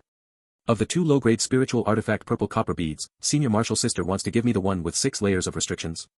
Does she like me too? Seeing Wang Yuan standing there in a daze, Zhong Ningyao waved her hand in front of his face and instructed suspiciously. Why are you staring? Do not tell Yulo that your bead has 6 layers. I do not want him to think I am partial. Do you understand, junior brother Yuan? Staring at his senior martial sister's fair, slender hand, Yuan snapped out of his daydream and repeatedly promised, I understand, senior martial sister. I understand everything you say. Taking the purple copper bead handed over by senior martial sister Ningyao, Yuan walked into the front hall. Seeing Yulo still slacking off by reading a travelogue, he stepped forward and kicked Yulo's reclining chair, giving him quite a jolt. Resting the travelogue on his chest, the reclining Yulo glared at Yuan and asked dissatisfiedly, what is it now? Yuan proudly pulled out a purple copper bead and shoved it into Yulo's hand. Look, a purple copper bead with 6 layers of restrictions. Senior martial sister just refined 2 in one furnace, so we get 1 each. Yulo paused for a moment, instantly figuring out the underlying context. Very good. Jiang Baobian takes the lion's share, master takes a small cut, and in the end, we still get a taste of the soup. Our Wang clan's unity fee was not paid in vain. Leaning against the counter, Yuan whispered his complaints to Yulo. You have no idea. The blueprints Gao Jian brought over were already pitifully sparse, yet master still managed to scrape a bit of purple copper from each fireworks spiritual artifact. That was how he saved up these 2 small pieces for senior martial sister Ningyao to practice with. But if master's thank you gift is only this much, would it not be a loss for the patriarch to have taken him to visit true person Danri? Zhong Ningyao had thought she could use the 6-layer restriction purple copper bead to win over Yuan, whose crush on her had already progressed from secret to obvious. After all, Yulo was clearly the type who was difficult to control, possessing a deeply calculating mind. Yuan was different, he was recognized by everyone in the surrounding villages as an honest boy.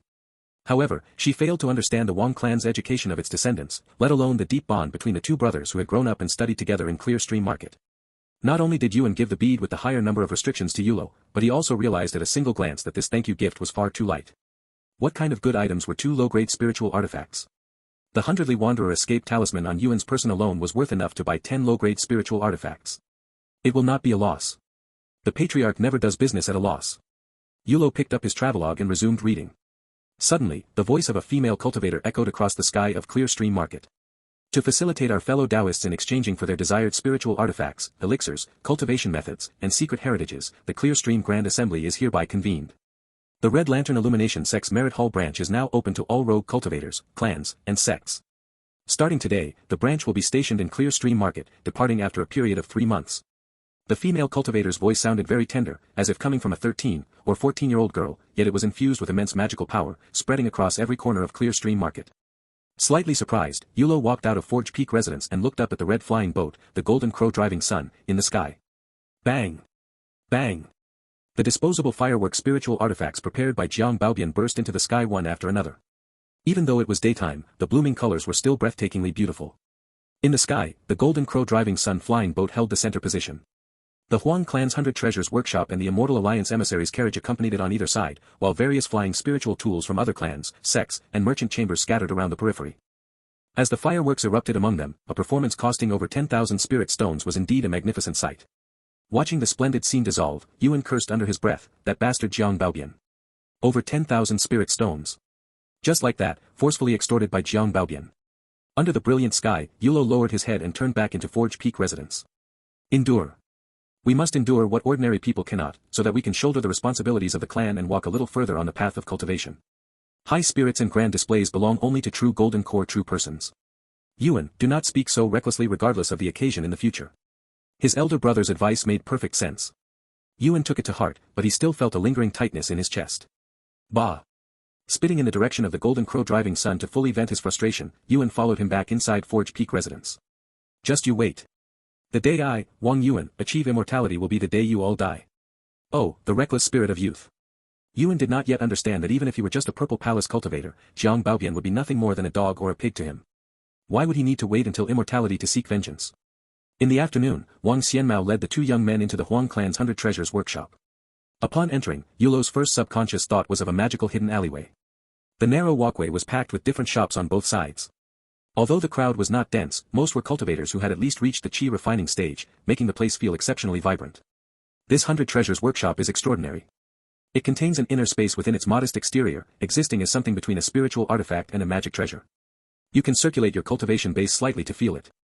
Isn't the spiritual qi here even richer than in our clan grounds? Yulo closed his eyes to sense it for a few seconds, saying in surprise, it is indeed very high. Wang Xianmao explained with a tinge of envy, the difference between a Purple Palace family and a Foundation Establishment family is like an unbridgeable chasm. The Huang clan possesses several of these 100 treasures workshops. The Huang clan was a titan among merchant families in the Wunan cultivation world, specializing heavily in the accumulation of wealth. So, Patriarch, did the Red Lantern Illumination sect appoint someone from the Huang clan as the sect master for the very reason I guessed? Yulo asked in a low voice. Ha, come, let me take you to the Huang clan's artifact refining rooms. The refining facilities inside the 100 Treasures workshop are far superior to those at Forge Peak residence. The Patriarch spoke vaguely, evading Yulo's question. Beside them, Yuan had been observing the surroundings along the way, and the boy noticed a highly unusual place. Outside a certain establishment stood an elaborately carved red gateway featuring 3 large characters, Bailey Pavilion. Beneath the gateway, a crowd of eager male cultivators was gathered, making the area look incredibly lively. Pointing at the beautiful gateway, Yuan asked innocently, Patriarch, why is it so crowded in front of that shop? Wang Xianmao glanced over, his eye twitching. He immediately slapped Yuan on the back of his head. Stop staring. There are female cultivators inside who practice charm arts, specifically looking to drain the yang energy of young lads like you. The Bell Pavilion was destined to be out of reach for the current Yuan. As for whether the two would cross paths in the future, Yulo was highly skeptical. The kid Yuan seemed to have a bit of an aggressive streak in him, perhaps due to his gold and earth spirit roots. It was hard to say. Stepping into the refining room of the 100 Treasures workshop, Yulo was stunned by the layout inside. A counter made of rank 9 spiritual wood. The Huang clan was truly extravagant. An attendant in the refining room noticed Wang Xianmao, a Foundation establishment senior with a striking appearance, and hurried forward to greet him. Senior, are you looking to custom order a spiritual artifact for a young prodigy of your clan? Since the Qingxi Grand Assembly is currently underway, our 100 Treasures workshop refining room is running a special promotion, 30% off all refining fees. We have 4 artificers in the shop who are highly proficient in the fire melting method, earth nurturing method, and metal melting method. They can refine spiritual artifacts using various spiritual materials, such as metal, stone, wood, vine, woven silk, and spiritual bone. If you refine 2 artifacts of the same type, the design fee for both will be 40% off. This was the true capability of a Purple Palace Immortal clan.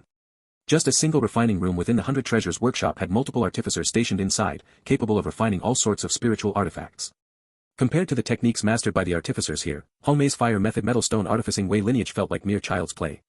One had to remember that the Huang clan maintained several similar 100 Treasures workshops, which were constantly traveling through other regions of the Wunan Basin. This wasn't just a workshop, it was practically a nuclear-powered money printing machine. No need. I came to rent one of your spirit fire rooms, Wang Xianmao waved his hand and replied calmly. He was proficient in the wood generation method and the metal melting method himself, and he possessed considerable skill in refining wood, vine, and spiritual bone artifacts. The attendant was somewhat surprised to hear Wang Xianmao's request, but quickly replied. Please wait a moment, senior. I will inform the manager. He has the authority to approve spirit fire rentals. Meanwhile, Yulo's attention was drawn to the display wall in the refining room. It was densely packed with dozens of spiritual artifacts of various materials, grades, and shapes. Most importantly, these artifacts were mid-grade at the very least. Among them was a beautiful flying sword. It appeared to have a base of cold refined iron, complemented by a hilt of spiritual bone. A vibrant glow rippled across its entire length, indicating it was at least high grade. Do you like flying swords? Wang Xianmao asked with a smile. Yulo is just seeing a high-grade flying sword for the first time. Master mentioned that he hasn't refined a high-grade flying sword in half a year. Flying swords are indeed useful, but any decent one is incredibly expensive, far beyond what ordinary cultivators can afford. The one you're looking at uses a rank 7 spiritual bone but is paired with rank 9 cold refined iron. It was actually a botched refinement, Wang Xianmao evaluated. Just then, the manager of the refining room walked out and happened to overhear his critique. He asked with pleasant surprise, oh. Fellow Daoist knows how to refine flying swords? The Patriarch paused for a moment before replying, a little, just a little. The manager pondered for a moment. Judging by Wang Xianmao's faint green aura, he was clearly a cultivator of extraordinary strength. The manager inquired, would fellow Daoist be interested in helping us refine a spiritual weapon jade sword with a water jade base? We will reward you handsomely, and renting the spirit fire won't be an issue. Wang Xianmao waved his hand, politely declining the manager's proposal. Forget it, I'm pressed for time. A pity, a truly great pity. In that case, we can rent the spirit fire room to you at a 20% discount off the market price. The standard rate is 20 spirit stones per day, so it will be 16 after the discount. What do you think, senior? What kinds of spirit fires do you have available? Wang Xianmao naturally wouldn't turn down a discount, though the price wasn't the main point. The crucial factor was whether the type and characteristics of the spirit fire suited his control. He didn't possess a fire spirit root. Although the artifacts he was refining for his clan's junior and the Immortal Alliance female cultivator were only mid-grade, meaning the difficulty wasn't high, finding a compatible spirit fire would still make the process much easier for him. We have 2 types of special beast spirit fires. The Sky Serpent Sex Golden Snake Spirit Fire has the most suitable metallic nature and is relatively simple to control. The Moon Splendor Sect's Cold Toad Fire isn't well suited for fire attribute spiritual materials, but it works for all other materials. It's slightly harder to control, so we don't recommend it if you lack experience. We also have 3 types of ordinary spirit fires. The Huang Clan's Salt Altar Fire, kindled by burning fire salt, possesses a balanced and upright nature, making it the easiest to control. However, the cost of the fire salt is calculated separately. The Red Lantern Illumination Sect's Red Candle Fire is ignited using red candles, though I probably don't need to introduce that one. The Great Skymount Mountain Spiritual Cedar Fire is kindled by burning spiritual cedar. Wang Xianmao listened patiently until the manager finished listing the names, then made his decision. Alright, no need to say more. I'll use the Red Lantern Illumination Sect's Red Candle Fire. Give me half a day first. Half a day. The manager never expected a Foundation establishment cultivator to be so stingy. What, you won't rent it? Wang Xianmao didn't think he was being stingy at all. This was what people called riding a shared bike to a bar, save where you can, spend where you must. The manager looked conflicted. The daily rent was 20 spirit stones, and after a 20% discount, it was further cut down to just half a day. That meant they were letting a Foundation establishment cultivator use their spirit fire for a mere 8 spirit stones. How was this any different from giving it away for free? We'll rent it. Senior, please come this way. Since they were open for business, there was no reason to drive customers away. The manager gritted his teeth and led Wang Xianmao and the others into the spirit fire room. Senior, how many red candles will you require? The red candle fire of the Red Lantern Illumination Sect required red candles as a catalyst, and the consumption rate varied depending on the intensity of use. This was where the value-added services came in. The reason the manager had agreed to the 8 spirit stones for half a day just now was because he expected a Foundation establishment cultivator like Wang Xianmao to consume the spirit fire aggressively. Even if the rent was low, they could make a tidy profit on the consumables. The other 4 spirit fires operated under a similar logic. Even the 2 beast spirit fires required a feeding fee, and the food for those kinds of spiritual beasts was by no means cheap. Unfortunately, the manager was only in the late chi refining stage. How many years had he actually lived? No need, I brought my own. As Wang Xianmao spoke, he produced a large bundle of red candles, a specialty of the Red Lantern Illumination Sect, from his storage bag. Lest anyone forget, the old patriarch had once served as an outer disciple deacon within the Red Lantern Illumination Sect. Senior. The manager's face filled with utter astonishment as he muttered, Senior, if you need anything at all, just call for me. With that, he departed with a bitter expression. If you're bringing everything yourself, why didn't you just bring your own spirit fire room and refining furnace too? How bizarre. I didn't manage to earn even half a spirit stone in commission. Once the manager left, the patriarch sat before the refining furnace and took out the black jade oil bead that Hongmei had bestowed upon Yulo. Patriarch, Uncle Rongyuan mentioned that he could use the earth nurturing method to refine this bead for me in the future. There's no need to trouble you to do it personally, right? Yulo wasn't worried that the patriarch would ruin the refinement, he simply considered that he had no immediate use for the artifact anyway, so there was no need to trouble the elder. True, it would be best to have Rongyuan refine the black jade oil bead for you. However, it's uncertain when he will return. It could be 10 years, and I doubt you can afford to wait that long. Yulo was about to say that he could wait, but the patriarch's next words cut him off. I might as well use the wood generation method to attach a spiritual wood shell to this bead. I'll help you refine another 6 layers of restrictions into it, bringing it straight to 17 layers. It will become the absolute peak among mid-grade spiritual artifacts. Fine, fine. The patriarch was magnificent, no further words were needed. What about me, patriarch? Can my golden horn mud turtle shell have a shell attached to be refined into a high-grade spiritual artifact? Hearing the patriarch's words, Yuan's eyes lit up beside him. The patriarch was highly proficient in refining spiritual bone artifacts, and his golden horn mud turtle shell happened to possess both metallic and bone properties. Yulo's black jade oil bead was getting spiritual wood attached, raising it from 11 layers of restrictions to 17 layers, a full jump of 6 layers. Didn't that mean his golden horn mud turtle shell had a chance to reach high grade directly? No need. The foundation of this turtle shell is too poor. At most, I can only refine it to 17 layers for you. Anything higher would be a waste of materials. Besides, the number of restriction layers doesn't dictate everything. As long as it's useful, that's what matters, right? Wang Xianmao was no fool. You, Wang Yuan, are only at the 2nd layer of the Qi drawing realm right now. Why on earth would you need a high-grade spiritual artifact? Moreover, you have a reckless personality.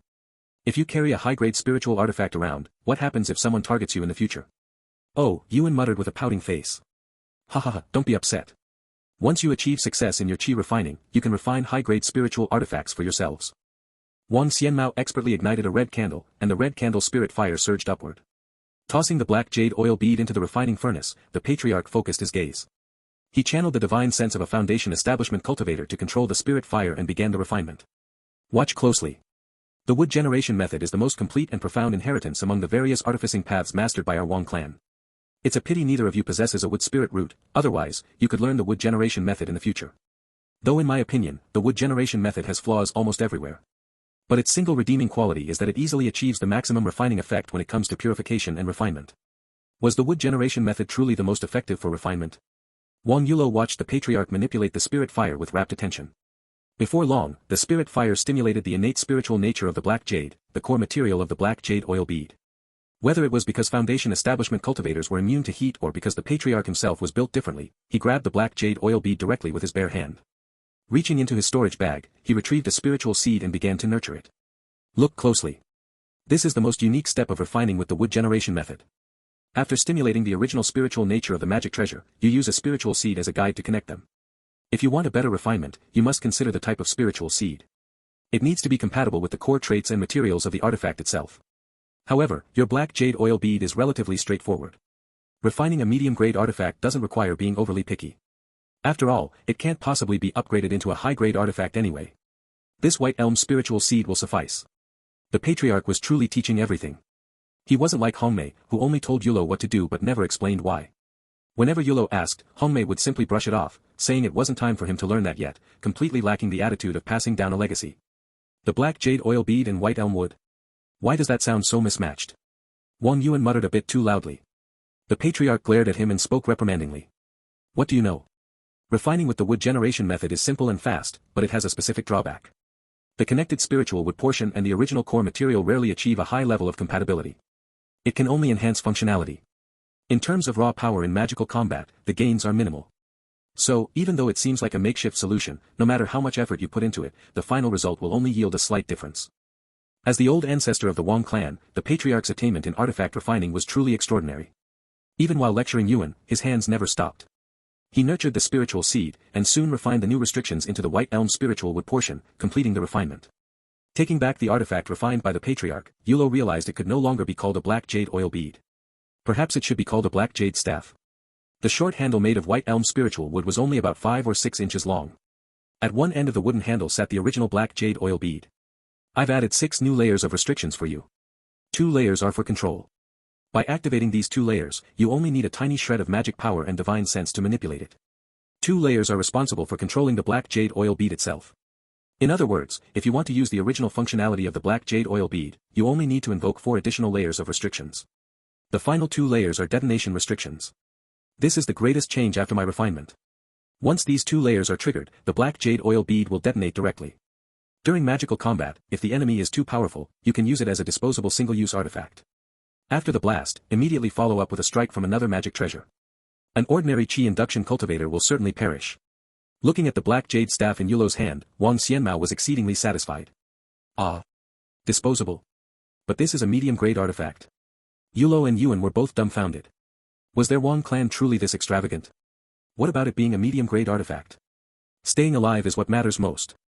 I have seen far too many unfortunate cultivators die because they hesitated during a spiritual duel.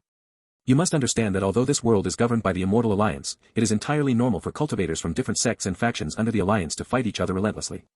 Flee when you must, and avoid fighting if you can. But when you do strike, you must use thunderous methods without a shred of hesitation. Our Wang clan's rules teach you how to endure in the short term to plan for generations. But once you reach the chi refining stage and learn the secret inheritances of magical combat, you will know that we do not lack thunderous methods, the patriarch instructed. They certainly didn't lack them. Wang Rongyuan had fought 1 against 3, crushing 3 high-level chi refining cultivators of the same rank in less than the time it took to drink a half cup of tea. What did he rely on? Was it his cultivation base? Was it his magic treasures? Was it his secret inheritance? No, he relied on the Wang clan's combat legacy. In this wretched region of Wunan, the Wang clan had survived for 1,000 years. They definitely possessed a few tricks up their sleeves. Otherwise, Wang Xianmao would not have been chosen to run the ghost market auction. The status and prestige of the Wang clan of Anbei Kingdom did not exist because of Anbei Kingdom. Rather, it was because of the Wang clan that Anbei Kingdom existed, bringing along prestige and status. Yuan, take a look at this turtle shell. Looking somewhat fatigued, the patriarch handed the refined golden horn mud turtle shell to Yuan. Yulo's black jade oil bead was simple to refine using the wood generation method, but Yuan's turtle shell possessed a dual attribute of metal and bone. Furthermore, Hongmei had only refined 3 layers of restrictions into it. The patriarch had sat in the artifact refining room, using his spirit fire to refine it continuously for 4 hours before finishing. It was a stroke of luck that it was only a medium-grade artifact. Had it been a high-grade one, the probability of Wang Xianmao causing it to explode would have skyrocketed. After all, the Wang clan's fire-based artificing path inheritance was lacking, and the patriarch did not possess a fire spirit root. In truth, the most suitable person to refine the turtle shell was Hongmei, but Hongmei's skills regarding spiritual bone materials were not particularly outstanding, which was why he had delayed refining it. Uncle Rongyuan's judgment had been correct. Hongmei had gifted the turtle shell to Yuan precisely because he knew the Wang clan excelled in spiritual bone refining methods. It was merely a small, convenient favor. 17 layers. There are actually 17 layers. Patriarch, thank you, Patriarch. Holding the turtle shell, Yuan turned it over and over, unable to put it down. He wished he could invoke it right now to show it off. However, he was only at the second layer of Qi induction and could not possibly wield a magic treasure with a full 17 layers of restrictions. Alright, you two should head back first. I still need to refine that Immortal Alliance female cultivator's magic seal. Yulo and Yuan rose to bow before departing. Stepping out of the refinement room and seeing the bustling crowd on the streets outside, Yuan's eyes darted around as he spoke to Yulo. Brother, shouldn't we look around this Wang clan's 100 treasures workshop? Yulo thought for a moment before replying. That works. This is an asset belonging to the family of the Red Lantern Illumination sect master, and it is located inside a magic treasure. No daring rogue cultivators should be bold enough to stir up trouble here. Having obtained his elder brother's approval, Yuan walked ahead with light steps, complaining aloud. You are just too cautious. We've been in Clearstream Market for half a month, and there hasn't been any sign of rogue cultivators here either, has there? Just because there are none recently or today doesn't mean there won't be any tomorrow. It's merely because the Clearstream Grand Gathering is underway, so no rogue cultivator dares to stroke the tiger's whiskers of the Red Lantern Illumination sect. Yulo led his younger brother into a shop that sold spiritual robes. Because both of them were wearing the clothes of Huafeng residence workers, they looked rather impoverished. When the shop assistant saw them, he merely glanced up and said indifferently. You can look, but don't touch. If you aren't buying, don't ask questions. There are descriptions below. This was the first time since childhood that Wang Yuan had been so thoroughly slighted. He wanted to retort, but forced himself to hold back. It was all family training. What should one do when provoked? First, mark the provocateur clearly. As long as your interests are not harmed, endure. Endure until the situation becomes clear before deciding how to respond. The Wang clan strictly forbade their children from acting like fools. Brother, is this the kind of situation the clan taught us about, where we get looked down upon while traveling outside? Yuan whispered. He didn't look down on us. We genuinely cannot afford it.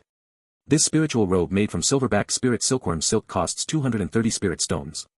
Even if we sold ourselves, we couldn't afford it. Looking at the description of the robe, Yulo clicked his tongue slightly.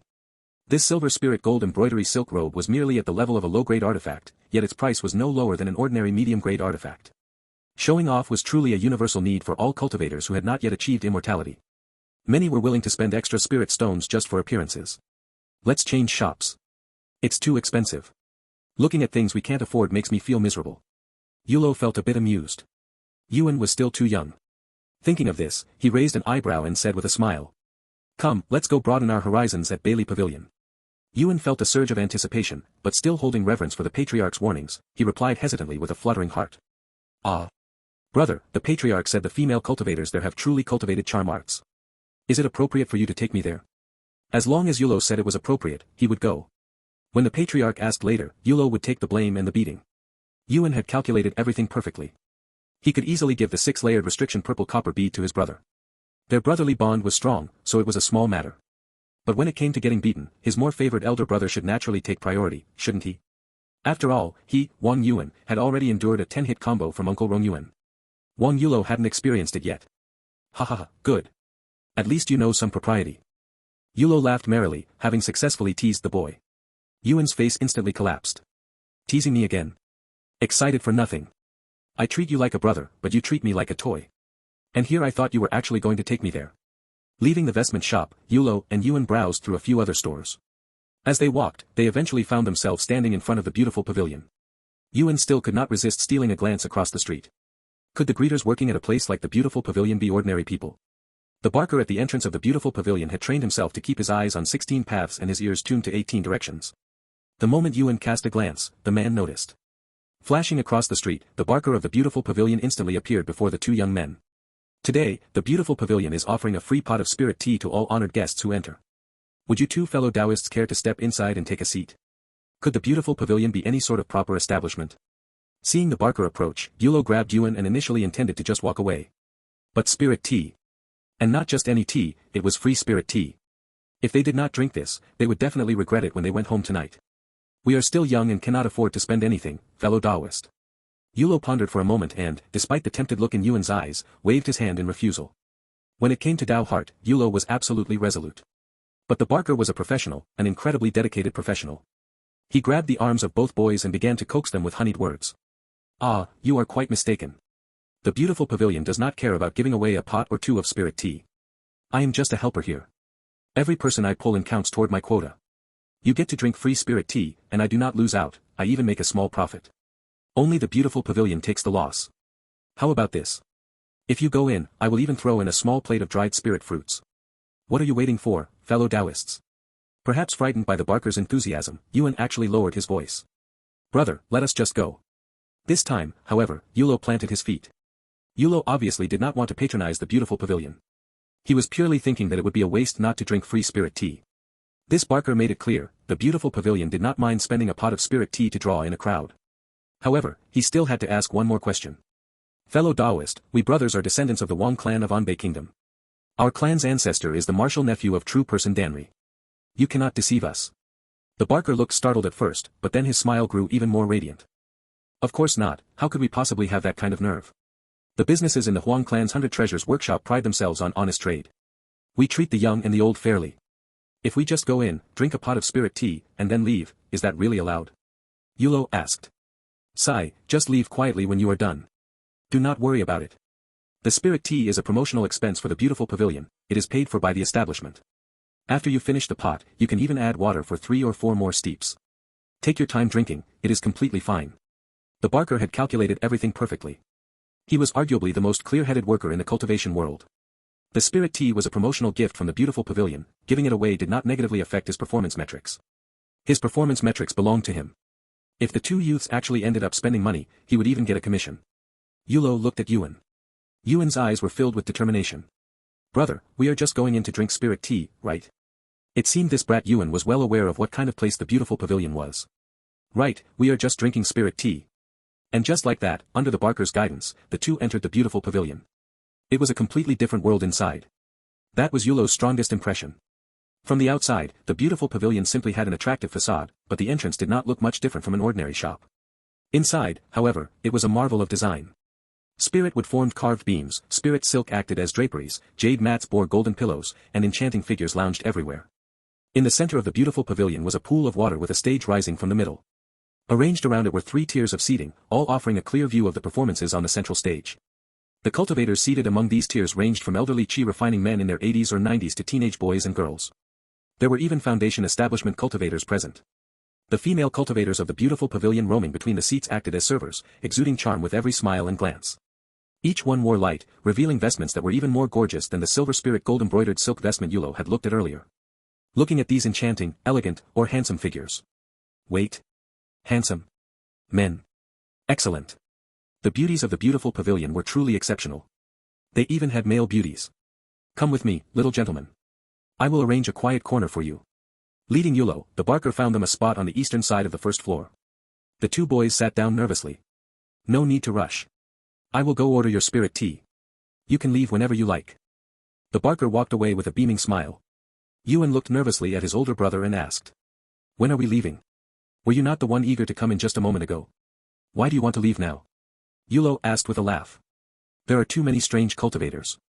The clan rules say that when entering a place filled with unknown cultivators, one must maintain a sense of tension and assess the situation immediately. Excellent, truly a boy raised by clan rules. As if overhearing the brothers' conversation, a female voice brimming with amusement drifted over. Ha ha ha, then go find a female cultivator and feel around. You will know the situation after a couple of touches. You two little brats are quite amusing. Yulo and Yuan looked at the speaker in astonishment. Sitting at the table right next to theirs was a chubby little girl who looked about 13 or 14. Dressed in a golden gauze dress, she was staring at them, laughing uncontrollably. Brother, how should we respond? Being teased by a strange cultivator in an unfamiliar place left Yuan completely overwhelmed with nervousness. He instinctively turned to his older brother for guidance. As soon as he asked, he realized his mistake. He had spoken out of turn. Wait, no. Should we pretend we did not hear anything and observe the situation first? Ha ha ha, oh my goodness, I cannot take it anymore. Where did you two come from? Ha ha ha. Yulo stared at the chubby little girl with dark lines forming on his face. He felt completely exasperated. Idiot, if you knew we should pretend not to hear, why did you say it out loud, he scolded. Brother, maybe we should just run. Ha ha ha ha ha, spare me, you too. You are too funny, ha ha ha ha. Cough. Cough. Cough. I cannot breathe. What an insolent person. However, Yulo was not about to start a feud just because someone laughed at him. He was not some arrogant protagonist who picked fights over every little thing. Cultivation was also about cultivating one's temperament. Grace was part of the training. Without even glancing at the chubby little girl, he said to Yuan. Why should we leave? We are drinking tea. They absolutely could not leave. If they ran away now, not only would they have been mocked for nothing, but they also would not get to drink the spirit tea. Would that not be a massive loss? Right, we have not drank the tea yet. After saying this, Yuan sat up rigidly in his seat, lowered his head, and closed his eyes. He had made up his mind. The moment the spirit tea arrived, he would chug it and leave immediately. Soon, a female cultivator from the beautiful pavilion brought the spirit tea over. The woman serving the two brothers looked no more than 16 or 17, with a cultivation base at the 4th level of chi induction. She wore a cool, revealing white dharma robe. Even though she was just pouring tea and serving water, she made it look like an immortal offering a divine treasure. Her entire routine of presenting and pouring the tea left Yuan staring blankly. What are you looking at? Drink quickly. Once the tea is gone, we will stuff this plate of dried spirit fruits into our pockets and leave. We are not staying here a moment longer. Yulo reprimanded him. But Yuan just sat there holding his teacup, frozen in place. The 9th grade spirit tea indeed tasted quite good. Yulo set down his cup and was about to pour himself another when he noticed Yuan zoning out. He asked. What is wrong? Hurry up and drink. Did we not come here just for this pot of spirit tea? It is genuine 9th grade too, not mixed with mortal tea leaves. Brother, I do not think we can leave. What? The patriarch is here to catch us. Ah. The chubby little girl lost her composure again and burst into laughter. Ha ha ha ha ha, do not be afraid. Come here, you have nothing to fear. I will protect you. This is killing me, ha ha ha ha. Yuan ignored the impolite cultivator. Instead, he pointed toward the entrance and said. Look over there. The patriarch is at the door.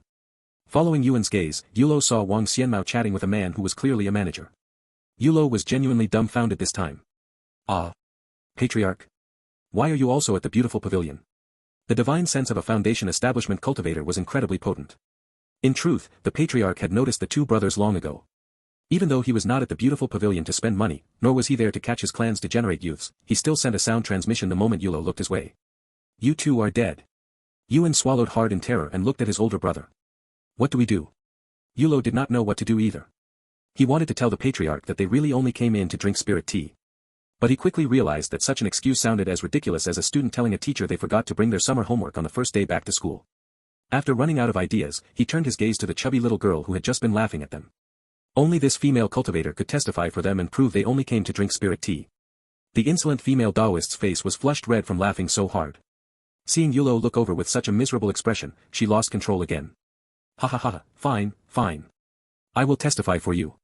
Yulo was just about to offer a polite word of thanks when the patriarch across the room ended his conversation and strode toward the two brothers with the imposing gait of a dragon and tiger. He was not actually that furious. They were young boys, after all, and many strange behaviors could be understood. It was just.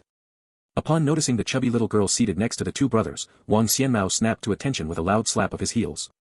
Under intense terror, his soul and thoughts abandoned his body, allowing years of ingrained instinct to take the wheel. The old patriarch's heart raced, and he bowed deeply, flushing completely red with nerves. True person Danri, please accept my respects. Xianmao did not know you were here, hence. Yulo looked in horror at the chubby little girl wearing the golden gauze dress. He subconsciously tried to stand up but was so nervous he nearly tripped and fell.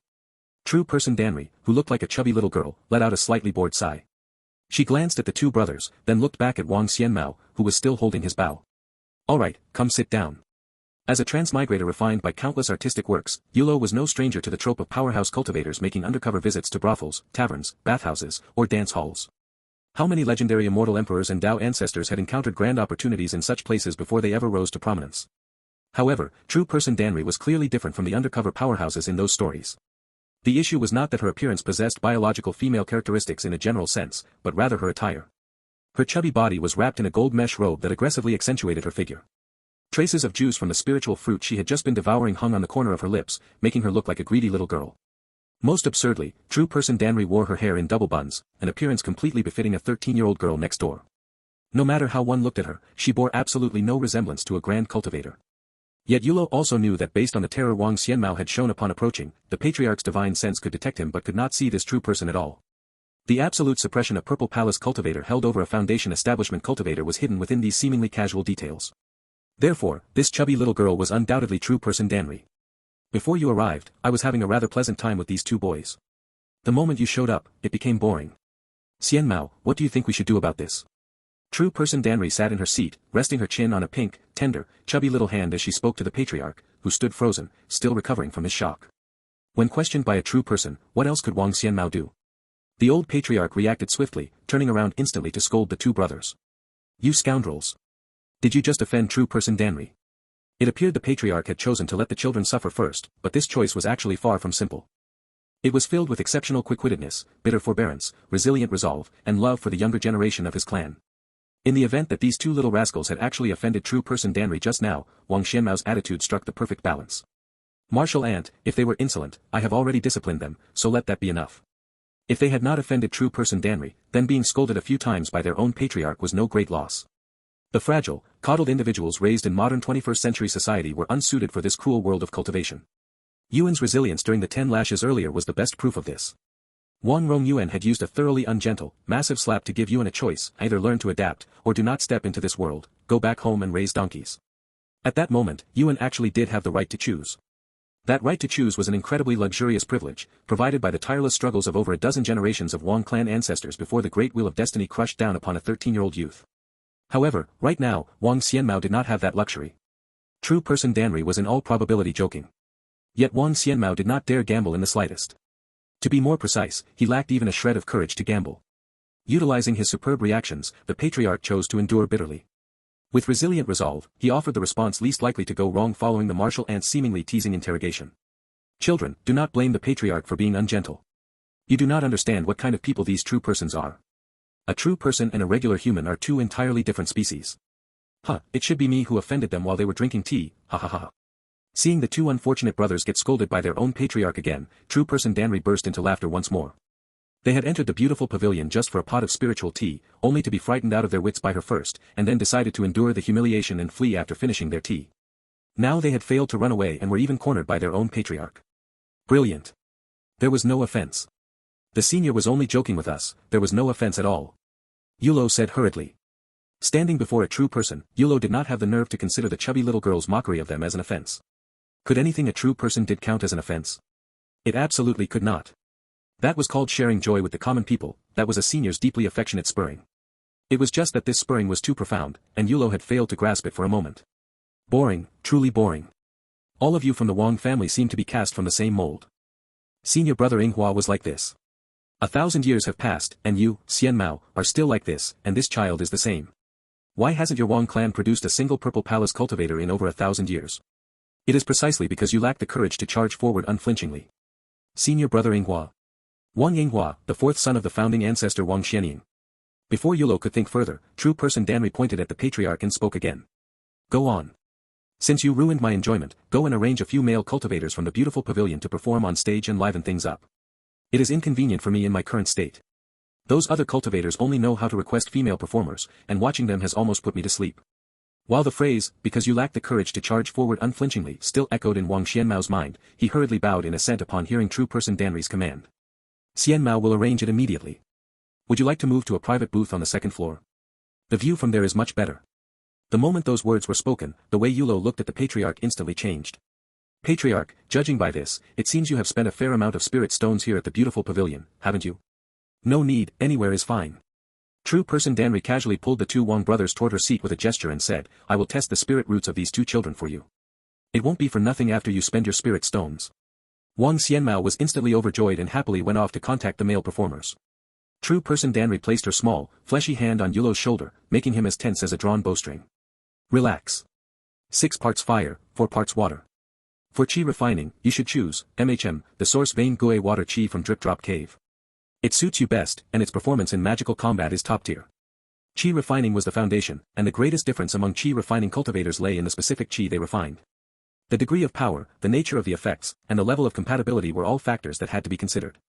As for you, 8 parts metal, 2 parts earth. The metal element is overwhelmingly dominant, while the earth spirit root is somewhat thin. In this situation, you have 2 choices for chi refining.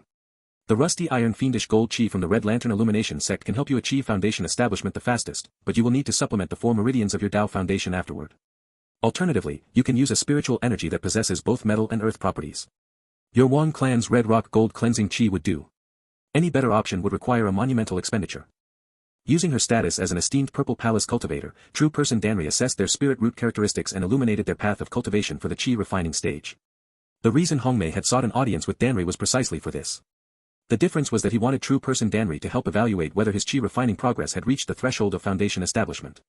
Yet now, the grand opportunity Hongmei had begged for on his knees was obtained so effortlessly by Yulo and Yuan.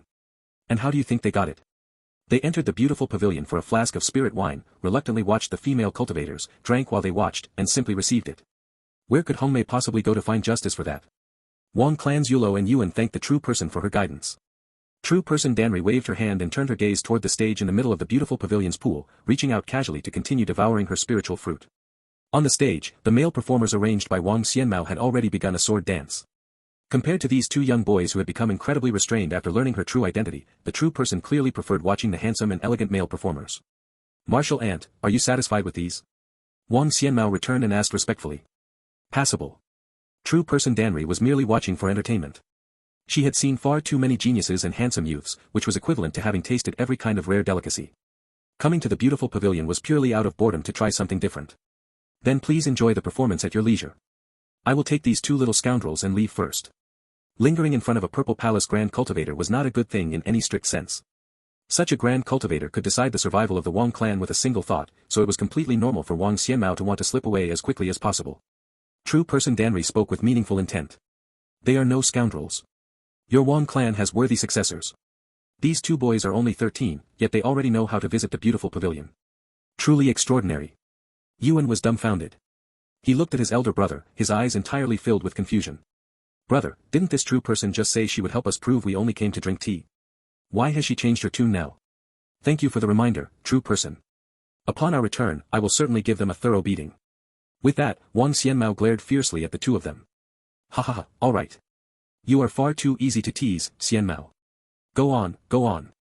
On the way back, Wang Xianmao remained expressionless, but Yuan guessed that the patriarch was definitely gathering strength for a massive scolding once they returned. Wang Yulo did not say a word either. His expression was even more solemn than Wang Xianmao's. Yuan followed behind the 2 of them, his heart in complete turmoil. Patriarch, we just went to have a pot of spiritual tea and we're going to leave right after. We didn't expect you to show up. Shut up. Yuan did not dare to say another word. Patriarch, what is the lifespan of a Purple Palace cultivator? Yulo asked. We will talk when we get back. The patriarch looked at Yulo sternly. His gaze was even more serious than when he had just told Yuan to shut up. Child, watch your words. Right now, every word and action of every cultivator in Clearstream Market is under her watchful eyes and ears. Yulo understood the patriarch's silent answer. His face turned pale as he followed the patriarch out of the gates of the 100 Treasures workshop. The surrounding cultivators who came to attend the Clearstream Grand Gathering were all beaming with joy, looking incredibly cheerful. The bright moon in the sky shed a gentle glow, illuminating the pebbles on the ground clearly. Yet, in the midst of this prosperous night, Yulo felt a chill that penetrated his bones and pierced straight through his soul. This was a cultivation world where high-level cultivators could easily live for an incredibly long time. Great cultivators could join forces to alter the rules of heaven and earth, restricting the cultivation speed of latecomers.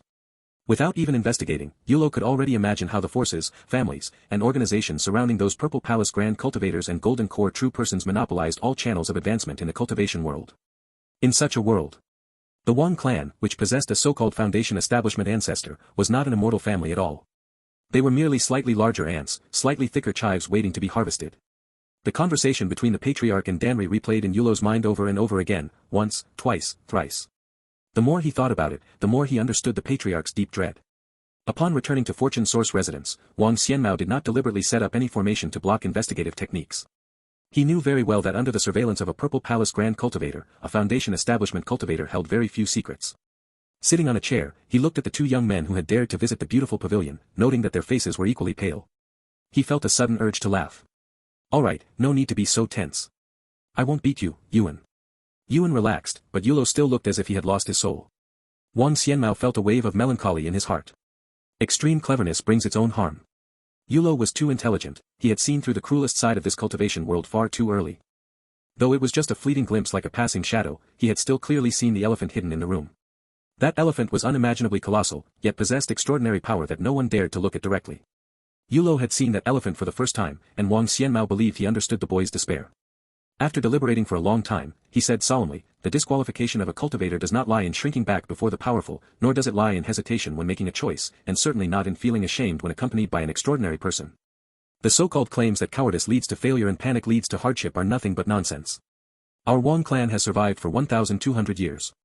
We operate on the principle of adapting like dragons and snakes. What is the transformation of dragons and snakes? It is nothing more than preserving ourselves and biding our time. This time is not the timing of heaven, but our own timing. This world has the rules of heaven and earth, but the rules of heaven and earth can be changed by others. Amidst all these changes, the only thing we can rely on, the only thing we can be certain will not change, is ourselves. Yulo, do not overthink things. Yuan, cultivate well alongside your older brother. You must reach the qi refining stage as soon as possible, because our Wang clan does not lack the courage to forge ahead relentlessly. With 1,200 years of accumulation, the Wang clan has prepared everything a disciple needs for their journey, should they wish to charge forward.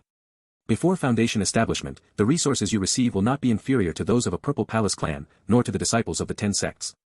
In fact, they will not even fall short of the descendants of the Immortal Alliance families. In the end, Yulo did not ask the patriarch what exactly he had exchanged in the Merit Hall branch. He knew his own experience was far inferior to the patriarch's. Lying in bed, Yulo found himself completely unable to sleep. When he first transmigrated into a world where one could cultivate to become an immortal, he had been ecstatic. He fantasized about becoming the most powerful immortal in the world, dreaming of the legendary freedom of transcending the 3 realms and the 5 elements.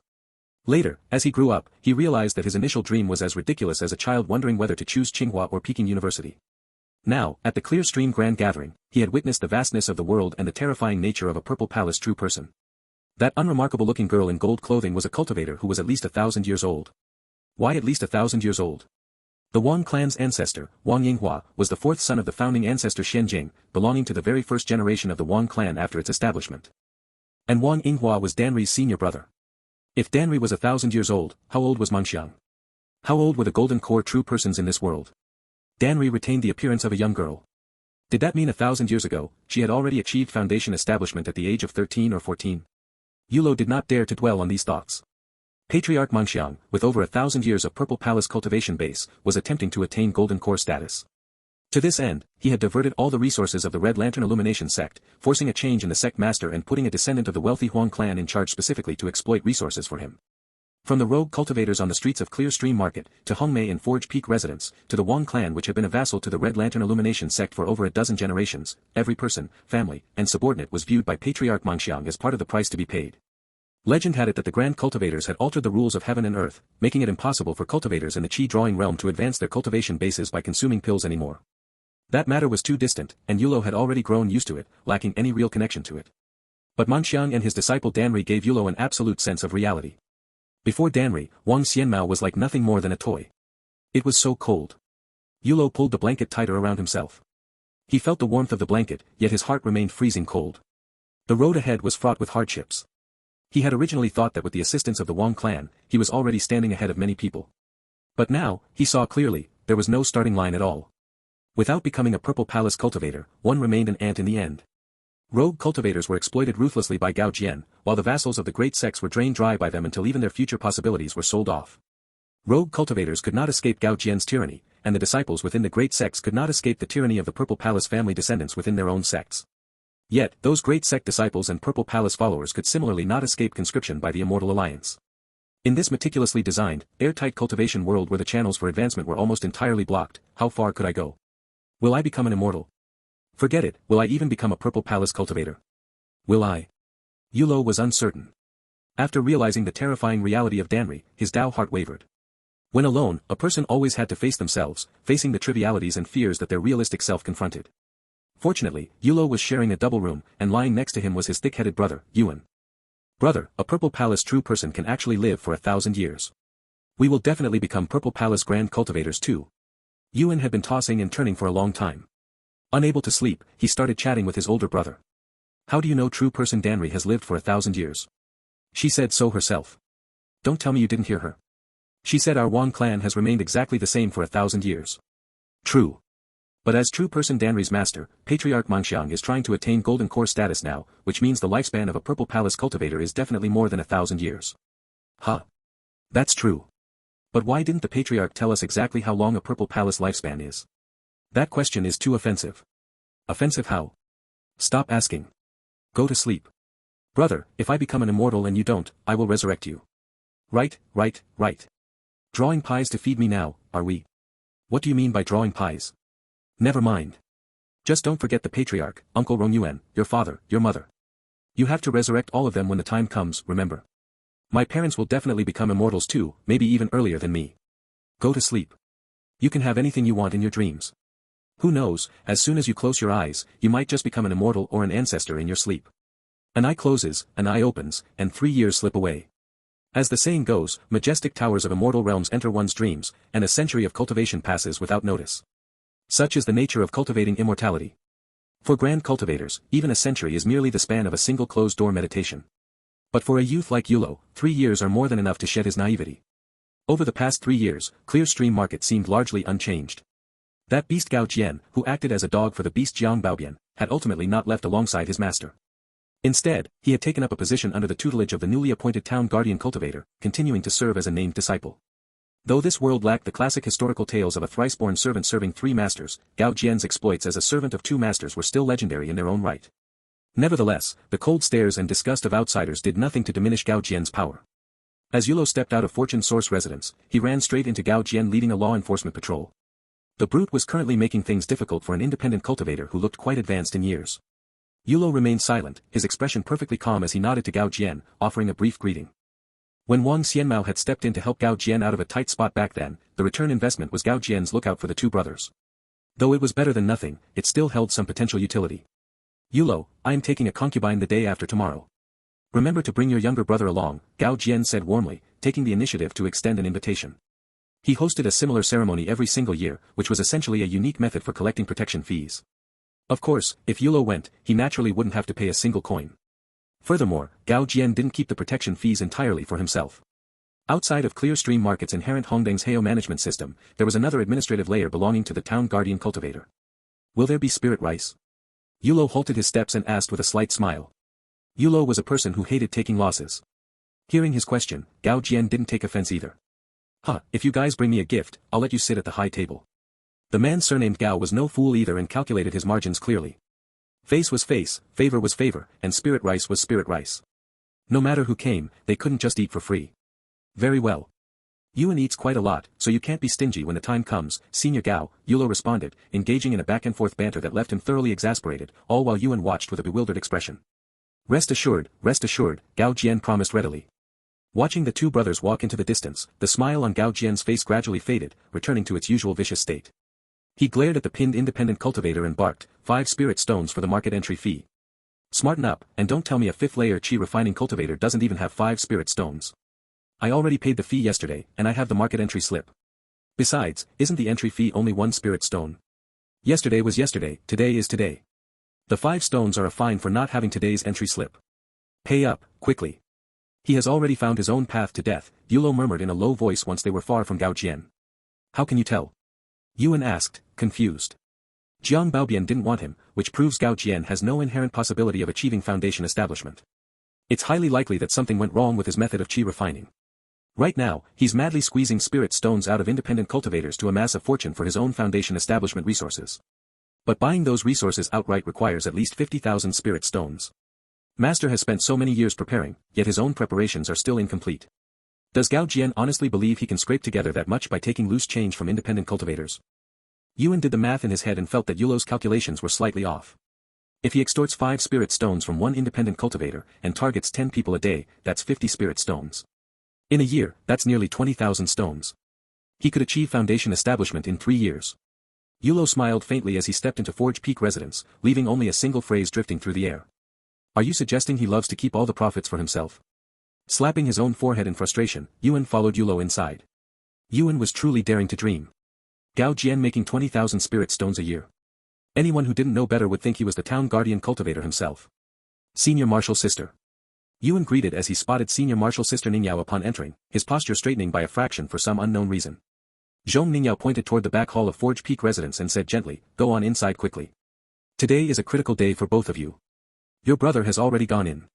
Yuan nodded and extended an invitation, don't worry, there absolutely won't be any issues. Actually, we're planning to check out the ghost market tonight. Would you like to come along?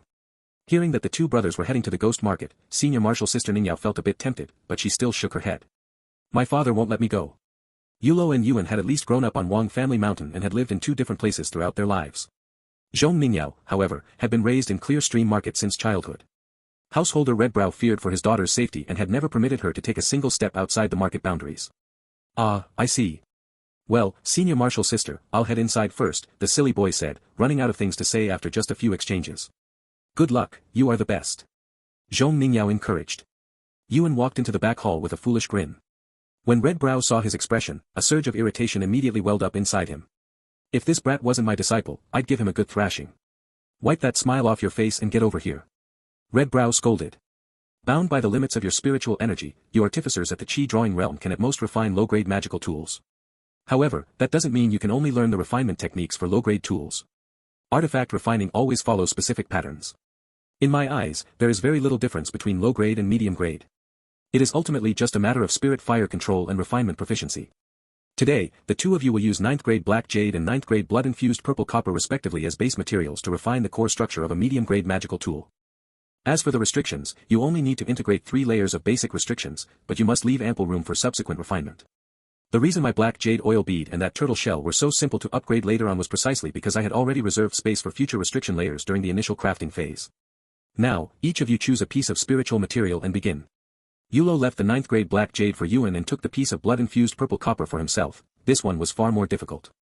Aside from their basic grades, spiritual materials of the same rank and category could possess distinct properties. Purple copper was originally a standard 9th grade spiritual metal.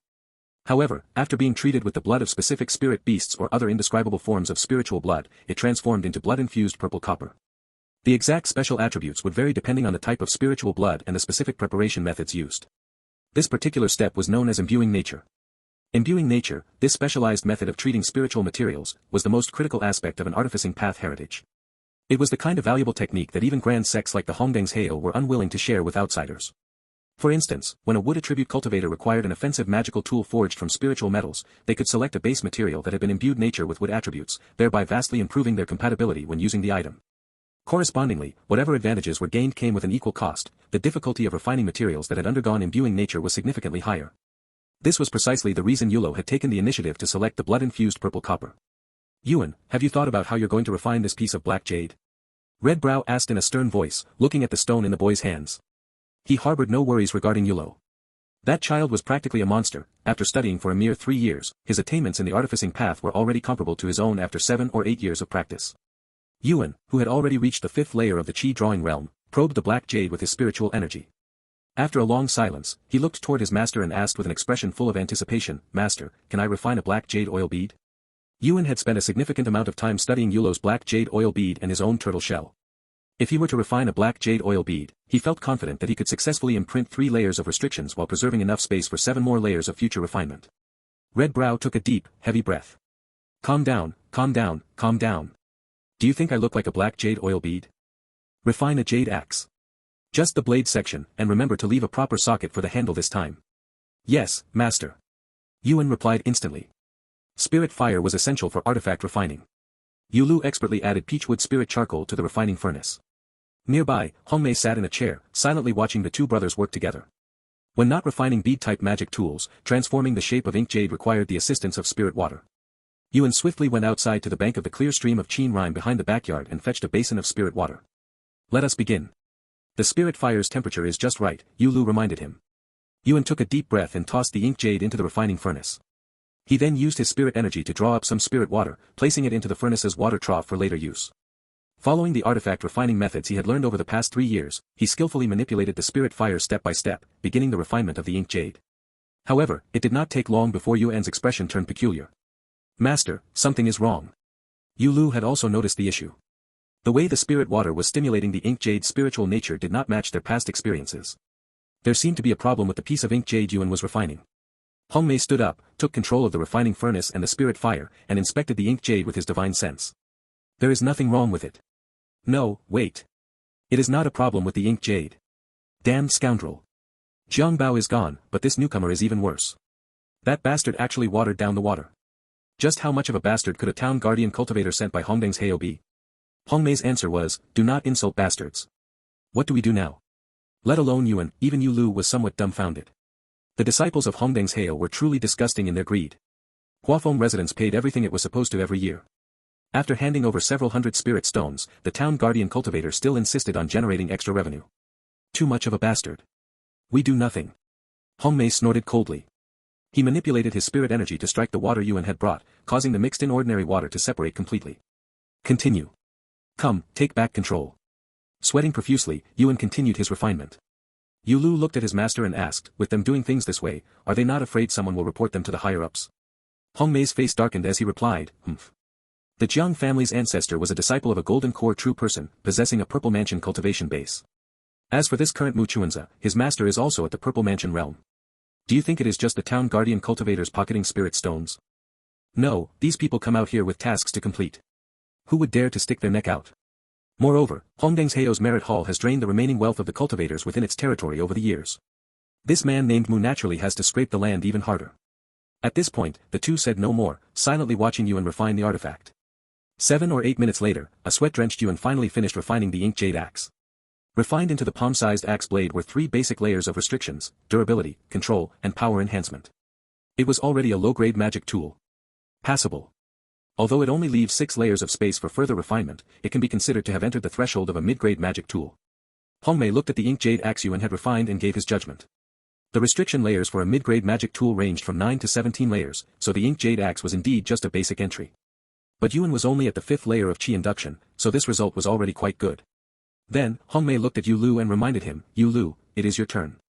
This blood-soaked purple copper uses the spiritual blood of a rainwater poison frog, imbuing it with water attributes, while possessing both metal and water properties. How confident are you? Toying with the blood-soaked purple copper in his hand, Yu Lu gave a modest reply, I will do my best. Beside him, Yuan had already fetched another basin of spirit water from the clear stream of Qin Rime for his elder brother. He looked at his master expectantly, implying that his master should hurry up and fix the water so his elder brother could begin refining. Good, I look forward to it, Hongmei replied with a smile. Yu Lu remained very calm. After studying the blood-soaked purple copper in his hands for a long time, he finally tossed it into the refining furnace. The peachwood spirit fire burned vigorously. Yuan's face was completely smudged with charcoal ash. The blazing flames licked the purple copper in the furnace, and under the stimulation of the spirit fire and spirit water, its spiritual nature quickly reached its most active state. Yu Lu selected several other auxiliary materials from the material rack and tossed them into the furnace one by one. Yuan recognized the pattern. This was the recipe for a purple copper Dharma sword. You want to refine a flying sword, he exclaimed. Silence. Hongmei scolded. Yuan pouted. When I was refining, you two chatted plenty. Now that he is refining, I am not allowed to say a word. Master, I am your disciple too. Sensing the change in the purple copper, cold sweat began to bead on Yu Lu's forehead. The formidable nature of purple copper was different from cold refined iron. Cold refined iron belonged to the rare type of base material among rank 9 spiritual materials that relied on sheer force, producing magic tools with excellent offensive capabilities. However, purple copper excelled in its high spirit energy conversion rate. The purple copper beads that Zhong Mingyao had given the two brothers could be used as remote artillery platforms to cast spells during combat. Yet the form of a purple copper Dharma sword dictated that it could not just serve as an artillery platform. If that were the case, there would be no need to shape it into a Dharma sword, it could just be refined directly into a purple copper bead. A purple copper Dharma sword was meant for breaking spells. When an enemy's spell flew over, one could directly sacrifice the purple copper Dharma sword to slash through it. By expending only 3 parts of spirit energy, one could shatter a spell activated by 10 parts of the opponent's spirit energy. An advantage in a minor exchange would thus be established. But refining a spell-breaking purple copper flying sword was exceptionally difficult. Halfway through the refinement, Yu Lu realized he had overestimated himself. He activated the Jade Rui in his mind. Within the Jade Rui, another small stream of golden light had accumulated. Looking at the sweat-drenched Yu Lu, Hongmei also grew somewhat tense. He knew Yu Lu was on the verge of losing control over the surging spiritual nature of the purple copper. Behind the high spirit energy conversion rate lay its volatile nature. Purple copper was far more difficult to master than ink jade, and it could easily explode during refinement. At this moment, Hongmei's emotions were complex. He hoped Yu Lu could successfully refine the purple copper Dharma sword, after all, he had taught Yu Lu for several years. But in the shadows of his mind, a part of him also hoped Yu Lu would fail. After all, if Yu Lu could refine a mid-grade flying sword at the age of 16, how should Hongmei, who had only refined his first mid-grade flying sword in his 40s, view himself? Therefore, the state of mind where a disciple does not necessarily have to be inferior to the master, and the master is not necessarily wiser than the disciple, was not something just anyone could easily attain. In front of the refining furnace, Yu Lu gritted his teeth and made a dangerous decision. It was definitely impossible to refine the purple copper Dharma sword now, and even using the golden light from the Jade Rui would be futile. He mobilized his spirit energy, directly discarding 1/3 of the liquid purple copper, leaving the remaining 2/3 to continue the refinement. With the quantity reduced, Yulu successfully suppressed the surging spiritual nature within the purple copper. The golden light of the jade rui consumed rapidly, and Yulu's refining technique became steady and swift. The speed and accuracy of embedding the restrictions also increased tremendously. Hongmei let out a breath, his tense nerves relaxing. He did not believe that 2/3 of a piece of purple copper could be used to refine a mid-grade magic tool. A mid-grade magic tool required at least 9 layers of restrictions. If the base material was too small, it was impossible to fit 9 layers into it. Yet Hongmei did not feel happy either, instead, he felt a bit of regret.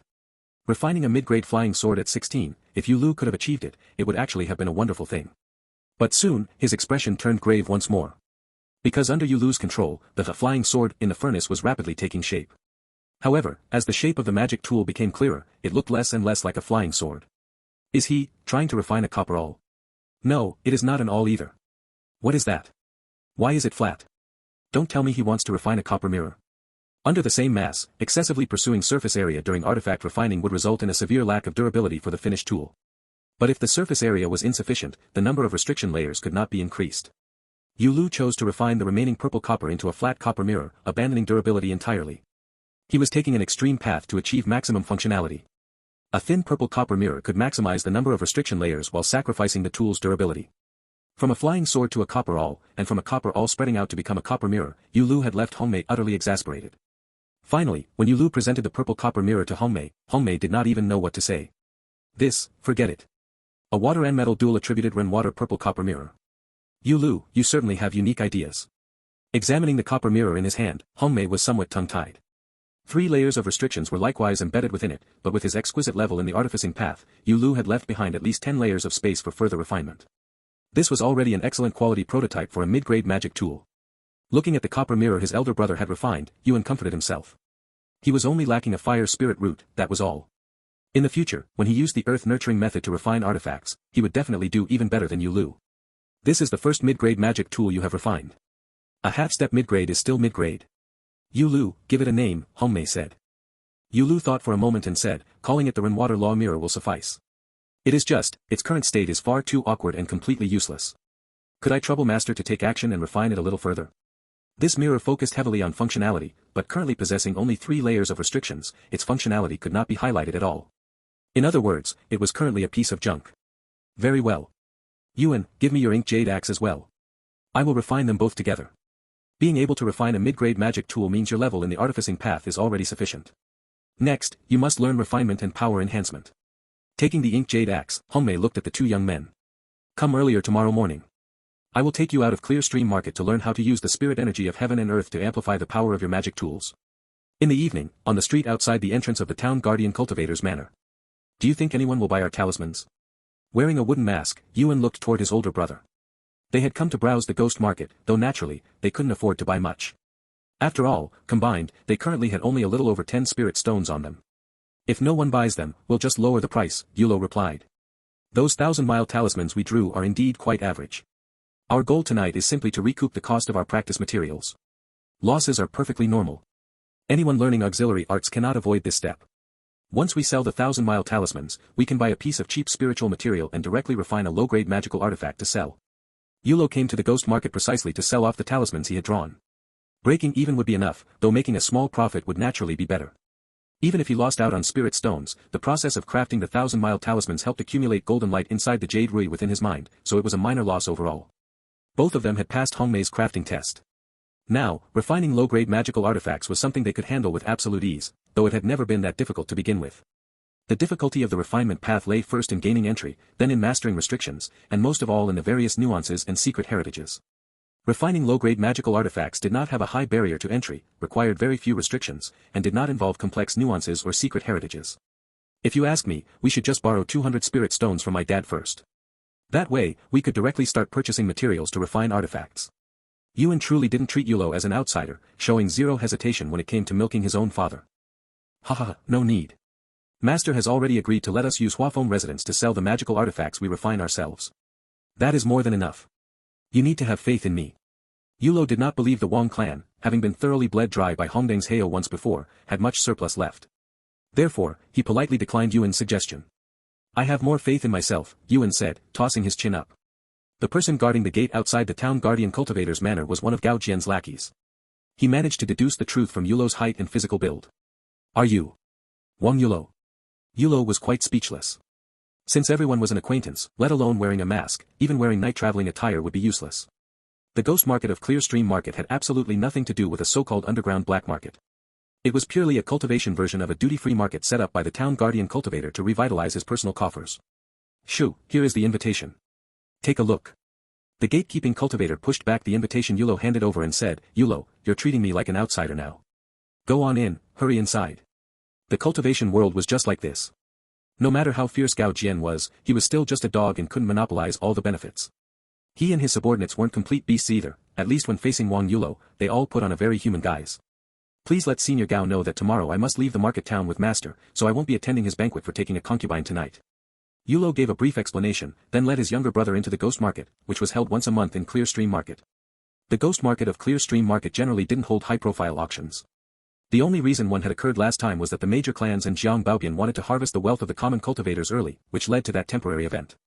Under normal circumstances, the ghost market was just a temporary night market, except its location was rather unique, right in the backyard of the town guardian cultivator's manor. No matter how one looked at it, this arrangement was rather bizarre. The chief official of Hongdang's Heo's local outpost had engaged in an innovative business model, boldly opening Clearstream Market's underground trading hub right inside the town guardian cultivator's manor. But, everyone actually preferred coming here because of it. The town guardian cultivator's manor was secure. As long as the items you sold weren't completely defying heaven's laws, the Foundation Establishment stage seniors wouldn't bother interfering at all. When viewing a Foundation Establishment senior as a threat, everyone was scared to death.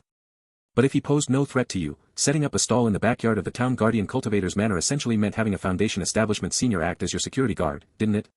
With a Foundation Establishment cultivator acting as a security guard, the debt of gratitude to Hongdang's Heo could never be fully repaid. In a single word, worth it. The moment Yuan stepped into the backyard, he was startled by the bustling liveliness of the ghost market. Some stalls were piled high with books and jade slips. These were selling classic texts, though street-side materials like these were rarely authentic, let alone offering any after-sales guarantee. Only the poorest rogue cultivators would choose to buy so-called spells, cultivation techniques, and secret heritages from these stalls. Anyone with even a bit of family wealth would only go to shops opened by major clans or sects. Other stalls consisted of massive carriages holding numerous cages filled with living creatures. These were selling beast cubs, mounts, and spiritual pets. Beasts were divided into spiritual food types and trainable types. The former were meant for consumption, while the latter were reared to serve as assistants in magical combat or as guardian beasts for a clan's mountain stronghold. Rogue cultivators couldn't afford the former, but they were often willing to grit their teeth and buy a trainable one to raise at home. There was an even greater variety of mounts, including some cubs capable of growing to the chi refining stage. The most unique were the spiritual pets. They were the most expensive, as they were already fully tamed beasts that could be used immediately upon purchase. These types of spiritual pets were generally bred by cultivation clans or related sects, and their value was quite substantial. Soon, Yulo located a cultivator whose stall was covered with all kinds of talismans. Fellow Taoist, do you accept 1,000-mile talismans here? The cultivator raised his head, glanced at Yulo, then looked at Yuan standing behind him, and said, bring them out for a look. If the quality is acceptable, I'll take them. Yulo pulled a stack of talismans from his robe and handed them over. The stall owner inspected them with his divine sense, quickly noticing something amiss. A 1,000-mile talisman is supposed to grant the user the endurance of a 1,000-mile horse to achieve long-distance travel, so it is typically drawn using the blood of a wild beast-grade dappled horse. Yet looking at the blood used in your talismans, it doesn't seem to be from a dappled horse. Forget about 1,000 miles, at most it would only let a user run for 100 miles. Yulo explained, fellow Taoist may not know, but I used spiritual donkey blood, and it's blood harvested from a spiritual beast donkey, which is entirely different from a talisman drawn with beast blood. The side effects are much smaller. He really had to thank Manager Tang for his assistance in this matter. Learning artifact refining required learning restrictions, and learning restrictions required accumulating experience in talisman crafting. If the spiritual attraction talisman was considered a basic activation switch, then the 1,000-mile talisman was one of the fundamental entry-level talismans. By borrowing the blood of the spiritual donkeys from Jiwei Bistro, Yulo managed to save a significant number of spirit stones on purchasing materials. If old Tang had restricted the supply of spiritual blood, the two brothers wouldn't have a single spirit stone left over. Furthermore, although the Wang clan's spiritual donkey 1,000-mile talisman had a shorter duration, it possessed other unique advantages. Talismans made with beast blood would disrupt the user's spiritual energy circulation, whereas spiritual donkey blood carried no such issues. Hearing Yulo's explanation, the stall-keeping cultivator scrutinized Yulo and asked tentatively, spiritual donkey? Are you Yulo? Ah. Not only was Yulo stunned, but even Yuan was startled. It made sense that Gao Jian's lackey at the entrance recognized them.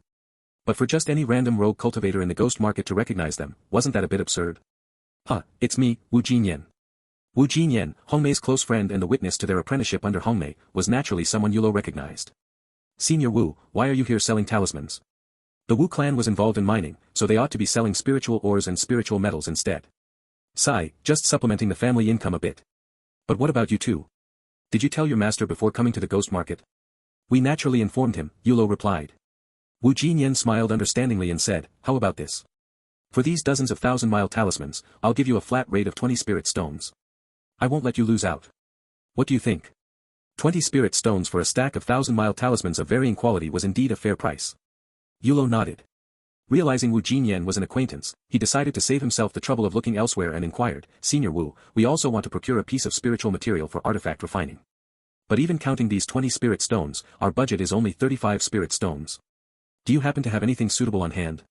Buying a piece of spiritual material for artifact refining with only 35 spirit stones was practically impossible. The Wang clan's reputation with Wu Jinyan was only enough to keep him smiling and speaking politely to Yulo, but it would never induce him to lose spirit stones on a deal, not even a single one. Yulo, you must know that the prices of various spiritual materials and resources have skyrocketed over the past few years. 35 spirit stones definitely won't buy you a base material for artifact refining. How about this, if you have anything else that can be traded for spirit stones, I can take a look. Transactions in the ghost market aren't taxed by clear stream market, so I can give you the absolute best price. The economic system of the Wunan cultivation world was highly peculiar. High-quality cultivation resources were in critically short supply, and spirit stones, acting as the currency of the cultivation world, were equally scarce. It was a double stagnation of both supply and demand. However, the great clans, the various sects, and the Immortal Alliance each possessed their own internal, closed economic systems exclusive to their organizations. This kind of closed system, combined with Wunan's unique governance model, created an economic scissor gap where organizations exploited rogue cultivators, and larger organizations squeezed smaller ones. Applying this logic, when the Red Lantern Illumination sect established branches of its merit hall in the subordinate chi refining market towns, it essentially introduced a harvest of all subordinates and rogue cultivators within its sphere of influence through its internal closed system. It could be understood as a harvesting mechanism centered around the closed system of the Red Lantern Illumination sect, which stole too much mass from the greater world. Vast amounts of existing and future resources were converted into merit points, turning into harvesting profits for the Red Lantern Illumination sect, which only made the market supply even tighter. Because the 10 sects each had their own territories, taking Clear Stream Market as an example, the town guardian cultivator dispatched by the Red Lantern Illumination sect kept a strict, suffocating watch even over the ghost market. The cross-regional flow of commodities from other factions was naturally restricted to the extreme. Anyone wishing to bring goods from the outside into the Red Lantern Illumination sect's sphere of influence had to pay hefty transit fees. Perhaps the great clans and certain Foundation establishment cultivators could bypass this by physically transporting goods from the outside to supplement the closed systems within their own factions, thereby mitigating the backlash of the Red Lantern Illumination sect's reaping sickle. But the vast majority of people could not achieve this, nor did they dare to try.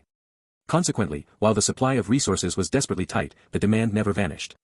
With the supply of resources being so scarce, the original, relatively limited stock of currency experienced a localized, relative surplus. Given these supply and demand dynamics, a price hike for hard currency became inevitable. Senior Wu, it is just, what spiritual materials do you currently have here, and how are they priced? Yulo remained vigilant. Hearing Wu Jinyan talk in circles without giving a quote made him uneasy. This was not a case of being overly cautious, the cultivation world was filled with deception, and one simply could not survive without absolute prudence. I have 2 types of rank 9 spiritual metals, purple copper and fine gold. The purple copper is 130 spirit stones apiece, while the fine gold is a bit pricier at 140 spirit stones apiece. As for rank 9 stones, I have 3 kinds, variegated agate, jade bloodstone, and tiger stripe rock. These are a bit cheaper, but even the least expensive variegated agate costs 90 spirit stones. These materials are all whole pieces, and it's difficult for me to break them up for sale. Hearing the quotes, Yulo was momentarily stunned. Compared to 3 years ago, the price of spiritual materials had risen by at least half.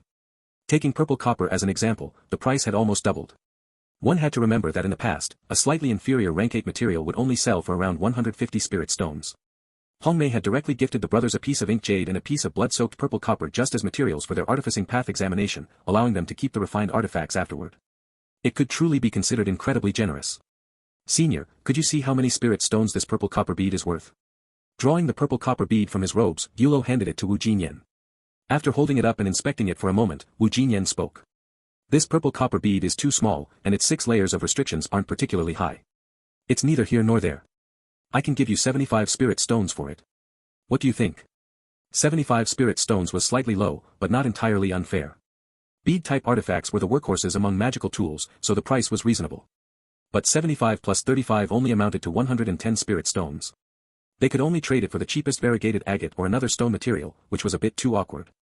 Stone-type spiritual materials were different from metallic ones like cold refined iron or purple copper. They could not be easily cut apart to be refined into multiple low-grade artifacts. With only a single piece, if they accidentally blew up the refinement, it would be a devastating loss. Yulo was not greedy, getting a piece of spiritual metal would be enough. When the time came, they could cut it into multiple low-grade pieces. Even if a few attempts failed, they would still successfully craft 2 or 3 items, which could be sold to recoup their spirit stones.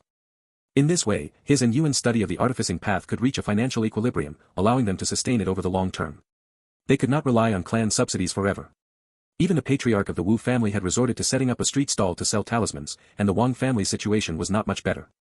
The Red Lantern Illumination sect was harvesting them far too ruthlessly. He then pulled out the golden cup given to him by the patriarch and asked, "How much is this golden cup worth?" 3 layers of restrictions, and it can't even be used for magical combat. Its only redeeming quality is that it's refined from fine gold. Let's call it 45 spirit stones. That brought the total to 155 spirit stones. Yuan thought for a moment and pulled out his own purple copper bead as well. Senior Wu, count this purple copper bead toward the total too. His thought was that they needed to get at least 2 pieces of metallic spiritual material, buying just one would be far too pathetic. 5 layers of restrictions, the market price is around 60 spirit stones.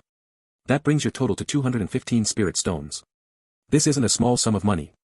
Which spiritual materials do you want? Hearing Wu Jinyan mention that Yuan's purple copper bead only had 5 layers of restrictions, Yulo looked at Yuan in surprise, while Yuan proudly puffed out his chest. What are you looking at? I'm your blood brother, it's just a small matter. Suppressing his surprise, Yulo asked, Senior Wu, could you give us 2 pieces of purple copper? We can owe you the remaining 45 spirit stones and repay you later. We can return 50 spirit stones when the time comes. Buying on credit. In principle, I cannot agree to this, Yulo. Hearing Wu Jinyan's response, Yuan grew anxious and pulled out his turtle shell, thinking he could use it as collateral. While the silly younger brother still failed to grasp the situation, Yulo already understood completely. If Senior can agree, Yulo will remember this kindness in his heart and will continue to purchase spiritual materials from you in the future. In principle no meant yes. In principle yes meant no. Wu Jinyan actually wanted to agree to Yulo's request. Now that Yulo had given him ample face and respect, he naturally took the opportunity to accept gracefully. Ha! You are a child of the Wang clan after all, and a favorite disciple of fellow Taoist Hongmei. I naturally trust you. Here, take these 2 pieces of purple copper. On the way back, Yuan was already excitedly running the numbers. Brother, I feel like we can cut these 2 pieces of purple copper into 10 portions. We can refine them into the simplest purple copper beads, the kind with just 3 layers of restrictions. Master rarely refines this type of specific low-grade artifact nowadays. If we make them, we can create a price difference with the other artifacts in Forge Peak Residence. Many rogue cultivators visit Forge Peak Residence every day, but a lot of them are incredibly short on funds. They will be our perfect customers. Yulo shook his head and analyzed the situation. The material of purple copper itself is quite awkward, and bead-type artifacts are the hardest to sell at a good price. Refining purple copper into beads won't come anywhere near the price of the cold refined iron flying daggers Master makes. To fully utilize the properties of purple copper, we should take the route of law-breaking purple copper artifacts, those sell much better. Cutting it into 6 portions will be enough. We just need to refine an extra layer of law-breaking restriction into them, turning them into 4 restriction law-breaking purple copper artifacts. If we successfully refine 2 pieces, we break even. If we manage 3, we can completely pay back the spirit stones we owe Senior Wu. If we hit 4, we make a massive profit. Fiddling with the purple copper in his hands, Yuan said worriedly, what if we ruin 5 of them? Yulo replied with a smile, then we will just borrow a sum of spirit stones from your father first. If one wants to progress in the artificing path, they cannot avoid continuous practice. Besides, we can already refine mid-grade artifact blanks now. Under these circumstances, refining low-grade ones shouldn't be difficult. Furthermore, we can be extra careful when refining the 4th layer of restrictions. If it fails to take, we can abandon the attempt in time to preserve the original 3 layers. A 3 restriction purple copper artifact will still prevent us from losing money even if it only sells for 40 spirit stones. Even if our luck is abysmal and we blow up 5 pieces, we can gather the scrap purple copper and, combined with the 1 successful piece, still buy another block of purple copper. Therefore, you have absolutely nothing to worry about. When Yuan thought about it carefully, his older brother was entirely right. Even if 5 out of 6 pieces failed, they could still buy another block and continue tinkering. What was there to fear? Just refine it. Yuan could barely contain his excitement. Brother, let's head to Forge Peak Residence right now and start refining. Yulo replied, don't be impatient. Tomorrow, Master is taking us out of Clear Stream Market. Remember to bring your 100-mile freedom talisman. With Master around, there shouldn't be any danger, right? Hard to say. Early in the morning, Hongmei left Clear Stream Market with his 2 disciples. Unlike when he had arrived with Uncle Rong Yuan, householder Red Brow was now highly confident. He chose to drive a flying carriage magic treasure to carry his 2 disciples along the journey. Master, isn't this a bit too conspicuous? Sitting on the flying carriage and looking down at the rolling mountains and open plains below, Yulo asked with a hint of worry. It matters not. Even if 2 or 3 chi refining rogue cultivators show up, they won't be able to defeat me. If there are more, we can just run. Besides, Foundation establishment cultivators have all left the aura of their Dao foundations with the Immortal Alliance, so it is impossible for them to act as rogue cultivators. Householder Redbrow was broad-minded and robust, clearly not placing ordinary rogue cultivators in his eyes. This time, I am taking you to see the true cultivation world. Our destination is hundreds of miles away. Flying magic treasures are meant to be used. If we didn't use it, this trip would be far too tedious. The true cultivation world. Yulo and Yuan exchanged looks, not quite understanding what Hongmei meant. The 10 sects stand high above, but there is the even higher Immortal Alliance above them, and below them are numerous Purple Palace clans and sects guarded by Purple Palace experts. At the intersections of the 10 sects territories, unique market towns often exist. I leave Clearstream Market once every 2 months precisely to deliver goods to those markets. Without the Red Lantern Illumination sect taking a cut, the profits are much larger. So that was how it was. Realization dawned on Yulo. He had previously thought the Red Lantern Illumination sect truly controlled everything. It turned out there were places in the world that even the 10 sects could not reach. Is this kind of behavior tacitly allowed by the 10 sects? Yuan asked. When people from the Immortal Alliance team up with Purple Palace disciples, the 10 sects turn a blind eye. As long as it is not excessive, it is usually fine. The wooden flying carriage magic treasure was incredibly fast. In just a single morning, they flew 300 miles. Above a scenic mountain hollow, Hongmei brought the flying carriage to a halt. Below them lay 2 green mountains covered in dense forests, resembling green dragons crouching upon the earth. Between the valley of the 2 mountains flowed a small river. With his eyesight at the 5th layer of chi induction, Yulo could even see wild deer drinking water by the riverbank. Hongmei pointed at the valley below and said to his disciples. This place is called Twin Dragon Mountain. Although it lacks rank 9 spiritual materials, it can still be considered a place abundant in spiritual energy.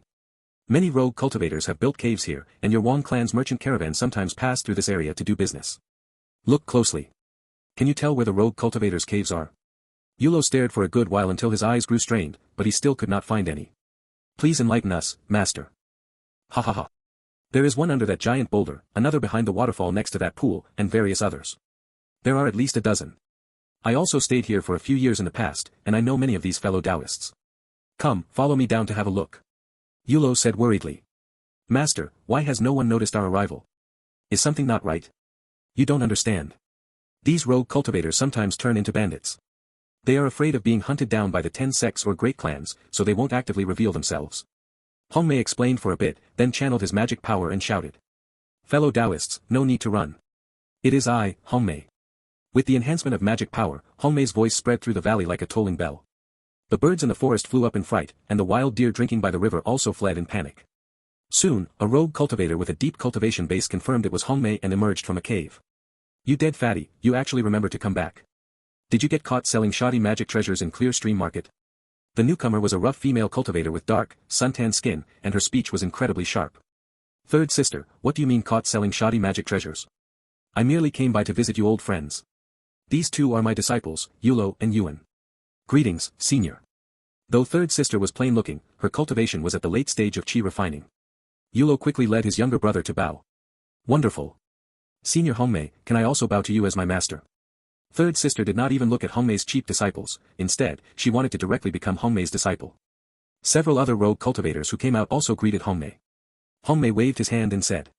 Enough idle chatter. Third sister, fellow Taoists, please trouble yourselves to inform the nearby friends.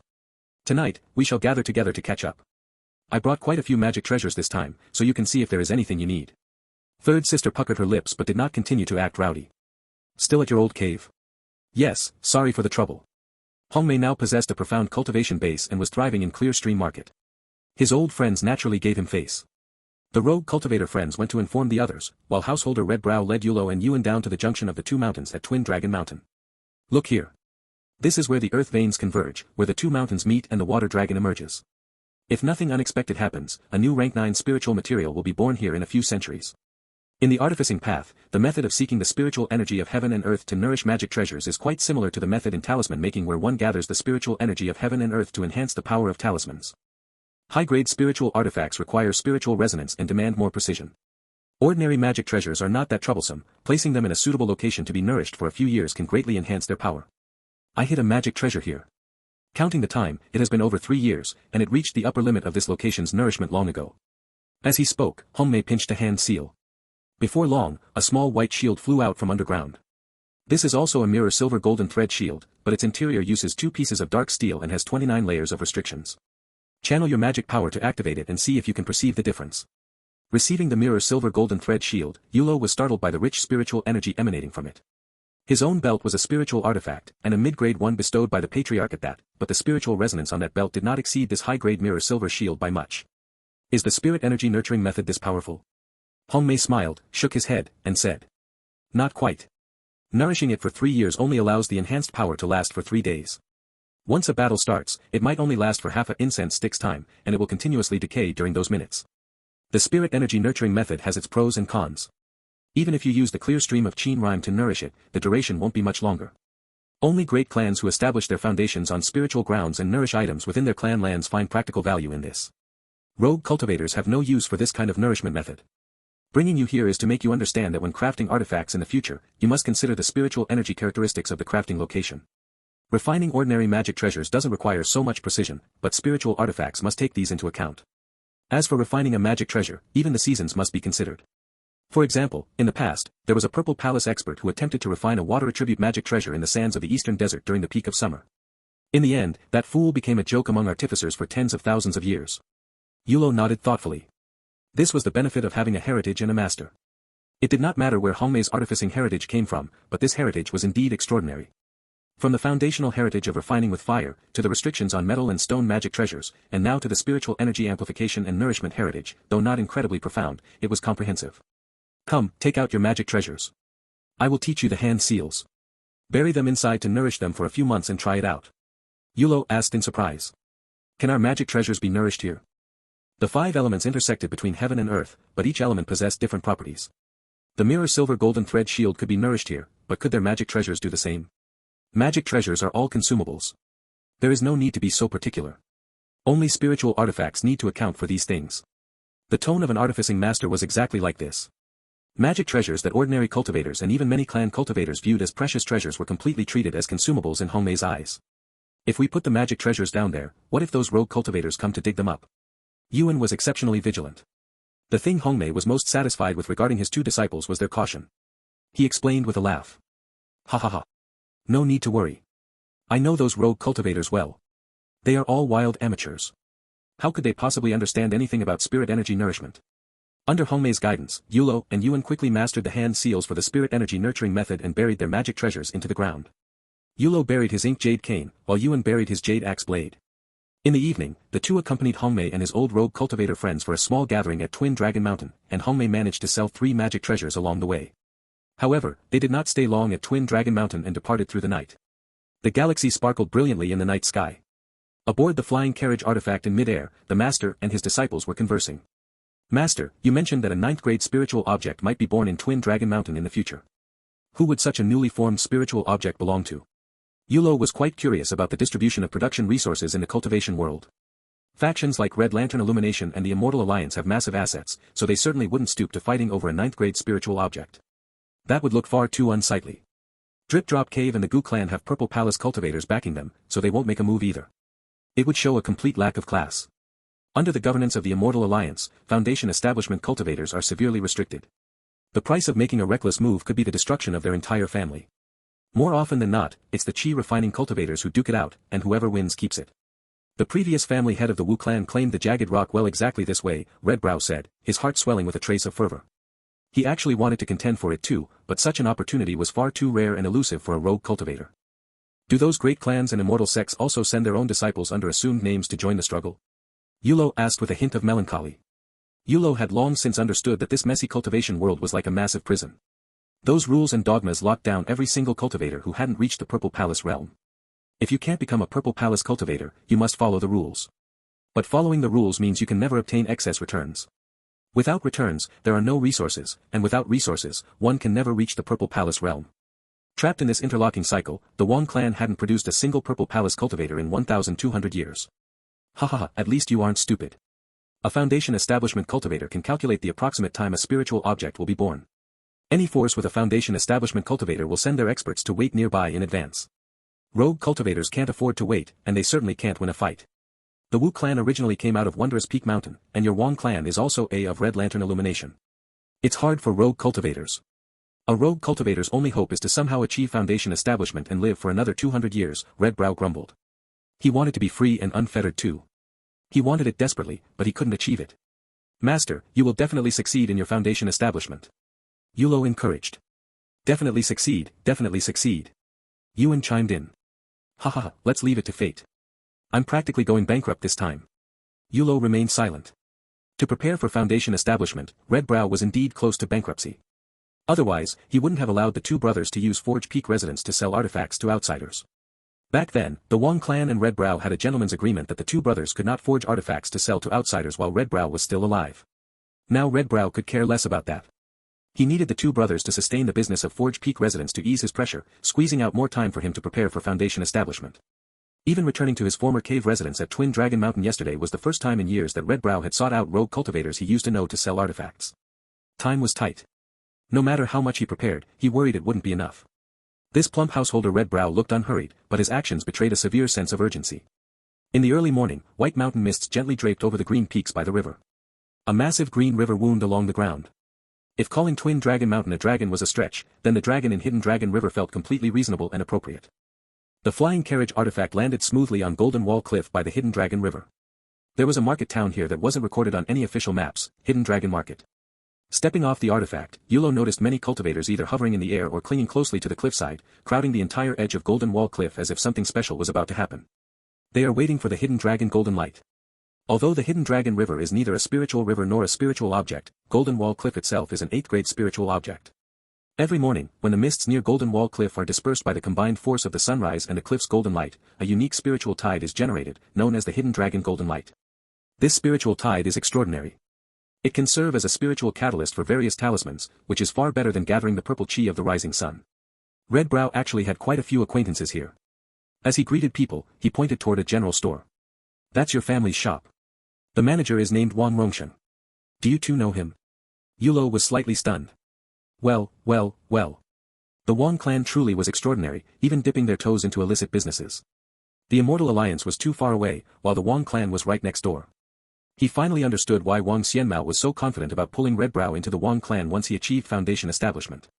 At this moment, the true meaning of a clan's heritage was once again tangibly demonstrated before Yulo.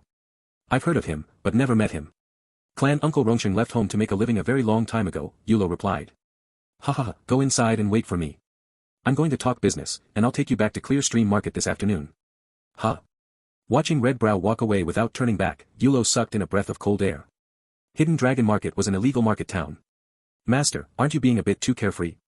However, Hidden Dragon Market had backing from people within the Immortal Alliance, as well as Wondrous Peak Mountain, a Purple Palace level force. Its reputation was indeed powerful. With people bustling back and forth, it wasn't inferior to Clear Stream Market at all. Let's go inside and pay a visit to this clan uncle of ours. We can also ask him if he knows what kind of business Master came here to conduct. Leading Yuan, Yulo walked into the general store. Right inside the shop was a large counter, with shelves behind it. However, the shelves looked somewhat empty. What can I get for you two fellow Taoists? The shop assistant asked. We are looking for the manager. Is it convenient? Yulo observed the layout of the shop, asking casually without showing any emotion. Please wait a moment. Seeing Yulo's extraordinary bearing, the assistant didn't delay and quickly called Wang Rongshen out. Wang Rongshen looked like a thin old man at the early chi refining stage. He wore a loose long robe and maintained a handsome beard, giving him quite an immortal aura. Haha, what business do you two young Taoist friends have with this old man? Wang Rongshen hadn't returned to the clan for many years, so he didn't recognize Yulo or Yuan. Yuan was already starting to feel awkward, but Yulo found it quite interesting. Meeting a kinsman in a distant land, what was there to be distant about? They were all disciples of the Wang clan, all on the same side. Uncle Rongshen, I am Yulo, and this is Yuan. Today we followed our master, householder Red Brow, to Hidden Dragon Market to discuss business. Knowing you were here, we came specifically to pay our respects. Wang Rongshen was taken aback for a moment before dawning comprehension struck him. Walking out from behind the counter, he said with a hint of irritation, that scoundrel Red Brow, why on earth did he bring you two here? Seeing Yulo's slightly awkward expression, he explained, it's not that you aren't welcome. Sigh, Red Brow is just fooling around. Things are different now. The Valley Spirit sect across the river has run into friction with Wondrous Peak Mountain over here. Hidden Dragon Market is currently in a state of extreme tension. Master came to talk business and brought us out of Clear Stream Market along the way to teach us auxiliary arts. Yulo felt a bit dramatic. After quietly cultivating for 16 years since his reincarnation, was he finally about to trigger the classic transmigrator curse where trouble breaks out wherever he goes? Uncle Rongshan, everything looks quite normal outside to me, Yuan added, also somewhat puzzled. The crowd in Hidden Dragon Market was only slightly smaller than in Clear Stream Market, but because it was built against the cliffside, the layout was tighter. In terms of prosperity, it wasn't inferior to Clear Stream Market at all, showing no signs of panic. The Valley Spirit Sect wants Golden Wall Cliff. They have already spread the word that they are going to attack Hidden Dragon Market very soon. Wang Rongshan was deeply annoyed right now. Yulo and Yuan were both direct lineage disciples of the Wang clan, and moreover, they were prodigies. He hadn't met these two kids before, but he knew of them. A crisis could erupt at any moment, yet their unreliable master had actually brought them to Hidden Dragon Market. Red Brow, you really are completely reckless. The Valley Spirit Sect is attacking Hidden Dragon Market. But why are there still so many cultivators inside the market? Yulo asked in surprise. With just a few sentences, Wang Rongshan had completely shattered the understanding of the cultivation world under the control of the Immortal Alliance and the 10 sects that Yulo had just built up. The Valley Spirit Sect was a subordinate of the Sky Serpent Sect, a sect established by a Purple Palace cultivator. Behind Hidden Dragon Market was Wondrous Peak Mountain, a subordinate of Red Lantern Illumination, which also had a Purple Palace cultivator presiding over it. If a fight really broke out between them, wouldn't everything fall into utter chaos? It's precisely because things are about to get chaotic that there are more people around. When the two sides fight, business booms. From the perspective of a marketplace merchant, Wang Rongshan's response was quite intriguing. Besides, Gushan Sect is also a member of the Immortal Alliance. They won't plunder the shops or rogue cultivators of Hidden Dragon Market. What they want is control over Golden Wall Cliff and Hidden Dragon Market itself. Yulo remained silent. It made sense, but it felt a bit too much like walking on the edge of a blade. Then isn't it dangerous for us to stay here? Yuan asked, feeling a bit anxious. Pacing anxiously for a few steps, Wang Rongshan looked at the two young men and cursed. That's why I said that fat bastard Hongmei is a scoundrel. He pulled several talismans from his robes and handed them to Yulo and his brother. You are Hongmei's disciples, so I won't curse him too much in front of you. Here, this is my welcome gift to you as your clan uncle, 2 golden light torn talismans for each of you. Accepting the talismans from their clan uncle, Yulo listened as the older man gave his instructions. Go hide in the Golden Light Pavilion in the center of the marketplace. Behind the Golden Light Pavilion is a Foundation Establishment senior from the Immortal Alliance. Even if Gushan Sect actually attacks, they wouldn't dare violate that place. Wang Rongshan's arrangements could not be considered anything less than cautious. Master told us to wait for him here. Clan uncle, what about that? Yulo asked. It's just hiding for half a day. They might not even start fighting today. What if you get lucky? What if? Yulo noticed that his clan uncle's choice of words was rather ominous. Wang Rongshan grated his teeth. Remembering that Yulo and Yuan belonged to the direct lineage of the Wang clan, he transmitted his voice to them. You don't know this, but last night I just sold a batch of talismans to the people from Gushan Sect. When I crossed the river to deliver the goods, their camp had significantly more people than usual. Purchasing talismans in such an emergency from our Wang clan is highly likely to fill the holes left by their previous embezzlement.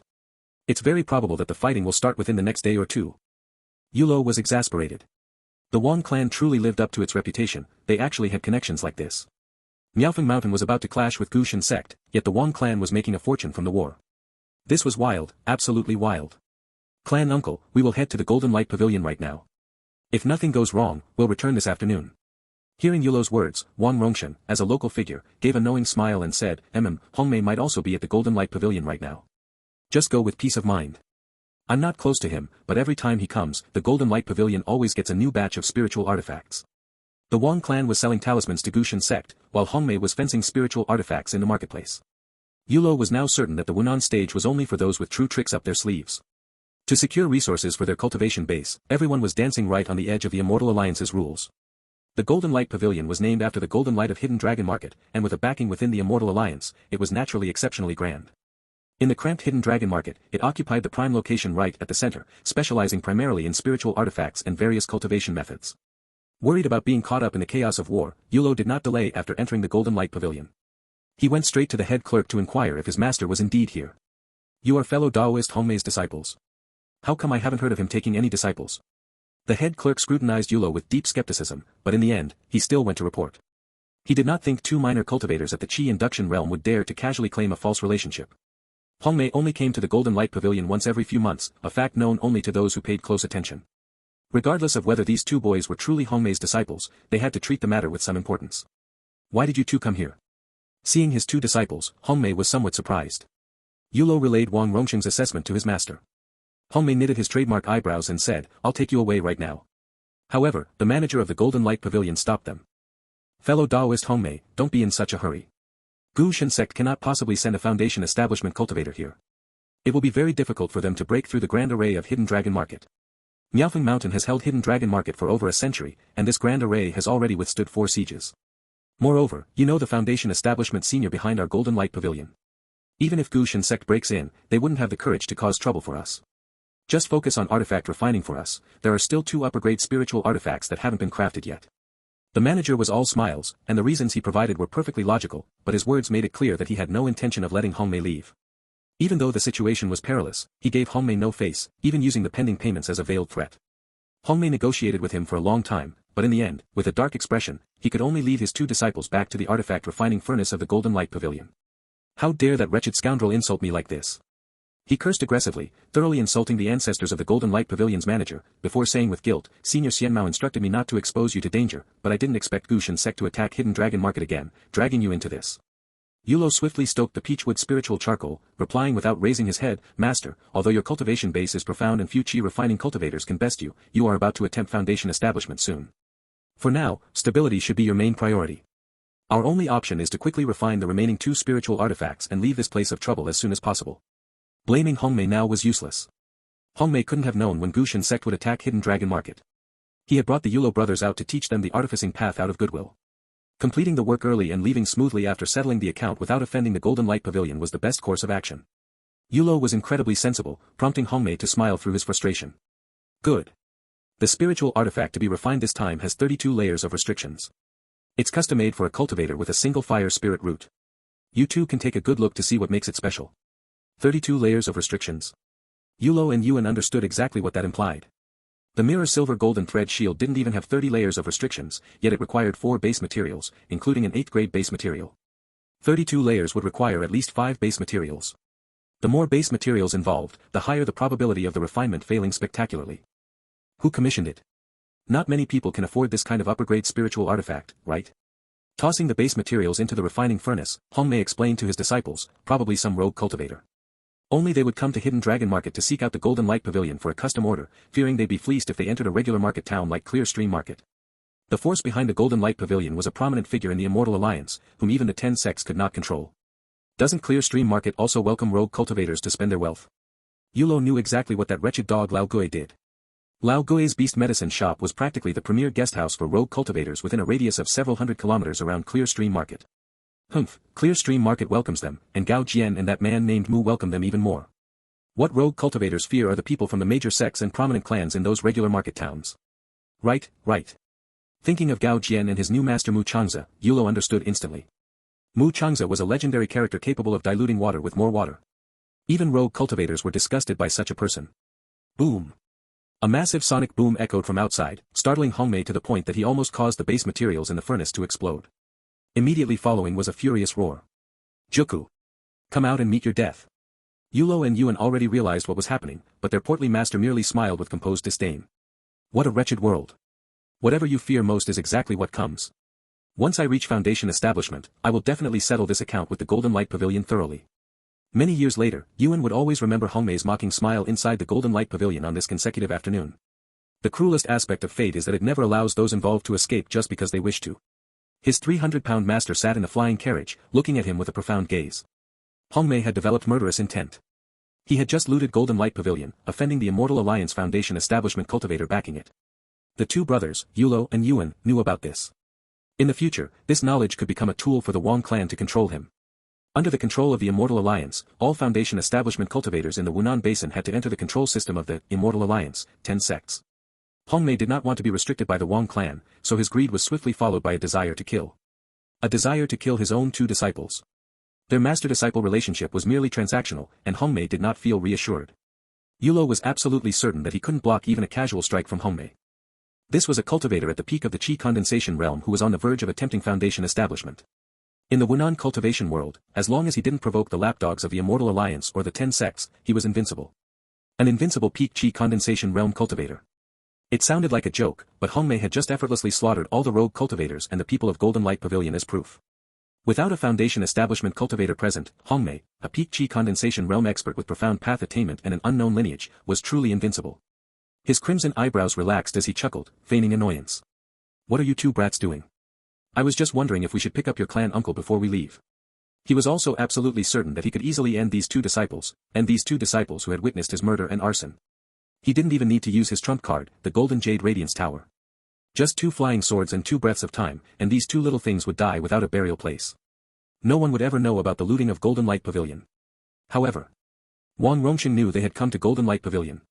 After reaching Foundation establishment, Hong Mei still had to mingle within the Immortal Alliance system. He could not kill the children of the Wang clan. Unless he could kill Wang Rongsheng as well. There's no need for that, master. I believe clan uncle can protect himself, Yulo replied, having already figured out the crux of the matter. Hong Mei's earlier hesitation stemmed entirely from apprehension. If Hong Mei killed them, he would hardly escape death even after reaching Foundation establishment. Therefore, even while inside the formation array, Yulo didn't have to worry about Hong Mei suddenly lashing out. Under Yuan's bewildered gaze, Yulo actually boarded the flying carriage. Yuan, hurry up and get on. Hong Mei urged, feeling incredibly stifled in his heart. The temptation of Foundation establishment had driven him to take a massive risk. He wanted to kill these 2 little brats to eliminate future troubles, but Wang Rongsheng's existence made him hesitate out of fear of the consequences. It was stifling. Unbelievably stifling. Come on up. Clan uncle told us to find master, which means he has his own ways to preserve his life in this chaos. You don't need to worry about Uncle Rongsheng. Yulo also smiled and urged Yuan. Hong Mei was already beginning to regret this. This little bastard Yulo was too clear-headed, so clear-headed that he didn't seem like a 16-year-old youth at all. He understood everything. He knew everything. That was exactly why he was so fearless. Just a moment ago, when his murderous intent spiked, he hadn't hidden his intentions well enough. Now, it was too late. Out of trust for his older brother, Yuan suppressed his fear and sat down beside him. With a dark expression, Hong Mei deactivated the formation array. He didn't know what the future held, and a trace of dread even crept into his heart. Wang Xianmao was a seasoned Foundation establishment cultivator armed with divine abilities, and Wang Jingyi was a direct disciple of Xuanzhuan and a core disciple of the Red Lantern Illumination sect.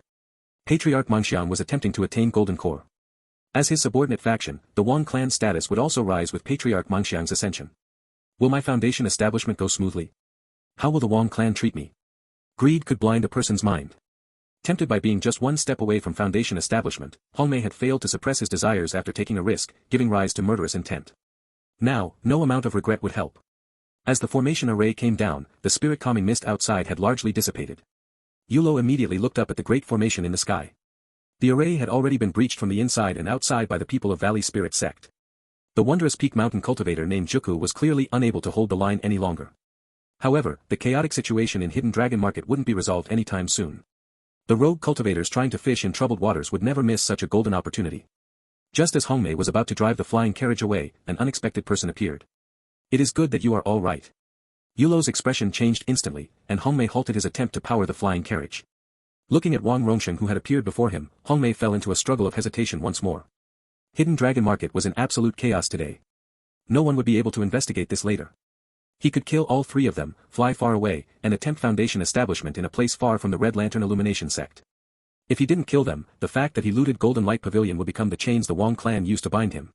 1 at early Qi condensation, 2 at the Qi drawing realm. 3 breaths of time. All he needed was 3 breaths. To kill, or not to kill? That was the question. Uncle Rongsheng, watch out for him. The moment Hong Mei began to hesitate, Yulo had already raised his escape talisman, signaling Wang Rongsheng to be wary of their master. Wang Rongsheng was stunned for a moment, and so was Hong Mei. The Wang clan's family heirloom wasn't some cultivation method or a magic treasure, but it was incredibly useful, extremely useful, to be exact. Prompted by Yulo's warning, Wang Rongsheng flickered and immediately retreated 30 meters away. Wang Rongsheng's subconscious retreat bought him time to think and completely shattered Hong Mei's indecision. Why would you need to watch out for me? Fellow Daoist Rongsheng, let us leave together. Looking at the dryly chuckling Hong Mei, the blazing fire-consuming Golden Light Pavilion, and the escape talisman in Yulo's hand, Wang Rongsheng understood everything. With a slight tremble of his body, he revealed his 6th stage Qi refining cultivation base. He also pulled out a Hundredly Wanderer escape talisman, leaving Hong Mei absolutely dumbfounded. Yulo and Yuan were also flabbergasted. Uncle Rongsheng wasn't at the early Qi condensation stage. An early Qi condensation cultivator was nothing more than an appetizer in front of someone at the peak Qi condensation realm, the difference between chewing a few times and swallowing whole. But a 6th stage Qi refining cultivator was completely different. Wang Rongsheng could at least exchange a few blows. One had to know that every single Qi refining disciple of the Wang clan was equipped with a Hundredly Wanderer escape talisman as standard issue. The Hundredly Wanderer escape talisman used processed 8th grade donkey hide as its base, mixed various spiritual materials for ink, gathered multiple types of spiritual energy, and was finally drawn by a Foundation establishment stage cultivator. The creator of this batch of escape talismans for the Wang clan was Wang Xianmao. Once activated, the user could fly a distance of 100 miles at the speed of a mid-foundation establishment cultivator. And just over 30 miles away from Hidden Dragon Market, there was the territory of a foundation establishment Immortal clan affiliated with the Red Lantern Illumination sect. This 100-mile flight speed advantage was essentially a death immunity medallion for the Wong clan's chi refining cultivators against peers of the same realm. As long as you didn't leave the territory of the Red Lantern Illumination sect, you could use the Hundredly Wanderer escape talisman freely, leaving your enemies eating dust. Alright. Fellow Daoist Hongmei, you go first. I will follow behind you, Wang Rongsheng replied calmly. He didn't know Yulo very well, but he believed the children of his own clan much more than an outsider. Fellow Daoist, you misunderstand. Yulo directly interrupted Hongmei's words. Clan uncle, just follow slowly behind the flying carriage. We will fly 10 miles first, then take a break and proceed slowly. There is no rush. Master, stop acting. Enough is enough. My clan uncle is at the 6th stage of chi refining. If you still want to smoothly achieve foundation establishment, you have no choice but to listen to us. Yes, your path attainment is profound, and you could start anew somewhere else. But if you want to reach foundation establishment, you must submit to the Immortal Alliance's system. You don't have a choice. Wang Rongsheng and Yulo both stared at Hongmei, and Hongmei could no longer force a smile. Wang Rongsheng had hidden his cultivation, he was not at the early chi condensation stage. Even Wang Yulo and Wang Yuan had Hundredly Wanderer escape talismans. He messed up. He completely ruined it. A team led by a peak chi condensation realm cultivator and backed by a 6th stage chi refining cultivator was not something any rogue cultivator wanted to provoke. They didn't have many people, and their overall strength wasn't immense, but comparatively speaking, lone, easy targets were far more appealing to the bandits. Driving the carriage in silence, the group quickly flew out of Hidden Dragon Market. After flying for about 7 or 8 miles, Wang Rongsheng was the first to speak up. Fellow Daoist Hongmei, let us stop. We will rest for a while. He needed to ensure he always maintained enough mana, he had fully understood Yulo's underlying message. As long as he, the clan uncle, had the opportunity to escape, Hongmei wouldn't dare strike to silence them all. Helpless, Hongmei landed the magical artifact carriage on the ground. He pretended to lack mana and began to replenish it. But he soon realized that his disguise was utterly useless. Wang Rongsheng seemed to possess a wood spirit root as well. Using a spell, he created a high stool the height of a 3-story building. Sitting in mid-air from a distance, he stared coldly at Hongmei. At this moment, he wasn't Wang Rongsheng, he was Hongmei's exclusive wallfacer. If Hongmei dared to try anything funny, he, the wallfacer Wang Rongsheng, would definitely make him realize what inescapable doom meant. The Wang clan was just too damn steady. Entangled in a web of mutual interests and unspoken threats, Hongmei and the 3 members of the Wang clan found themselves in a tense and delicate equilibrium. If Hongmei made a move, the 3 of them would instantly flee, and he would be utterly ruined. If he stayed his hand but the 3 reported everything to Wang Xianmao, he would still be halfway to ruin. Ultimately, it came down to his own inadequate cultivation base. Tempted by the prospect of foundation establishment, he had taken a reckless gamble, and it had completely blown up in his face. Most importantly, Yulo was incredibly sharp. The very instant Hongmei had leaked a trace of killing intent, Yulo had noticed it immediately. Hongmei's decisiveness had allowed him to successfully plunder the Golden Light Pavilion, but his subsequent hesitation and constant second-guessing had ruined everything. What he had least expected was that all 3 members of the Wang clan possessed a 100-mile Wanderer escape talisman. After weighing his options, Hongmei decided he needed to repair their relationship. After all, he was absolutely guaranteed to face Wang Xianmao sooner or later.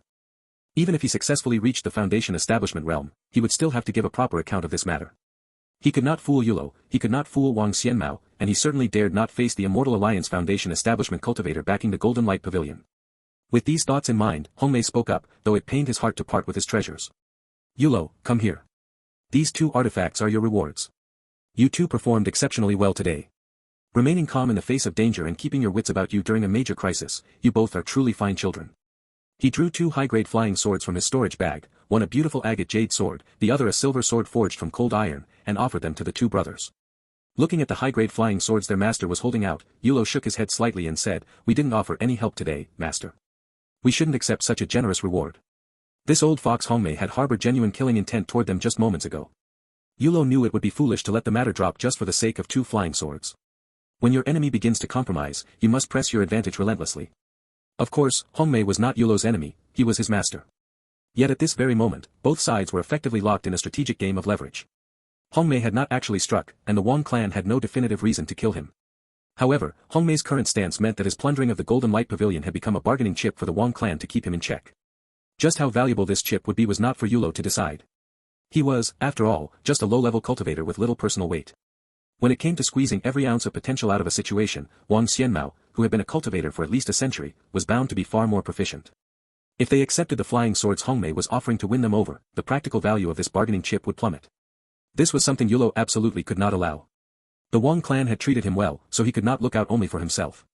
If they wanted to live a better life in the Wunan region, everyone had to stick together. Yulo, tell me exactly what happened today in detail. Wang Rongsheng called out from a short distance away. Though he had already guessed most of the truth, he needed further confirmation now. Master killed the shopkeeper of the Golden Light Pavilion, as well as the clerks, and then took their storage bags and artifacts. After that, Master plundered the storeroom of the Golden Light Pavilion, took everything of value, and set a fire to burn the corpses along with the entire building. Master is truly formidable. Wouldn't you agree, clan uncle? Yulo's calm and collected response caused cold sweat to pour down Hongmei's back. The figure behind the Golden Light Pavilion was a Foundation establishment cultivator serving in the Immortal Alliance. Wang Yulo had calculated every variable perfectly, knowing that Hongmei would eventually crack under the pressure. In just a few sentences, he had implicitly used the Golden Light Pavilion as a threat, and the underlying warning was unmistakable. In the past, Yulo had never acted like this, he had always been completely filial to Hongmei. To think things would develop to this point, the affairs of the world were truly unpredictable.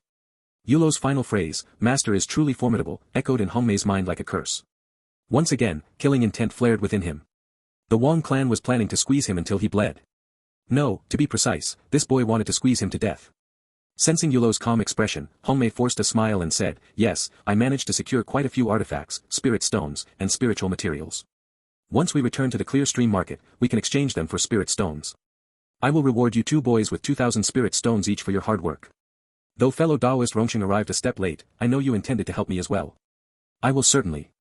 Wang Rongsheng did not take the bait. Instead, he said, we have rested long enough. Fellow Daoist Hongmei, let us resume our journey. A sugar-coated bullet? Completely useless. It was better to escort him back to the clear stream market first. The only issue was that the distance from here to Wang Family Mountain was too great for a transmission talisman to reach, otherwise, Wang Rongsheng would have sent one long ago. Once our clan patriarch arrives, he will beat you to a pulp. What an absolute daredevil. Among the four of them, Hongmei clearly possessed the highest cultivation base, and he was even driving the flying carriage with Yulo and his brother inside. Yet, this return trip to the clear stream market had essentially turned into a prisoner escort mission. Naturally, the one being escorted was Hongmei. At this moment, Yulo experienced the benefits of having the Immortal Alliance regulate the world for the first time. With the Immortal Alliance watching from above, the Wunan region remained relatively stable, and these cultivators still maintained a shred of reverence. If there were no powerful organization to restrain them, what kind of outrageous atrocities would cultivators commit once they possessed immense individual power? At that point, fear itself would govern the world. Yuan, do you happen to like your senior martial sister? Hongmei drove the carriage, his heart filled with growing panic, yet he still tried to find a graceful way out of this predicament. Holding his younger brother back, Yulo answered on his behalf, yes, Yuan likes Ningyao Shiji. Hongmei still possessed some resilience under pressure, and he began to negotiate with Yulo. You two are both my fine disciples. As the very first group under my tutelage, I even gave each of you 2 artifacts. Of course, that is merely what a master ought to do. On this trip, I also taught you the secret techniques of the artificing path. It is all within my duties. I am a good master, and you too must acknowledge that, Hongmei thought. Right, Yulo? Yes, Master also taught us how to burn down the Golden Light Pavilion. We thank Master for his hands-on guidance. He acknowledged it, but perhaps a bit too thoroughly. Hongmei's brow furrowed as he continued, Yulo, there might be some slight misunderstandings between us, but there is something I must make clear. All this time, I have been grooming Yuan. Yuan, listen closely, I have been grooming you to be my son-in-law. Ningyao is old enough now, and you are 16. She is currently at the 7th layer of Qi induction, while you are at the 5th layer. I will make the decision here, as soon as you break through your current layer, I will betroth Ningyao to you. Yuan, what do you think? Hongmei knew that Yulo was an incredibly difficult nut to crack. However, Yuan was different from his brother, he was an entirely simple-minded boy. Was this not the perfect breakthrough point? A fortress is always easiest to breach from within, and Yuan's biological father, Wang Rongwen, was a core pillar of the Wang clan. While Yulo guarded the value of their bargaining chip, Hongmei was actively seeking a way to undermine it. I will listen to my brother. Yuan's heart was in utter turmoil, he was genuinely tempted. Since none of them had attained immortality yet, it was perfectly normal for Hongmei to be greedy and for Yuan to act like a love-struck fool. However, dangling his legs off the side of the flying carriage, Yuan still possessed a shred of intelligence. He understood that he had to defer to his older brother. Yulo, what do you think? Yuan is your flesh and blood, after all. Hongmei turned his gaze toward Yulo. To secure his foundation establishment in peace, he was willing to give away his daughter to his second disciple. Going to such lengths was already his absolute limit. He only prayed that the Wang clan would not make life difficult for him. Yulo understood the situation perfectly. He could not afford to offend Yuan. When it came to matters of the heart, brotherly affection and romantic love could not be easily weighed against each other. Especially given Yuan's lack of maturity, things could easily go awry. What if a rift formed between the brothers over a matter like this? One could never say it was impossible, anything could happen. Therefore, it was not Yulo's place to deflect this offer directly. Since this old dog Hongmei had tossed the problem to him, he simply refused to catch it. Master, you are still our dear master. We are a loving family, after all. How about this, Yuan's marriage should be decided by the patriarch himself. Yuan said he will listen to me, so I say, I will listen to the patriarch. Yulo replied, his voice ringing with absolute certainty. Since householder Redbrow, Zhong Tianshua, or rather, Wang Yushua, as he now called himself, had changed his tune, the patriarch naturally would not keep him locked up any longer. However, simply letting the old fellow off scot-free was entirely out of the question. With a grand wave of his sleeve, Wang Xianmao sent the black vine spirit seed he had nurtured for many years flying toward Redbrow. Redbrow wanted to dodge, but with his mid-foundation establishment cultivation base, Wang Xianmao suppressed him with ease. The black vine burrowed into Redbrow's back, wrapping itself along his spine while absorbing his blood, growing at a frenzied pace. Ah! Ah! MPH! MPH! Under the excruciating pain, Redbrow let out a desperate, agonizing wail that sent a chill straight down Yulo's spine. The patriarch frowned slightly, and the vines immediately gagged Redbrow's mouth. Watching Redbrow struggle and wail in utter despair, Yulo asked with concern. Patriarch, we cannot let him die. We haven't finished learning everything from him yet. Rest assured, this is the black vine soul-locking art, a unique secret technique I developed through my own divine ability. His spine will be corroded by the black vine. Having said this, Wang Xianmao looked down at Redbrow, who had already been afflicted by the black vine soul-locking art, and asked with a smile. If you ever wish to attain foundation establishment, I must personally step in to remove the black vine. Yushua, do you still wish to attain foundation establishment? Lying on the ground, Redbrow panted heavily, beads of cold sweat pouring down the creases of his flesh like small streams. He no longer wailed, he was simply exhausted. Looking at this shapeless mountain of flesh, Yulo felt a sudden surge of revulsion. Cultivation, cultivation. Redbrow had cultivated himself into something neither human nor ghost, and the patriarch, a successful foundation establishment cultivator, was even more. Was it truly worth it? Patriarch, Yushua wishes to attain foundation establishment, Redbrow replied weakly. Did he regret it? No, it was already too late for regrets. Life is not always a smooth journey. Redbrow had paid the price for his choices, but at the very least, he still held on to a faint, illusory thread of hope. He did not regret it. He wanted to attain foundation establishment. Patriarch, Wang Xianmao, you bastard surnamed Wang, I still want to achieve foundation establishment. Good, you have ambition. This is a secret art triggered by my divine ability, Redbrow.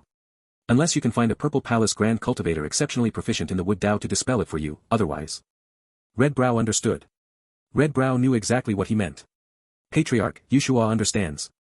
Yushua will definitely impart everything without reservation to my two younger brothers, Yulo and Yuan. However, Redbrow's deeply submissive and groveling behavior only served to heighten the patriarch's vigilance. To be able to endure to such an extent. Redbrow, where exactly does your lineage originate from? But the patriarch did not ask. In a mere instant, he devised a proper plan. He would wait until Yulo and Yuan finished learning everything before interrogating and torturing him thoroughly. Return to Clear Stream Market, Redbrow. I trust you. Wang Xianmao possessed this absolute confidence.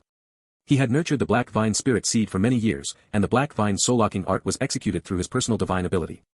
Aside from a formidable Purple Palace Grand Cultivator like Patriarch Mangxiang, or perhaps a legendary Golden Core true person, no one could dispel it. If Redbrow did not want to die, he had no choice but to be obedient. Foundation establishment. You can forget about attaining foundation establishment for the rest of your life.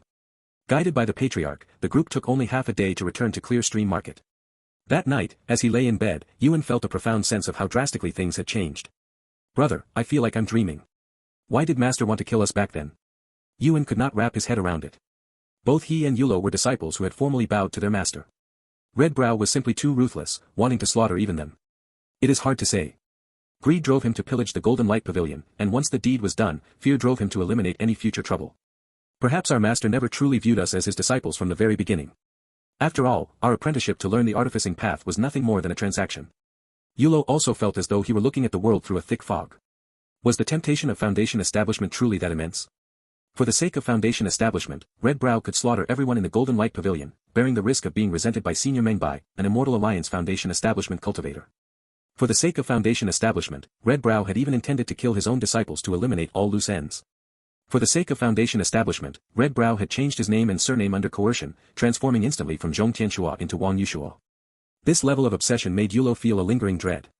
He did not yet know that Redbrow had even entertained the thought of completely wiping out an entire mortal town.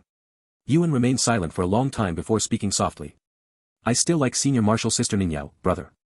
The two were blood brothers, so Yuan felt no need to hide anything. His heart was filled with turmoil, and he yearned for his brother's counsel and support. Senior Marshal's sister is someone with an unshakable Tao heart, and now that this has happened, Yuan, it will be very difficult for anything to happen between you two. Besides, there are plenty of beautiful female cultivators out there. You are still young, and you will encounter better options in the future. Do not take it to heart too much.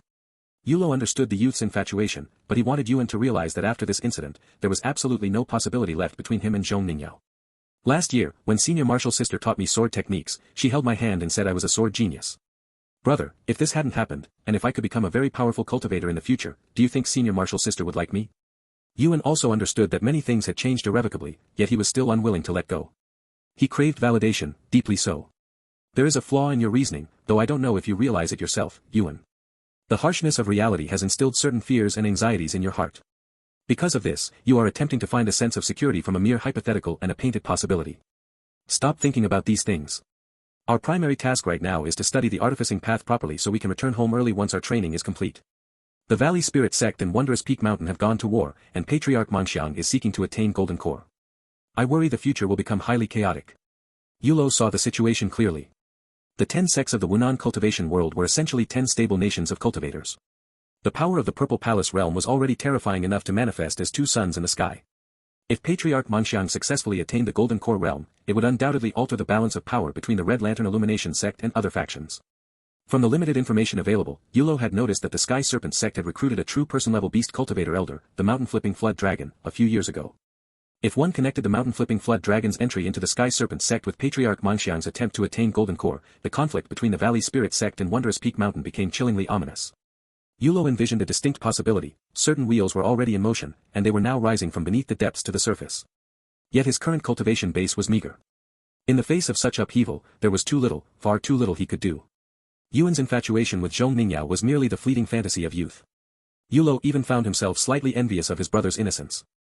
Hopefully, I am just overthinking things. Meanwhile, at the Prefecture Cultivators' Manor in Clear Stream Market, Wang Xianmao was currently sipping tea and enjoying a Dao discussion with Mu Changze. Both were seasoned Foundation establishment cultivators proficient in wood attribute arts. They conversed joyfully about everything from the selection of wood attribute spiritual artifacts and the cultivation of spiritual seeds to their latest research into spell techniques. Brother Changze, you are skimming too much profit from Clear Stream Market. You still need to be careful, the sect is enforcing very strict demands on the collection of resources right now, Wang Xianmao cautioned. Mu Changze's expression did not waver in the slightest. Pointing in the direction of the Red Lantern Illumination sect, he cursed openly. It's all because of that wretched dog Jiang Baobian. He already collected all the various revenues a town guardian cultivator is entitled to for the next decade and more. What choice do I have? You know my master. I naturally support Patriarch Mangxiang's attempt to attain Golden Core, but I also have to support my own master. I understand if your clan is dissatisfied, but as a disciple, you should also understand a disciple's filial devotion toward his master, Brother Xianmao. It was too late, the taxes of Clear Stream Market had already been collected for more than a decade into the future. As a vassal of the Red Lantern Illumination sect, the Wang clan of Anbei Kingdom was backed by Patriarch Mangxiang's lineage. As a Purple Mansion disciple and a core disciple of the Red Lantern Illumination sect, Mu Changze naturally had his own Purple Palace backing. I know things are difficult for you, and they are difficult for everyone. How about this, we shall simply accommodate each other. As long as you do not deduct the supply of spiritual chi and spiritual springs for Fortune Source residents, Flavorful Bistro, and Forge Peak residents, will that suffice? A trivial matter like that is no problem at all. But did you really come here tonight just for this? Mu Changze readily agreed, though he had not expected Wang Xianmao to make a personal visit over such a petty affair. It amounted to a mere difference of a few hundred spirit stones. Was it truly worth the trouble? Xianmao, as the years go by, you seem to be losing your edge more and more. In his heart, Wang Xianmao also cursed the beastly Mu Changze up and down, but he still asked solemnly. No, there is one more matter. I received news that the Valley Spirit sect plundered Hidden Dragon Market. Are they truly about to go to war with Wondrous Peak Mountain? Mu Changze's pupils dilated slightly, and he let out a chuckle. Regarding the matters between Wondrous Peak Mountain and the Valley Spirit sect, I am but a minor Foundation establishment cultivator. How could I possibly have the right to know such things for free? For a question like this, you will have to pay extra. At Fortune Source residence, the Patriarch gathered the Wang clan disciples stationed in Clear Stream Market. Wang Rongshen, Tang Yanxiu, Wang Yulo, Wang Yuan, and the other Wang clan disciples working in the Flavorful Bistro and Fortune Source residence had all assembled before the Patriarch. Yulo noticed that Bailu hadn't come. Tang Yanxiu had truly hidden that girl away, forcing her to work completely off the books. The Patriarch sat at the head of the room. Seeing that almost everyone had arrived, he cleared his throat and spoke. You all know Rongshen. I have decided to appoint him as the Wang clan's deacon in Clear Stream Market. In the future, he will oversee all of the Wang clan's properties here. Nianqiu, you will remain the chief manager of the flavorful bistro and fortune source residence. The newly established 100 Treasures Pavilion will be managed by Yulo. You two will be responsible for the daily operations of these shops. Rongsheng's primary duties will be cultivation and guardianship. If anything happens, he can step forward to resolve it immediately here in Clear Stream Market. This wave of arrangements actually had Hongmei to thank. Hongmei had plundered the Golden Light Pavilion and gathered enough of his own foundation establishment resources, only to be instantly refined by Wang Xianmao. The planned 100 Treasures Pavilion could now be built immediately. Wang Rongsheng, an experienced qi refining cultivator with mediocre talent, also gained the opportunity to further strive for the foundation establishment realm. It was all thanks to Hongmei's greed. If he hadn't been greedy, how would he have dared to plunder the Golden Light Pavilion? If he hadn't been greedy, he wouldn't have harbored murderous intent toward Yulo and Yuan. If he hadn't been greedy, he never would have given Wang Xianmao the opportunity. Hongmei had been too greedy, losing his decisiveness as a result. Even after dropping all the leverage straight into the Wang clan's hands, Hongmei had still stubbornly plotted for some possibility of a compromise. But Wang Xianmao hadn't given him the chance, directly seizing his path of cultivation. In the end, he was left stranded in the middle, completely drained dry. 100 Treasures Pavilion. Patriarch, do you intend to open a new shop? Tang Yinqiu was somewhat surprised. This was only natural, anyone would be startled if a direct superior was suddenly placed over their head. Yes. Hidden Dragon Market will remain chaotic for a long time. Wondrous Peak Mountain won't accept this lying down. Since the shops over there are closed, we must rush to finish the preparations for the 100 Treasures Pavilion. Bringing Rongsheng over is meant to align with the clan's future layout for Clear Stream Market. The 100 Treasures Pavilion is being opened according to the highest standards of the market, so it needs a high-stage qi refining cultivator to guard it. All of you may leave now. Rongsheng and Yulo, stay behind. Tang Yinqiu left with a heavy heart. This chief manager, who was used to holding his own, definitely had objections to Wang Xianmao's arrangements, but he could only obey. Rongsheng, you're only just over 100 this year, right? The patriarch's words carried a deep meaning. Wang Rongsheng suppressed the excitement in his heart and replied steadily. 103 years old, patriarch. 120 years old was the golden deadline for a qi refining cultivator to attempt foundation establishment. Achieving foundation establishment within this age limit would directly grant an additional 3 jiazi of lifespan, bringing one's total lifespan to at least 360 years. If one cultivated a special method, maintained their body well, and was fortunate enough to avoid serious injuries, it was entirely possible to live to 400. Longevity, this was true longevity. But if one waited until after 120 to attempt foundation establishment, the loss of essence would already be irreversible, and the lifespan gained from breaking through would also be reduced. The patriarch's words allowed Wang Rongsheng, who possessed a 4-element spirit root, to see a sliver of hope. He was filled with intense anticipation. Since that's the case, I will arrange a quota of medicinal pills and other corresponding resources for you. In the coming years, besides watching over the properties in Clear Stream Market, your primary task will be cultivation. If you can reach the peak qi refining realm before you turn 115, the family will grant you an opportunity for foundation establishment and half a portion of foundation establishment resources as a reward for your contributions this time. Hearing the patriarch's promise, Wang Rongsheng's heart pounded wildly. He dropped to his knees with a thud, kowtowed, and choked out through his tears. Rongsheng will give his absolute all. He was a child of the family whom Wang Xianmao had watched grow up, so the patriarch naturally held him in high regard. Gently using his spiritual energy to lift Wang Rongsheng from the floor, the patriarch spoke softly. The clan will never mistreat anyone who contributes to the family. Rongsheng, cultivate well. There is still hope. With that, he turned his gaze to Yulo and said. Yulo, you must learn more from your uncle Rongsheng. His aptitude wasn't good, and he wasted many years, but he never once gave up on his cultivation. The fortunes a cultivator encounters in life are hard to predict. No matter how great the difficulties you face in the future, never give up. Wang Xianmao's earnest guidance carried a profound sense of care and expectation. The patriarch knew that Yulo was an exceptionally clever child, which was precisely why he always worried that such extreme brilliance would backfire on his well-being.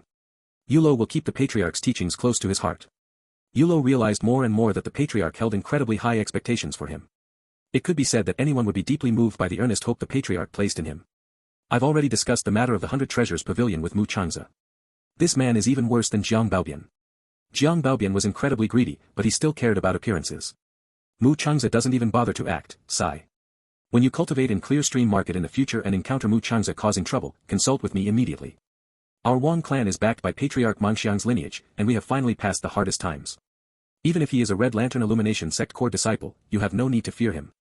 Yulo thought for a moment and replied with subtle implication.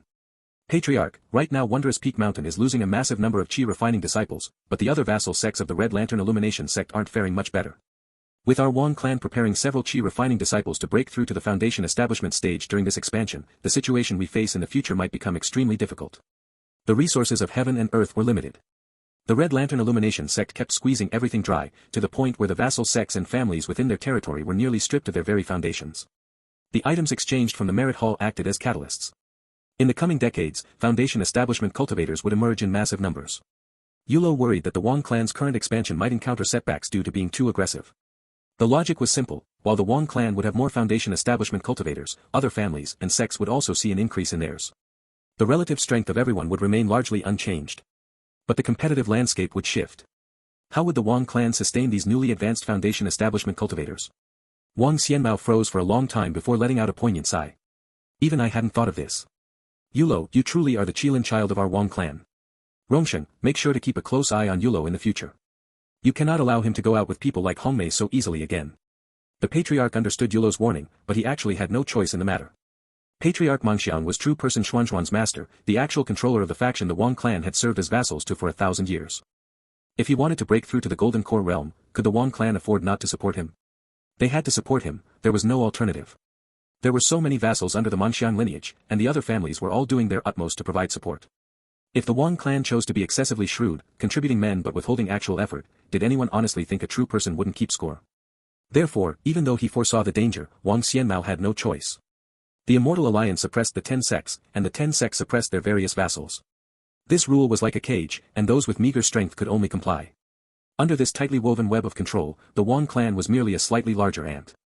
Yulo naturally understood this reality, which was why he had thought of an alternative approach. Patriarch, I actually have a small, unrefined idea. Wang Rongsheng gave this audacious young clan member a surprised look. He couldn't quite comprehend why Yulo enjoyed showing off in front of the Patriarch so much. You are merely a small cultivator at the 5th layer of Qi induction. Why do you have so much to say? Speak. Wang Xianmao looked forward to Yulo's small, unrefined idea. The reason was simple: Yulo had already given him quite a few surprises, proving himself on multiple occasions. The new business with the small rooms at Fortune Source Residence was one example, and the detection of Hongmei's murderous intent along with its subsequent handling was another. By now, Wang Xianmao didn't view Yulo as a child at all. He eagerly anticipated what other surprises Yulo could offer. The Red Lantern Illumination sect oppresses its vassal sects and vassal families like us to provide resources for Patriarch Mangxiang, but this oppression trickles down layer by layer. Right now, the independent cultivators are having the hardest time. Under these circumstances, independent cultivators must either abandon their path of cultivation or turn into rogue cultivators who commit robbery. Only a rare few can manage to sustain their cultivation. Our Wong clan's expansion shouldn't just focus on increasing the number of our own foundation establishment cultivators. We must also absorb cultivators with external surnames in a timely manner to enhance our clan's underlying foundation. Only by doing so can we seize more of the initiative in the future. Once we absorb enough independent cultivators, we can even organize teams to go directly to the West Sea for demon hunting. Our Wong clan possesses a fair level of skill in spiritual bone artifact forging.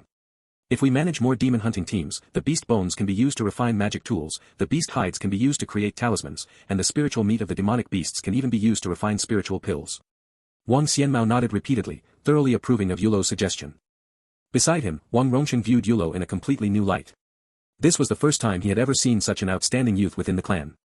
Yulo's suggestions and observations weren't exceptionally unique, nor could they even be considered profound. But in this world, they were already highly practical recommendations with immense real-world value.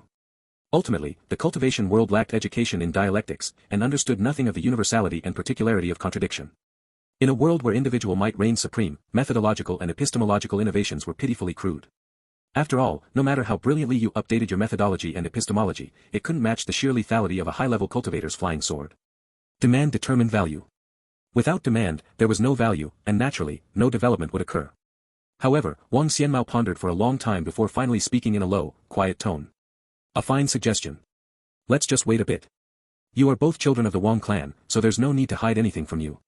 Tai Qinhua and Rongjiang are currently in secluded cultivation to break through to foundation establishment. Once they emerge from their seclusion, we will consider whether or not to absorb independent cultivators. Clear Stream Market was a renowned market town for miles around. Although its primary clientele consisted of cultivators at the Qi induction and Qi refining stages whose purchasing power was not particularly high, the sheer volume made it highly profitable. Accumulated over time, the revenue of Clear Stream Market was quite considerable, which was why the Red Lantern Illumination sect permanently stationed a foundation establishment stage town guardian cultivator here.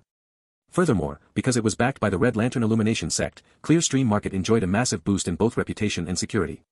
Perhaps the goods sold here were a bit more expensive than those in unofficial markets like Hidden Dragon Market on Golden Wall Cliff, but it was safe.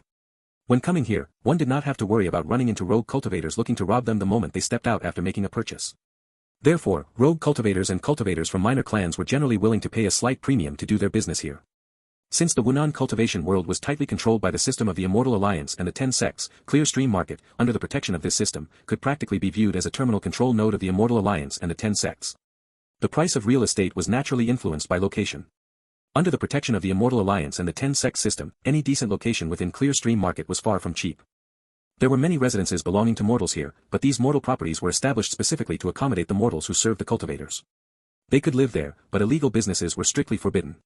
If anyone dared to cross the line, the Clear Stream Market Security Patrol led by Gao Jian would make sure they learned exactly what the benevolence of the Red Lantern Illumination sect felt like. Consequently, for the Wong clan, opening a new shop in Clear Stream Market was no small matter. Setting aside the cost of purchasing the land, the various annual fees for a new shop in the future would be a massive expense. Patriarch, we have to pay 145 spirit stones every year, and that doesn't even include the cost of hiring workers. To be honest, I'm under a lot of pressure. Yulo looked up at the 100 Treasures Pavilion rising from the ground and expressed his concerns to the Patriarch. You don't have to pay for the first 3 years. Don't worry, I believe that with your ability and 3 years of dedicated management, you should be able to get the 100 Treasures Pavilion firmly on its feet, Wang Xianmao replied. Standing behind them, a hint of disdain flashed through Tang Nianqiu's eyes.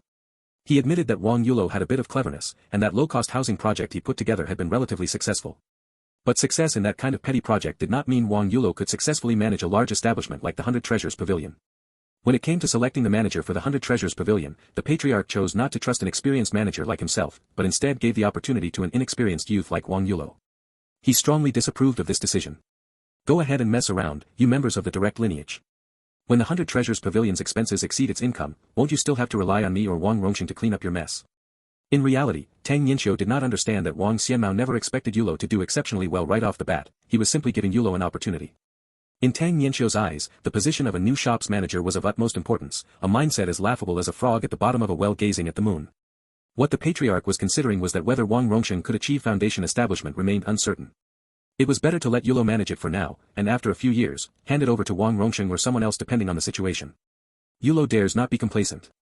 My thought is to consult Uncle Nianqiu and Uncle Rongxing whenever there are problems. Their experience in managing shops in the market is far richer than mine. The Patriarch clearly wanted to test him, using the position of the 100 Treasures Pavilion's manager as a trial to cultivate his abilities. Yulo naturally would not refuse. However, he still saw things very clearly. As a young person stepping into a role, one had to learn from the older generation and could not afford to be arrogant. The experiences from his past life belonged to his past life. Now that he lived in a world where personal might reigned supreme, there were many things he needed to study diligently with a humble heart. Hearing Wang Yulo speak this way, Tang Yinxiu no longer dared to be so dismissive. Just the willingness to settle down and learn, if he could truly pull it off, meant Wang Yulo's journey as an inexperienced manager would not be a complete failure. Yulo, very good.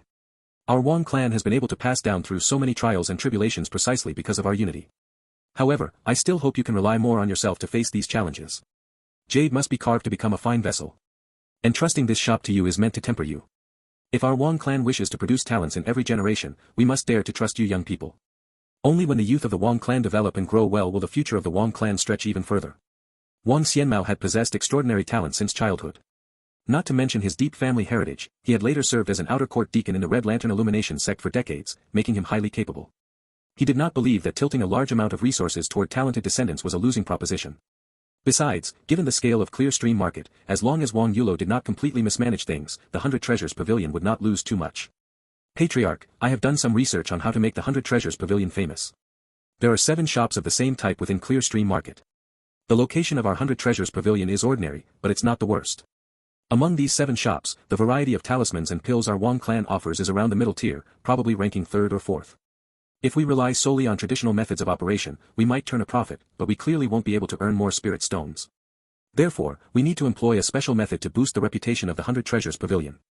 I just don't know if my idea is appropriate. Hearing Yulo's words, Wang Xianmao nodded in satisfaction.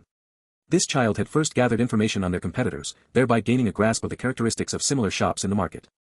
From this point of view, Yulo was indeed very dedicated. His decision to make Yulo the manager was not wrong. One had to boldly utilize the youth to see if they had any new ideas. Even if they were a bit unconventional, with Wang Rongxing and Tang Yinxiu watching over him, no major problems would arise. Rongxing, come here. You used to run a general store in Hidden Dragon Market. Exchange some thoughts with Yulo, he has a few new ideas. Wang Rongxing walked forward in surprise, looking at Yulo with some doubt. Child, are you really that confident? He had originally thought that Wang Yulo's position as manager was just a gimmick, that the patriarch actually wanted him to do the real work while using the title to subsidize Yulo with spirit stones. This was not because he looked down on Yulo, it could only be said that Wang Rongsheng lacked an understanding of him. Uncle Rongsheng, the 100 Treasures Pavilion primarily sells talismans and pills. Our Wang clan's talismans are excellent, and the quality of our pills is also superb. But even the finest wine fears a deep alleyway. Just because the goods are good doesn't mean others know about them. How to let customers know about the 100 Treasures Pavilion is the key to our success or failure. I plan to prepare a special grand opening event to make a name for the 100 Treasures Pavilion right from the start through certain promotions. We can choose 2 types of goods with relatively wide demand and offer a discount on their retail price, a 10% discount. But this 10% discount isn't given for nothing. Customers need to gather 3 people to come and buy together to receive it. This way, in order to get the discount, customers will actively help spread the word for the 100 Treasures Pavilion. At the same time, we can also set up a flash sale event. As long as a flash sale event. You want to kill the customers? Wang Rongsheng seemed a bit too battle-ready, and his absurd interpretation left Yulo completely choked for words. Behind the counter of the 100 Treasures Pavilion, Yulo was currently introducing the Wang clan's special talismans and medicinal pills to several customers. Wang Xianmao had a good reason for his confidence when opening a shop in the highly competitive Clearstream market. Having Yulo and Yuan study the fire method and metal stone artificing way under Hongmei was meant to shore up the Wang clan's foundation in that particular area, but it did not mean the clan lacked expertise in other fields. As an immortal cultivation clan capable of enduring for a millennium, the Wang clan certainly possessed quite a few impressive tricks up their sleeve. Fellow Taoists, seniors, you all understand the benefits of the Donkey Hide Thousandly Talisman, so it's impossible for this price to go any lower, Yulo explained warmly, introducing his family's specially crafted spiritual talismans. Furthermore, you cannot purchase them in bulk, the limit is 2 per person. After all, we are already taking a loss by offering a 10% discount. Aside from the Donkey Hide Thousandly Talisman, the spiritual wood talismans of our 100 Treasures Pavilion are also exceptionally good, especially the spiritual wood stone armor art, the spiritual wood wave mist art, and the spiritual wood swift vine art. These talismans are drawn upon spiritual wood by true talisman masters. When it comes to magical combat, they are far stronger than ordinary talismans. The Wang clan was most proficient in wood attribute methods, and Wang Xianmao had even successfully cultivated a divine ability within the wood path. Aside from their Tier 8 spiritual resource node, Dumb Donkey Plain, the clan also possessed several other spiritual resource locations, 3 of which were Tier 9 wood attribute nodes. Relying on these resources, combined with the family's inherited talisman and alchemy techniques, the Wang clan's specialty products were highly competitive. Little fellow Taoist, I'm not looking to buy talismans. Do you happen to have any Qi transformation powder here? Asked a middle-stage Qi condensation cultivator. This cultivator was well aware of the reputation of the Wang clan of Anbei Kingdom. Even though he could tell Yulo was only at the 5th layer of Qi gathering, he still politely addressed him as a fellow Taoist. Qi transformation powder was a defective spiritual powder produced during the refinement process of Qi transformation pills. It could still increase a Qi condensation cultivator's cultivation speed, though its effects were somewhat inferior. Hearing that the man wanted to buy Qi transformation powder, Yulo replied with a slightly tense expression. Senior, the 100 Treasures Pavilion does not sell spiritual powders, only spiritual pills. We have ready stock for all kinds of common spiritual pills. If you have other specific needs, everyone is welcome to take a look at the custom spiritual pill list behind me. The Wang clan can help refine any of the medicines listed there. In terms of efficacy, they are not inferior in the slightest compared to those used by disciples of major sects like the Red Lantern Illumination sect. Yulo felt tense because he was worried this cultivator might mistakenly believe the 100 Treasures Pavilion was looking down on him. All who entered were guests, so the 100 Treasures Pavilion naturally wouldn't look down on anyone. It was just that the Wang clan had no intention of squandering their efforts on minuscule profits for the time being. At present, the positioning of the 100 Treasures Pavilion was very straightforward, they would only sell premium talismans and medicinal pills. They would first rely on these 2 types of goods commonly used by cultivators to establish the reputation of the 100 Treasures Pavilion, and then choose an opportune moment to expand their inventory. Therefore, the shop did not stock lower-priced spiritual powders with weaker effects. The Wang clan would use alternative distribution channels to dispose of these defective byproducts of alchemy. There were many such channels, such as the merchant caravans passing through Twin Dragon Mountain, or certain illicit marketplaces. Disposing of goods through these methods allowed them to avoid the exploitation and taxes of the Immortal Alliance system. It allowed them to earn a bit more from the defective spiritual powders, making the profit margins far more substantial than mere table scraps. The customer who had inquired about the Qi transformation powder did not mind Yulo's answer. Instead, his gaze shifted to the custom spiritual pill list behind Yulo. Various specialized detoxification pills, several rare body tempering pills, multiple high-value divine sense pills. As the Qi condensation cultivator scanned down to the very end, he noticed a line of inconspicuous small text. What? An auxiliary foundation establishment spiritual pill? The customer's mind shook violently, and he asked in pleasant surprise, you actually have spiritual pills that assist in foundation establishment? He was so incredibly excited that his voice boomed loudly, instantly drawing the gaze of every customer inside the 100 Treasures Pavilion. Yulo smiled, replying calmly, the ancestors of the Wang clan have produced so many Foundation establishment ancestors, and several of our elders even entered the tutelage of the Purple Palace realm. Naturally, we do not lack the inheritance for auxiliary Foundation establishment spiritual pills. However, information regarding these pills is exceptionally precious. To learn about their specific details, categories, and effects, a fee is required. Why, is fellow Daoist interested? The Wang clan certainly did not lack the inheritance of auxiliary Foundation establishment pills, but if you wanted to know this information, you had to pay up. Once a cultivator aiming for Foundation establishment learned these things, they would have a clear path of preparation ahead of them. There was no such thing as a free educational service in this world. Knowledge required payment. How much does this information cost? The middle stage Qi condensation cultivator asked anxiously under the expectant gazes of the crowd. Naturally, he wasn't feeling anxious because of Yulo, rather, it was due to his awe and reverence toward a well-known immortal clan like the Wang family. The underlying logic behind why Wang Xianmao could remain perfectly composed in front of Purple Palace disciples like Jiang Baobian, Guo Baiqi, and Mu Changza was because the Wang clan of Anbei Kingdom was extraordinary, and he himself was equally remarkable. To Qi refining cultivators, the Wang clan, which had long been a vassal of the Red Lantern Illumination sect, was indeed a famous cultivation family. That will be a total of 100 spirit stones. Once this fee is paid, you may proceed to the Wang clan's ancestral lands for a detailed consultation. After all, the information regarding these spiritual pills is far too precious, and those of us working here at the 100 Treasures Pavilion are not privy to it. Furthermore, everyone can rest assured. The Wang clan is a family belonging to the lineage of Patriarch Manxiang of the Red Lantern Illumination sect. We would absolutely never do anything to harm our fellows and ruin our own reputation. The customer who had asked the question fell silent. 100 spirit stones could only buy information about the pills, just information, not the actual pill recipe. It was simply too expensive. But this was actually quite normal. These were spiritual pills that assisted with Foundation establishment. How could their recipes be described merely as expensive? Even if the Wang clan dared to sell them, very few people could ever afford them. Just as the customers were buzzing with hushed discussions, Gao Jian of the Clear Stream Market Security Patrol walked into the 100 Treasures Pavilion, leading his bunch of henchmen. Resting his hand on the spirit-binding rope at his waist, this fellow arrogantly and rudely pushed aside the customers at the entrance, his eyes locking onto Yulo behind the counter. Since the 100 Treasures Pavilion was newly opened, he would naturally give the Wang clan some face. But as for Wang Yulo, he really didn't amount to much in his eyes. A smile squeezed onto Gao Jian's face as he spoke in a deceptively mild tone, Yulo, this 100 Treasures Pavilion of your Wang clan really chose the perfect time to open. Just as I finished taking in a concubine, your shop opens its doors. A few days ago, you didn't even show up to drink my wedding wine. What's the matter? Do you have an issue with me? Arrogant. Though Gao Jian sounded gentle, the words leaving his mouth were incomparably arrogant. After all, he was the Town Guardian Cultivator's personal enforcer. Since he represented the Town Guardian Cultivator, he possessed the right to be arrogant. A honeyed tongue with a hidden dagger described someone who spoke sweetly while harboring malice in their heart. This beast Gao Jian belonged to the type who wouldn't let you off with his words, nor would he let you off in his heart, he was transparently wicked. In his view, he could give the Wang clan face, but the rules of Clear Stream Market could not be disrupted. Even the Wang clan had to obey them. There were plenty of shops opened by the vassal forces of the Red Lantern Illumination sect in Clear Stream Market. If every single one of them tried to cut corners like the 100 Treasures Pavilion, how was he, Gao Jian, supposed to collect revenue for the Town Guardian Cultivator? The customers inside the 100 Treasures Pavilion were startled by Gao Jian's sudden appearance, and they all fled the shop as if running for their lives.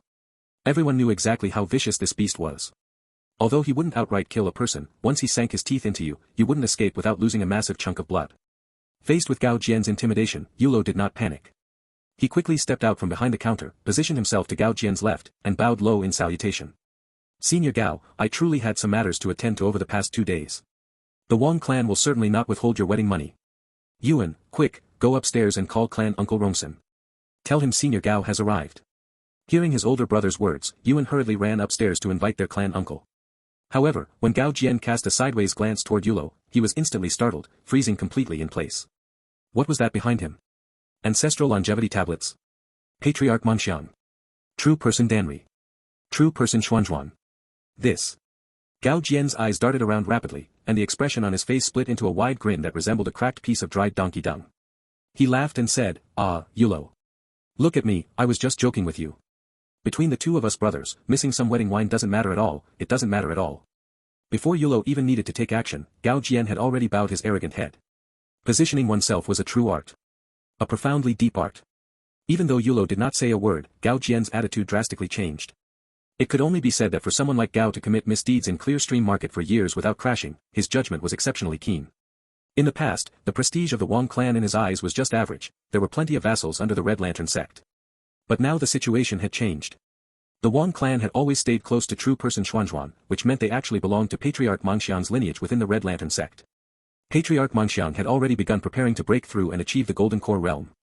Of course, Gao Jian did not know if the Patriarch could successfully break through, but what if he actually did?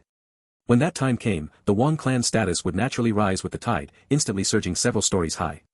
Relying on the protection of the guarding cultivator, Gao Jian could still put on airs within Clear Stream Market. But in the power struggle within the Red Lantern sect, he was just a fart. No, he was not even considered a fart.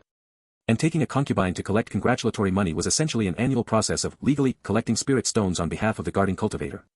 This was similar to winter or summer tributes, there were no strict limitations or rules. Considering that when the 100 Treasures Pavilion was established, his concubine taking for the year had already ended. Under these vague rules, whether the 100 Treasures Pavilion paid or not became an ambiguous matter. Today, when he stepped into the 100 Treasures Pavilion and saw Yulo in the main hall, he immediately started putting on airs, purely wanting to extort an extra sum of spirit stones that he wouldn't have to hand over to the guarding cultivator. He was just bullying a kid. But after realizing that the Wang clan's status might soon skyrocket, he was no longer willing to take the risk. Therefore, Gao Jian gave up decisively. He treated it as giving the Wang clan face. No, the Wang clan did not have that much face. Today, I am giving face to Patriarch Mengxiang by showing the 100 Treasures Pavilion leniency. Mengxiang, little Gao, you have a lot of spirit. Try standing in front of me and saying that.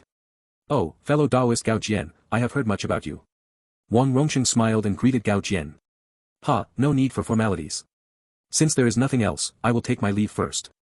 This 100 Treasures Pavilion of yours is set up quite nicely. Yes, very nice. After carelessly appraising Wang Rongsheng a few times, Gao Jian prepared to leave. He was just a useless clan cultivator at the early stage of qi refining, he had no value in associating with. Ah, fellow Taoist Gao Jian, I heard from Yuan that you just took a concubine a few days ago. Come, this is a congratulatory gift from our 100 Treasures Pavilion to you. Wang Rongsheng called out to stop Gao Jian, taking out a paper-wrapped packet of spirit stones from his robes and handing it over to him. He spoke very politely and gave plenty of face.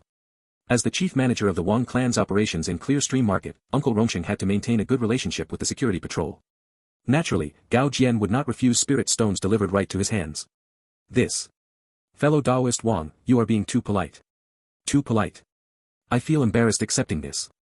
As he spoke, Gao Jian snatched the spirit stones from Wang Rongsheng's hands and stuffed them directly into his storage bag. Just this once. Do not do this next time, the captain of the Clear Stream Market Security Patrol said. After saying that, he belatedly asked a question. Right, fellow Taoist Wang, I still do not know your name. Just how shameless he was could be seen from this alone. He looked down on Wang Rongsheng due to his low qi refining cultivation, so he hadn't even intended to get to know him until now. Gao Jian could be polite to Wang Rongyuan, Wang Rongwen, and Wang Yulo because the former two had high cultivation bases and Yulo had ample potential. Wang Rongsheng was old and weak, so he completely ignored him. I am Wang Rongsheng. In the future, if there are any matters concerning the Wang clan's shops in Clear Stream Market, you can just come directly to me. Hearing this, Gao Jian carefully appraised Wang Rongsheng a few more times. This time, he actually noticed some clues. Wang Rongsheng had handsome features, but he was obviously getting on in years and his cultivation base was low. He must have been sent by the Wang clan to retire in Clear Stream Market.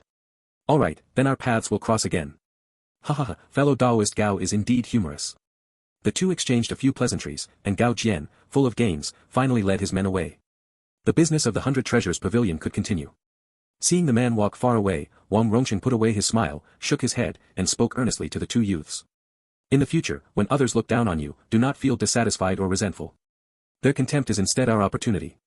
You must know that our family's breath concealment technique is a very powerful secret method. Ordinary cultivators could not learn it even if they paid spirit stones. Seeing that both Yulo and Yuan understood, he then specifically looked at Yulo. How is business today? After these few days of promotion, more and more cultivators know about the 100 Treasures Pavilion. The 10% discount for groups of 3 was very successful, but the limited time auction is not doing too well. I was thinking that perhaps the auction duration is too long. Customers are unwilling to bid in advance, they all want to wait until the end to see if there is a chance to snatch a bargain. Wang Rongsheng looked at the auction platform on the right side of the main hall. 3 auction items were placed on 5 pedestals. 2 pieces were put up by the Wang clan, and 1 piece was brought in by a customer. The opening bids were terribly low. It is good enough that 1 out of 2 strategies succeeded. Yulo, your talent for management is already very good. Do not worry. If it does not work out, we can just take it slowly. I will continue cultivating. Remember to teach your insights to the staff. For the next few years, your main task will still be studying the artifact refining path. You cannot always waste your time in the 100 Treasures Pavilion. Yulo bowed and voiced his compliance. Uncle Rongsheng was right, but what he was thinking now was that Hongmei needed some time to adjust his mental state.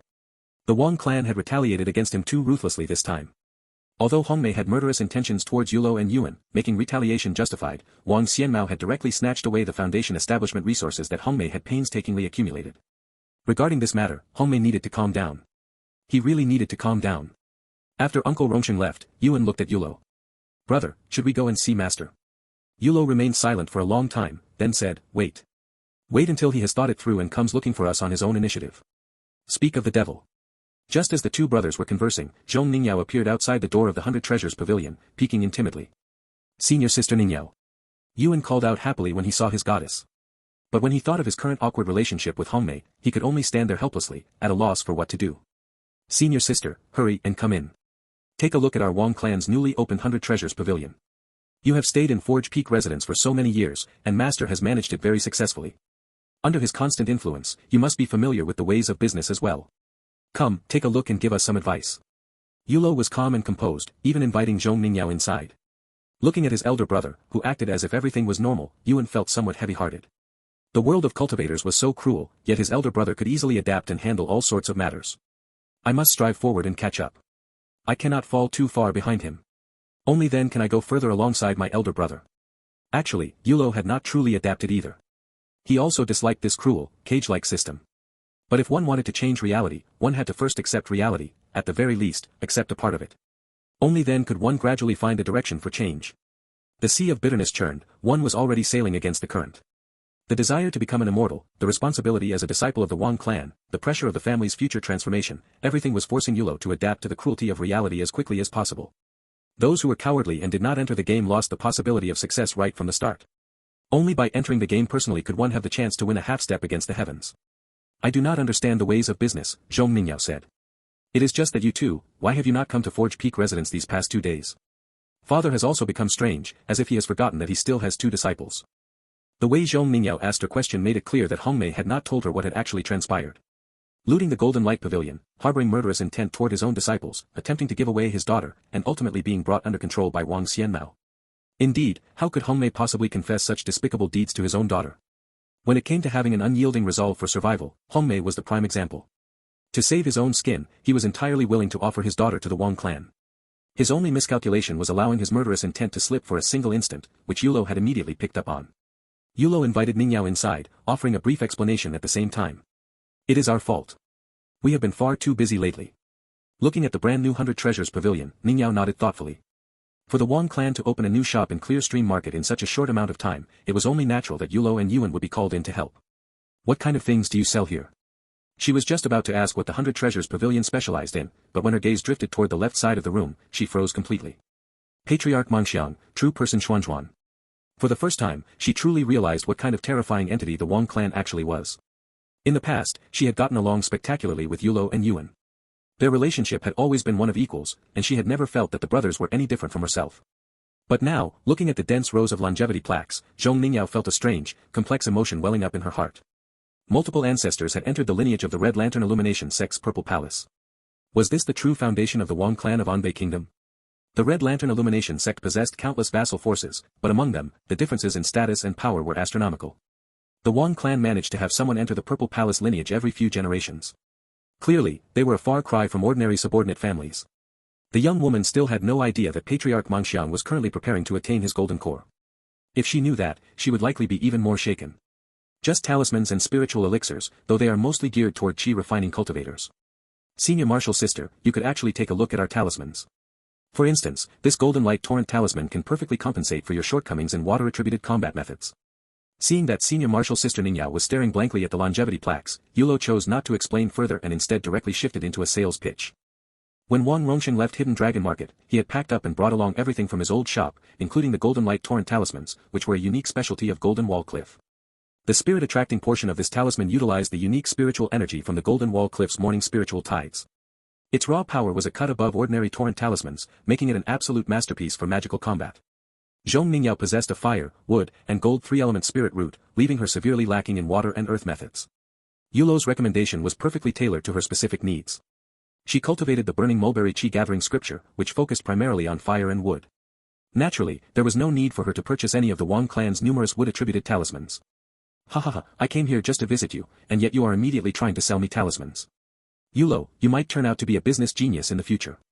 Yulo's enthusiastic pitch broke Zhong Mingyao out of her daze, and she teased him playfully. Scratching his head, Yulo offered a helpless smile. Senior Martial Sister, the clan needs the 100 Treasures Pavilion to earn more spirit stones, so we naturally have to do our absolute best. However, this Golden Light Torrent Talisman is truly worth purchasing. After all, things have become chaotic over at Hidden Dragon Market now. For a long time to come, there might not be any new supply of these special Torrent Talismans. Every single one used will be one less remaining in the world.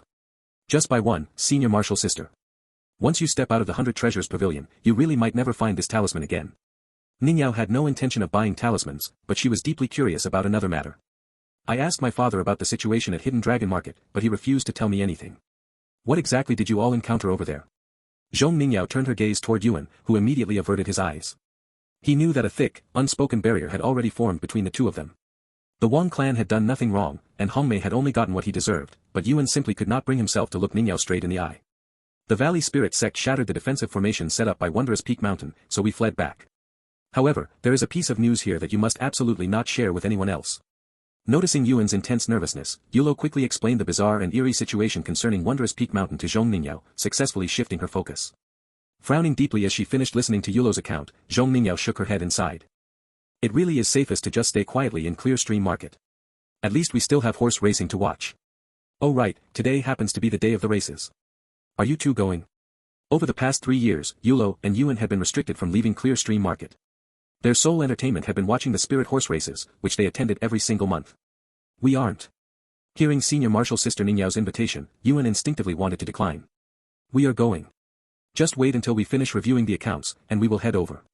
Yulo's sudden response left both Zhong Ningyao and Yuan thoroughly bewildered. In the past, the two of them had always been the main driving force behind seeking entertainment, while Yulo usually just tagged along silently. Why was he being so proactive this time? The reason was actually incredibly simple. Yulo's mental age was far more mature, so he viewed mere amusements very lightly. Compared to watching a chaotic spectacle, he much preferred spending his time meditating or practicing the artificing path. Yuan and Ningyao had been sheltered excessively well by their elders, yet they were also forbidden from leaving Clear Stream Market, so they naturally loved watching the horse races. The only reason Yulo suddenly acted against his usual nature today was because he had just thought of a highly unique marketing strategy. The 3% 10% discount promotion had yielded excellent results, but the limited time auction had ended up completely frozen. Yulo wanted to find a brand new avenue to break through the current stagnation in the 100 Treasures Pavilion's business operations. While this might not directly help increase Yulo's own cultivation base, many matters in life were actually deeply interconnected. Yulo had been reborn into the Wang clan, which allowed him to avoid much of the aimless drifting and hardships that ordinary rogue cultivators typically endured, ensuring his journey had been remarkably smooth. In return for enjoying the protection of the Wang clan, he naturally needed to contribute back to the family. In the not-so-distant future, the Wang clan would produce at least 2 brand new Foundation establishment cultivators. With the critical need to secure new sources of revenue in mind, Wang Xianmao had established this new 100 Treasures Pavilion in Clear Stream Market. Furthermore, he had intentionally placed Yulo in the position of shop manager to temper and train him. After all, Yulo could only cultivate for 3 hours a day at his current level, leaving him with an abundance of spare time that could be put to perfect use. Given the clan's protection and the patriarch's profound trust, Yulo had no reason to shirk his responsibilities. In fact, he had absolutely no intention of doing so, his only thought was how to manage the 100 Treasures Pavilion even better, nothing more. Reviewing the accounts. Zhong Ningyao looked at Yulo in utter confusion. Senior Martial Sister, you don't know yet, but my brother has been officially appointed as the manager of the 100 Treasures Pavilion by the Patriarch himself, Yuan said, a hint of pride clear in his voice. His elder brother was deeply trusted and valued by the clan Patriarch, and as his biological younger brother, Yuan was naturally overjoyed. It will be very quick, just wait a moment. Yulo carried the account books upstairs. After a brief, efficient exchange with Wang Rongshan, he quickly walked back down. Let's go, we are officially done with the busy work for today. Although he held the title of manager, the 100 Treasures Pavilion was hardly lacking in shop hands. With Uncle Rongshan keeping a watchful eye on the premises, it made very little difference whether Yulo was physically present or not. How much did you two make today? Zhong Ningyao walked side by side with Yulo, asking with a mixture of curiosity and a touch of eagerness. Yulo was her martial brother, so Ningyao naturally harbored no jealousy toward him. Regarding Yulo's sudden stroke of good fortune, after her initial shock wore off, she felt nothing but pure support for him. Of course, support was one thing, but getting her to spend her own money was an entirely different matter.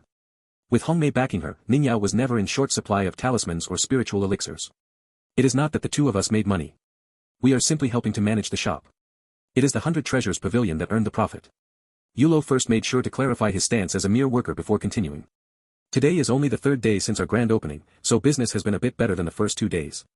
We managed to pull in 17 spirit stones over the course of most of the day. 17 spirit stones in most of a single day meant roughly 20 pieces a full day, which translated to over 7,000 spirit stones a year. This figure was simply too astronomical, causing Zhong Ningyao's mind to grow slightly dizzy as she did the math. That is nearly 10,000 spirit stones a year. Yulo, the business at the 100 Treasures Pavilion is vastly superior to Forge Peak residence. How could it possibly remain that high? When a shop first opens, customers naturally spend far more heavily. This is merely because we are satisfying their long-held needs with high-quality goods, effectively releasing their pent-up desire to spend. As time goes on and the regular customers have purchased everything they need, the profits will naturally begin to taper off. This was precisely the reason why Yulo wanted to diversify and find a breakthrough as quickly as possible. The 100 Treasures Pavilion could not afford to halt its momentum, and marketing strategies had to keep pace with the changes. Even if your annual profits cut completely in half, you are still making an absolute fortune. Yulo could only flash a bitter smile. The profit margins and the turnover rate are the true keys to success. The goods in the 100 Treasures Pavilion are all of exceptionally high quality. Even if they weren't sold directly through this storefront, the Wang clan would still rake in the exact same profits by moving them through alternative channels. The patriarch handed the position of manager over to me because he naturally hopes I can generate even greater returns. To be completely honest, the pressure on my shoulders is immense. Ningyao could easily understand the concept of profit margins, but she was completely baffled by the term that followed. What on earth is a turnover rate? Yulo pondered for a brief moment before offering a helpful explanation. Well, you can think of it as the total amount of time it takes for a product in the 100 Treasures Pavilion to go from being placed on the shelf to being successfully sold. When the turnover rate is high, the shop can sell a vastly larger volume of goods within the exact same time frame. If we want to earn more spirit stones while ensuring our retail prices do not increase, we have to find a way to manipulate the turnover rate to our advantage. Yuan had already completely transformed into Yulo's #1 admirer, and he instantly chimed in with praise. Brother, you truly are a business genius. Yulo hurriedly waved his hands in dismissal. What does this amount to? I am merely repeating the wisdom of those who came before me. Zhong Ningyao considered herself someone who had rubbed shoulders with all sorts of people while following Hongmei around, and she had certainly seen and heard far more than Yulo. Yet, she had never once heard of a turnover rate or any similar concept. You are simply far too fond of hiding your light under a bushel, Yulo. You don't possess even a shred of the sharp, competitive arrogance typical of young men your age. This time, Yuan found himself completely disagreeing with his senior sister's words. Yes, you are indeed the goddess of my dreams, but I, Wang Yuan, am absolutely no mindless sycophant. Right is right, and wrong is wrong. Arrogance. What use is arrogance? Can it be spent like spirit stones? The Wang clan's methods for raising and educating their younger generations were undeniably far above the average standard. The sole reason they had managed to endure for so many centuries was certainly not just because of their powerful backing. There were countless foundation establishment families that relied on the Purple Palace for protection, but very few could boast a seamless, uninterrupted inheritance spanning over a dozen generations like the Wang clan. Even someone as flighty and impulsive as Yuan could gradually absorb the clan's deep teachings, slowly coming to realize what the truly vital things in this world actually were. Finding herself completely choked for words, Zhong Ningyao felt a surge of mild annoyance and shot a sharp glare at Yuan. In the past, it was only Yulo who acted like a little old man, but now you are starting to sound exactly like a little old man too. The young maiden's display of petulant anger was incredibly captivating. It left Yuan's heart feeling as though it were being scratched by 100 tiny claws, throwing him into a state of intense excitement. However, the moment the image of Hongmei flashed through his mind, his high spirits instantly evaporated into nothingness. Master, master. Oh, what am I to do with you? Sigh. Ha ha ha, senior martial sister, when have I ever looked like a little old man? Yulo firmly believed that at a mere 16 years of age, he was in the absolute prime of his youth. No matter how one looked at it, he could not possibly be associated with an old fogey. This is slander, pure slander against my character. You look like one in every single aspect. Wait, you haven't been possessed by some old demon, have you? Zhong Ningyao teased him with a playful smile, using the joke to jab at him. What nonsense. If I had truly undergone body usurpation by an old demon, the clan patriarch would have seen through it a long time ago. As they strolled all the way toward the racetrack, the trio chatted and laughed merrily, thoroughly enjoying themselves. As for Hongmei, not a single one of them paid him any mind. The moment one allowed murderous intent to take root, they had to be prepared to bear the consequences. The Wang clan was no benevolent deity, and they possessed no superfluous kindness to waste on a traitor. Hello, everyone! As we wrap up this video, I want to share a quick note. I have a Patreon account. If you'd like to support me and enjoy on-demand audiobooks, you can become a Patreon member. Alternatively, you can check out my Google Drive link, which has 500+ novel audiobooks available through my Ko-fi or Patreon shop. I appreciate your support.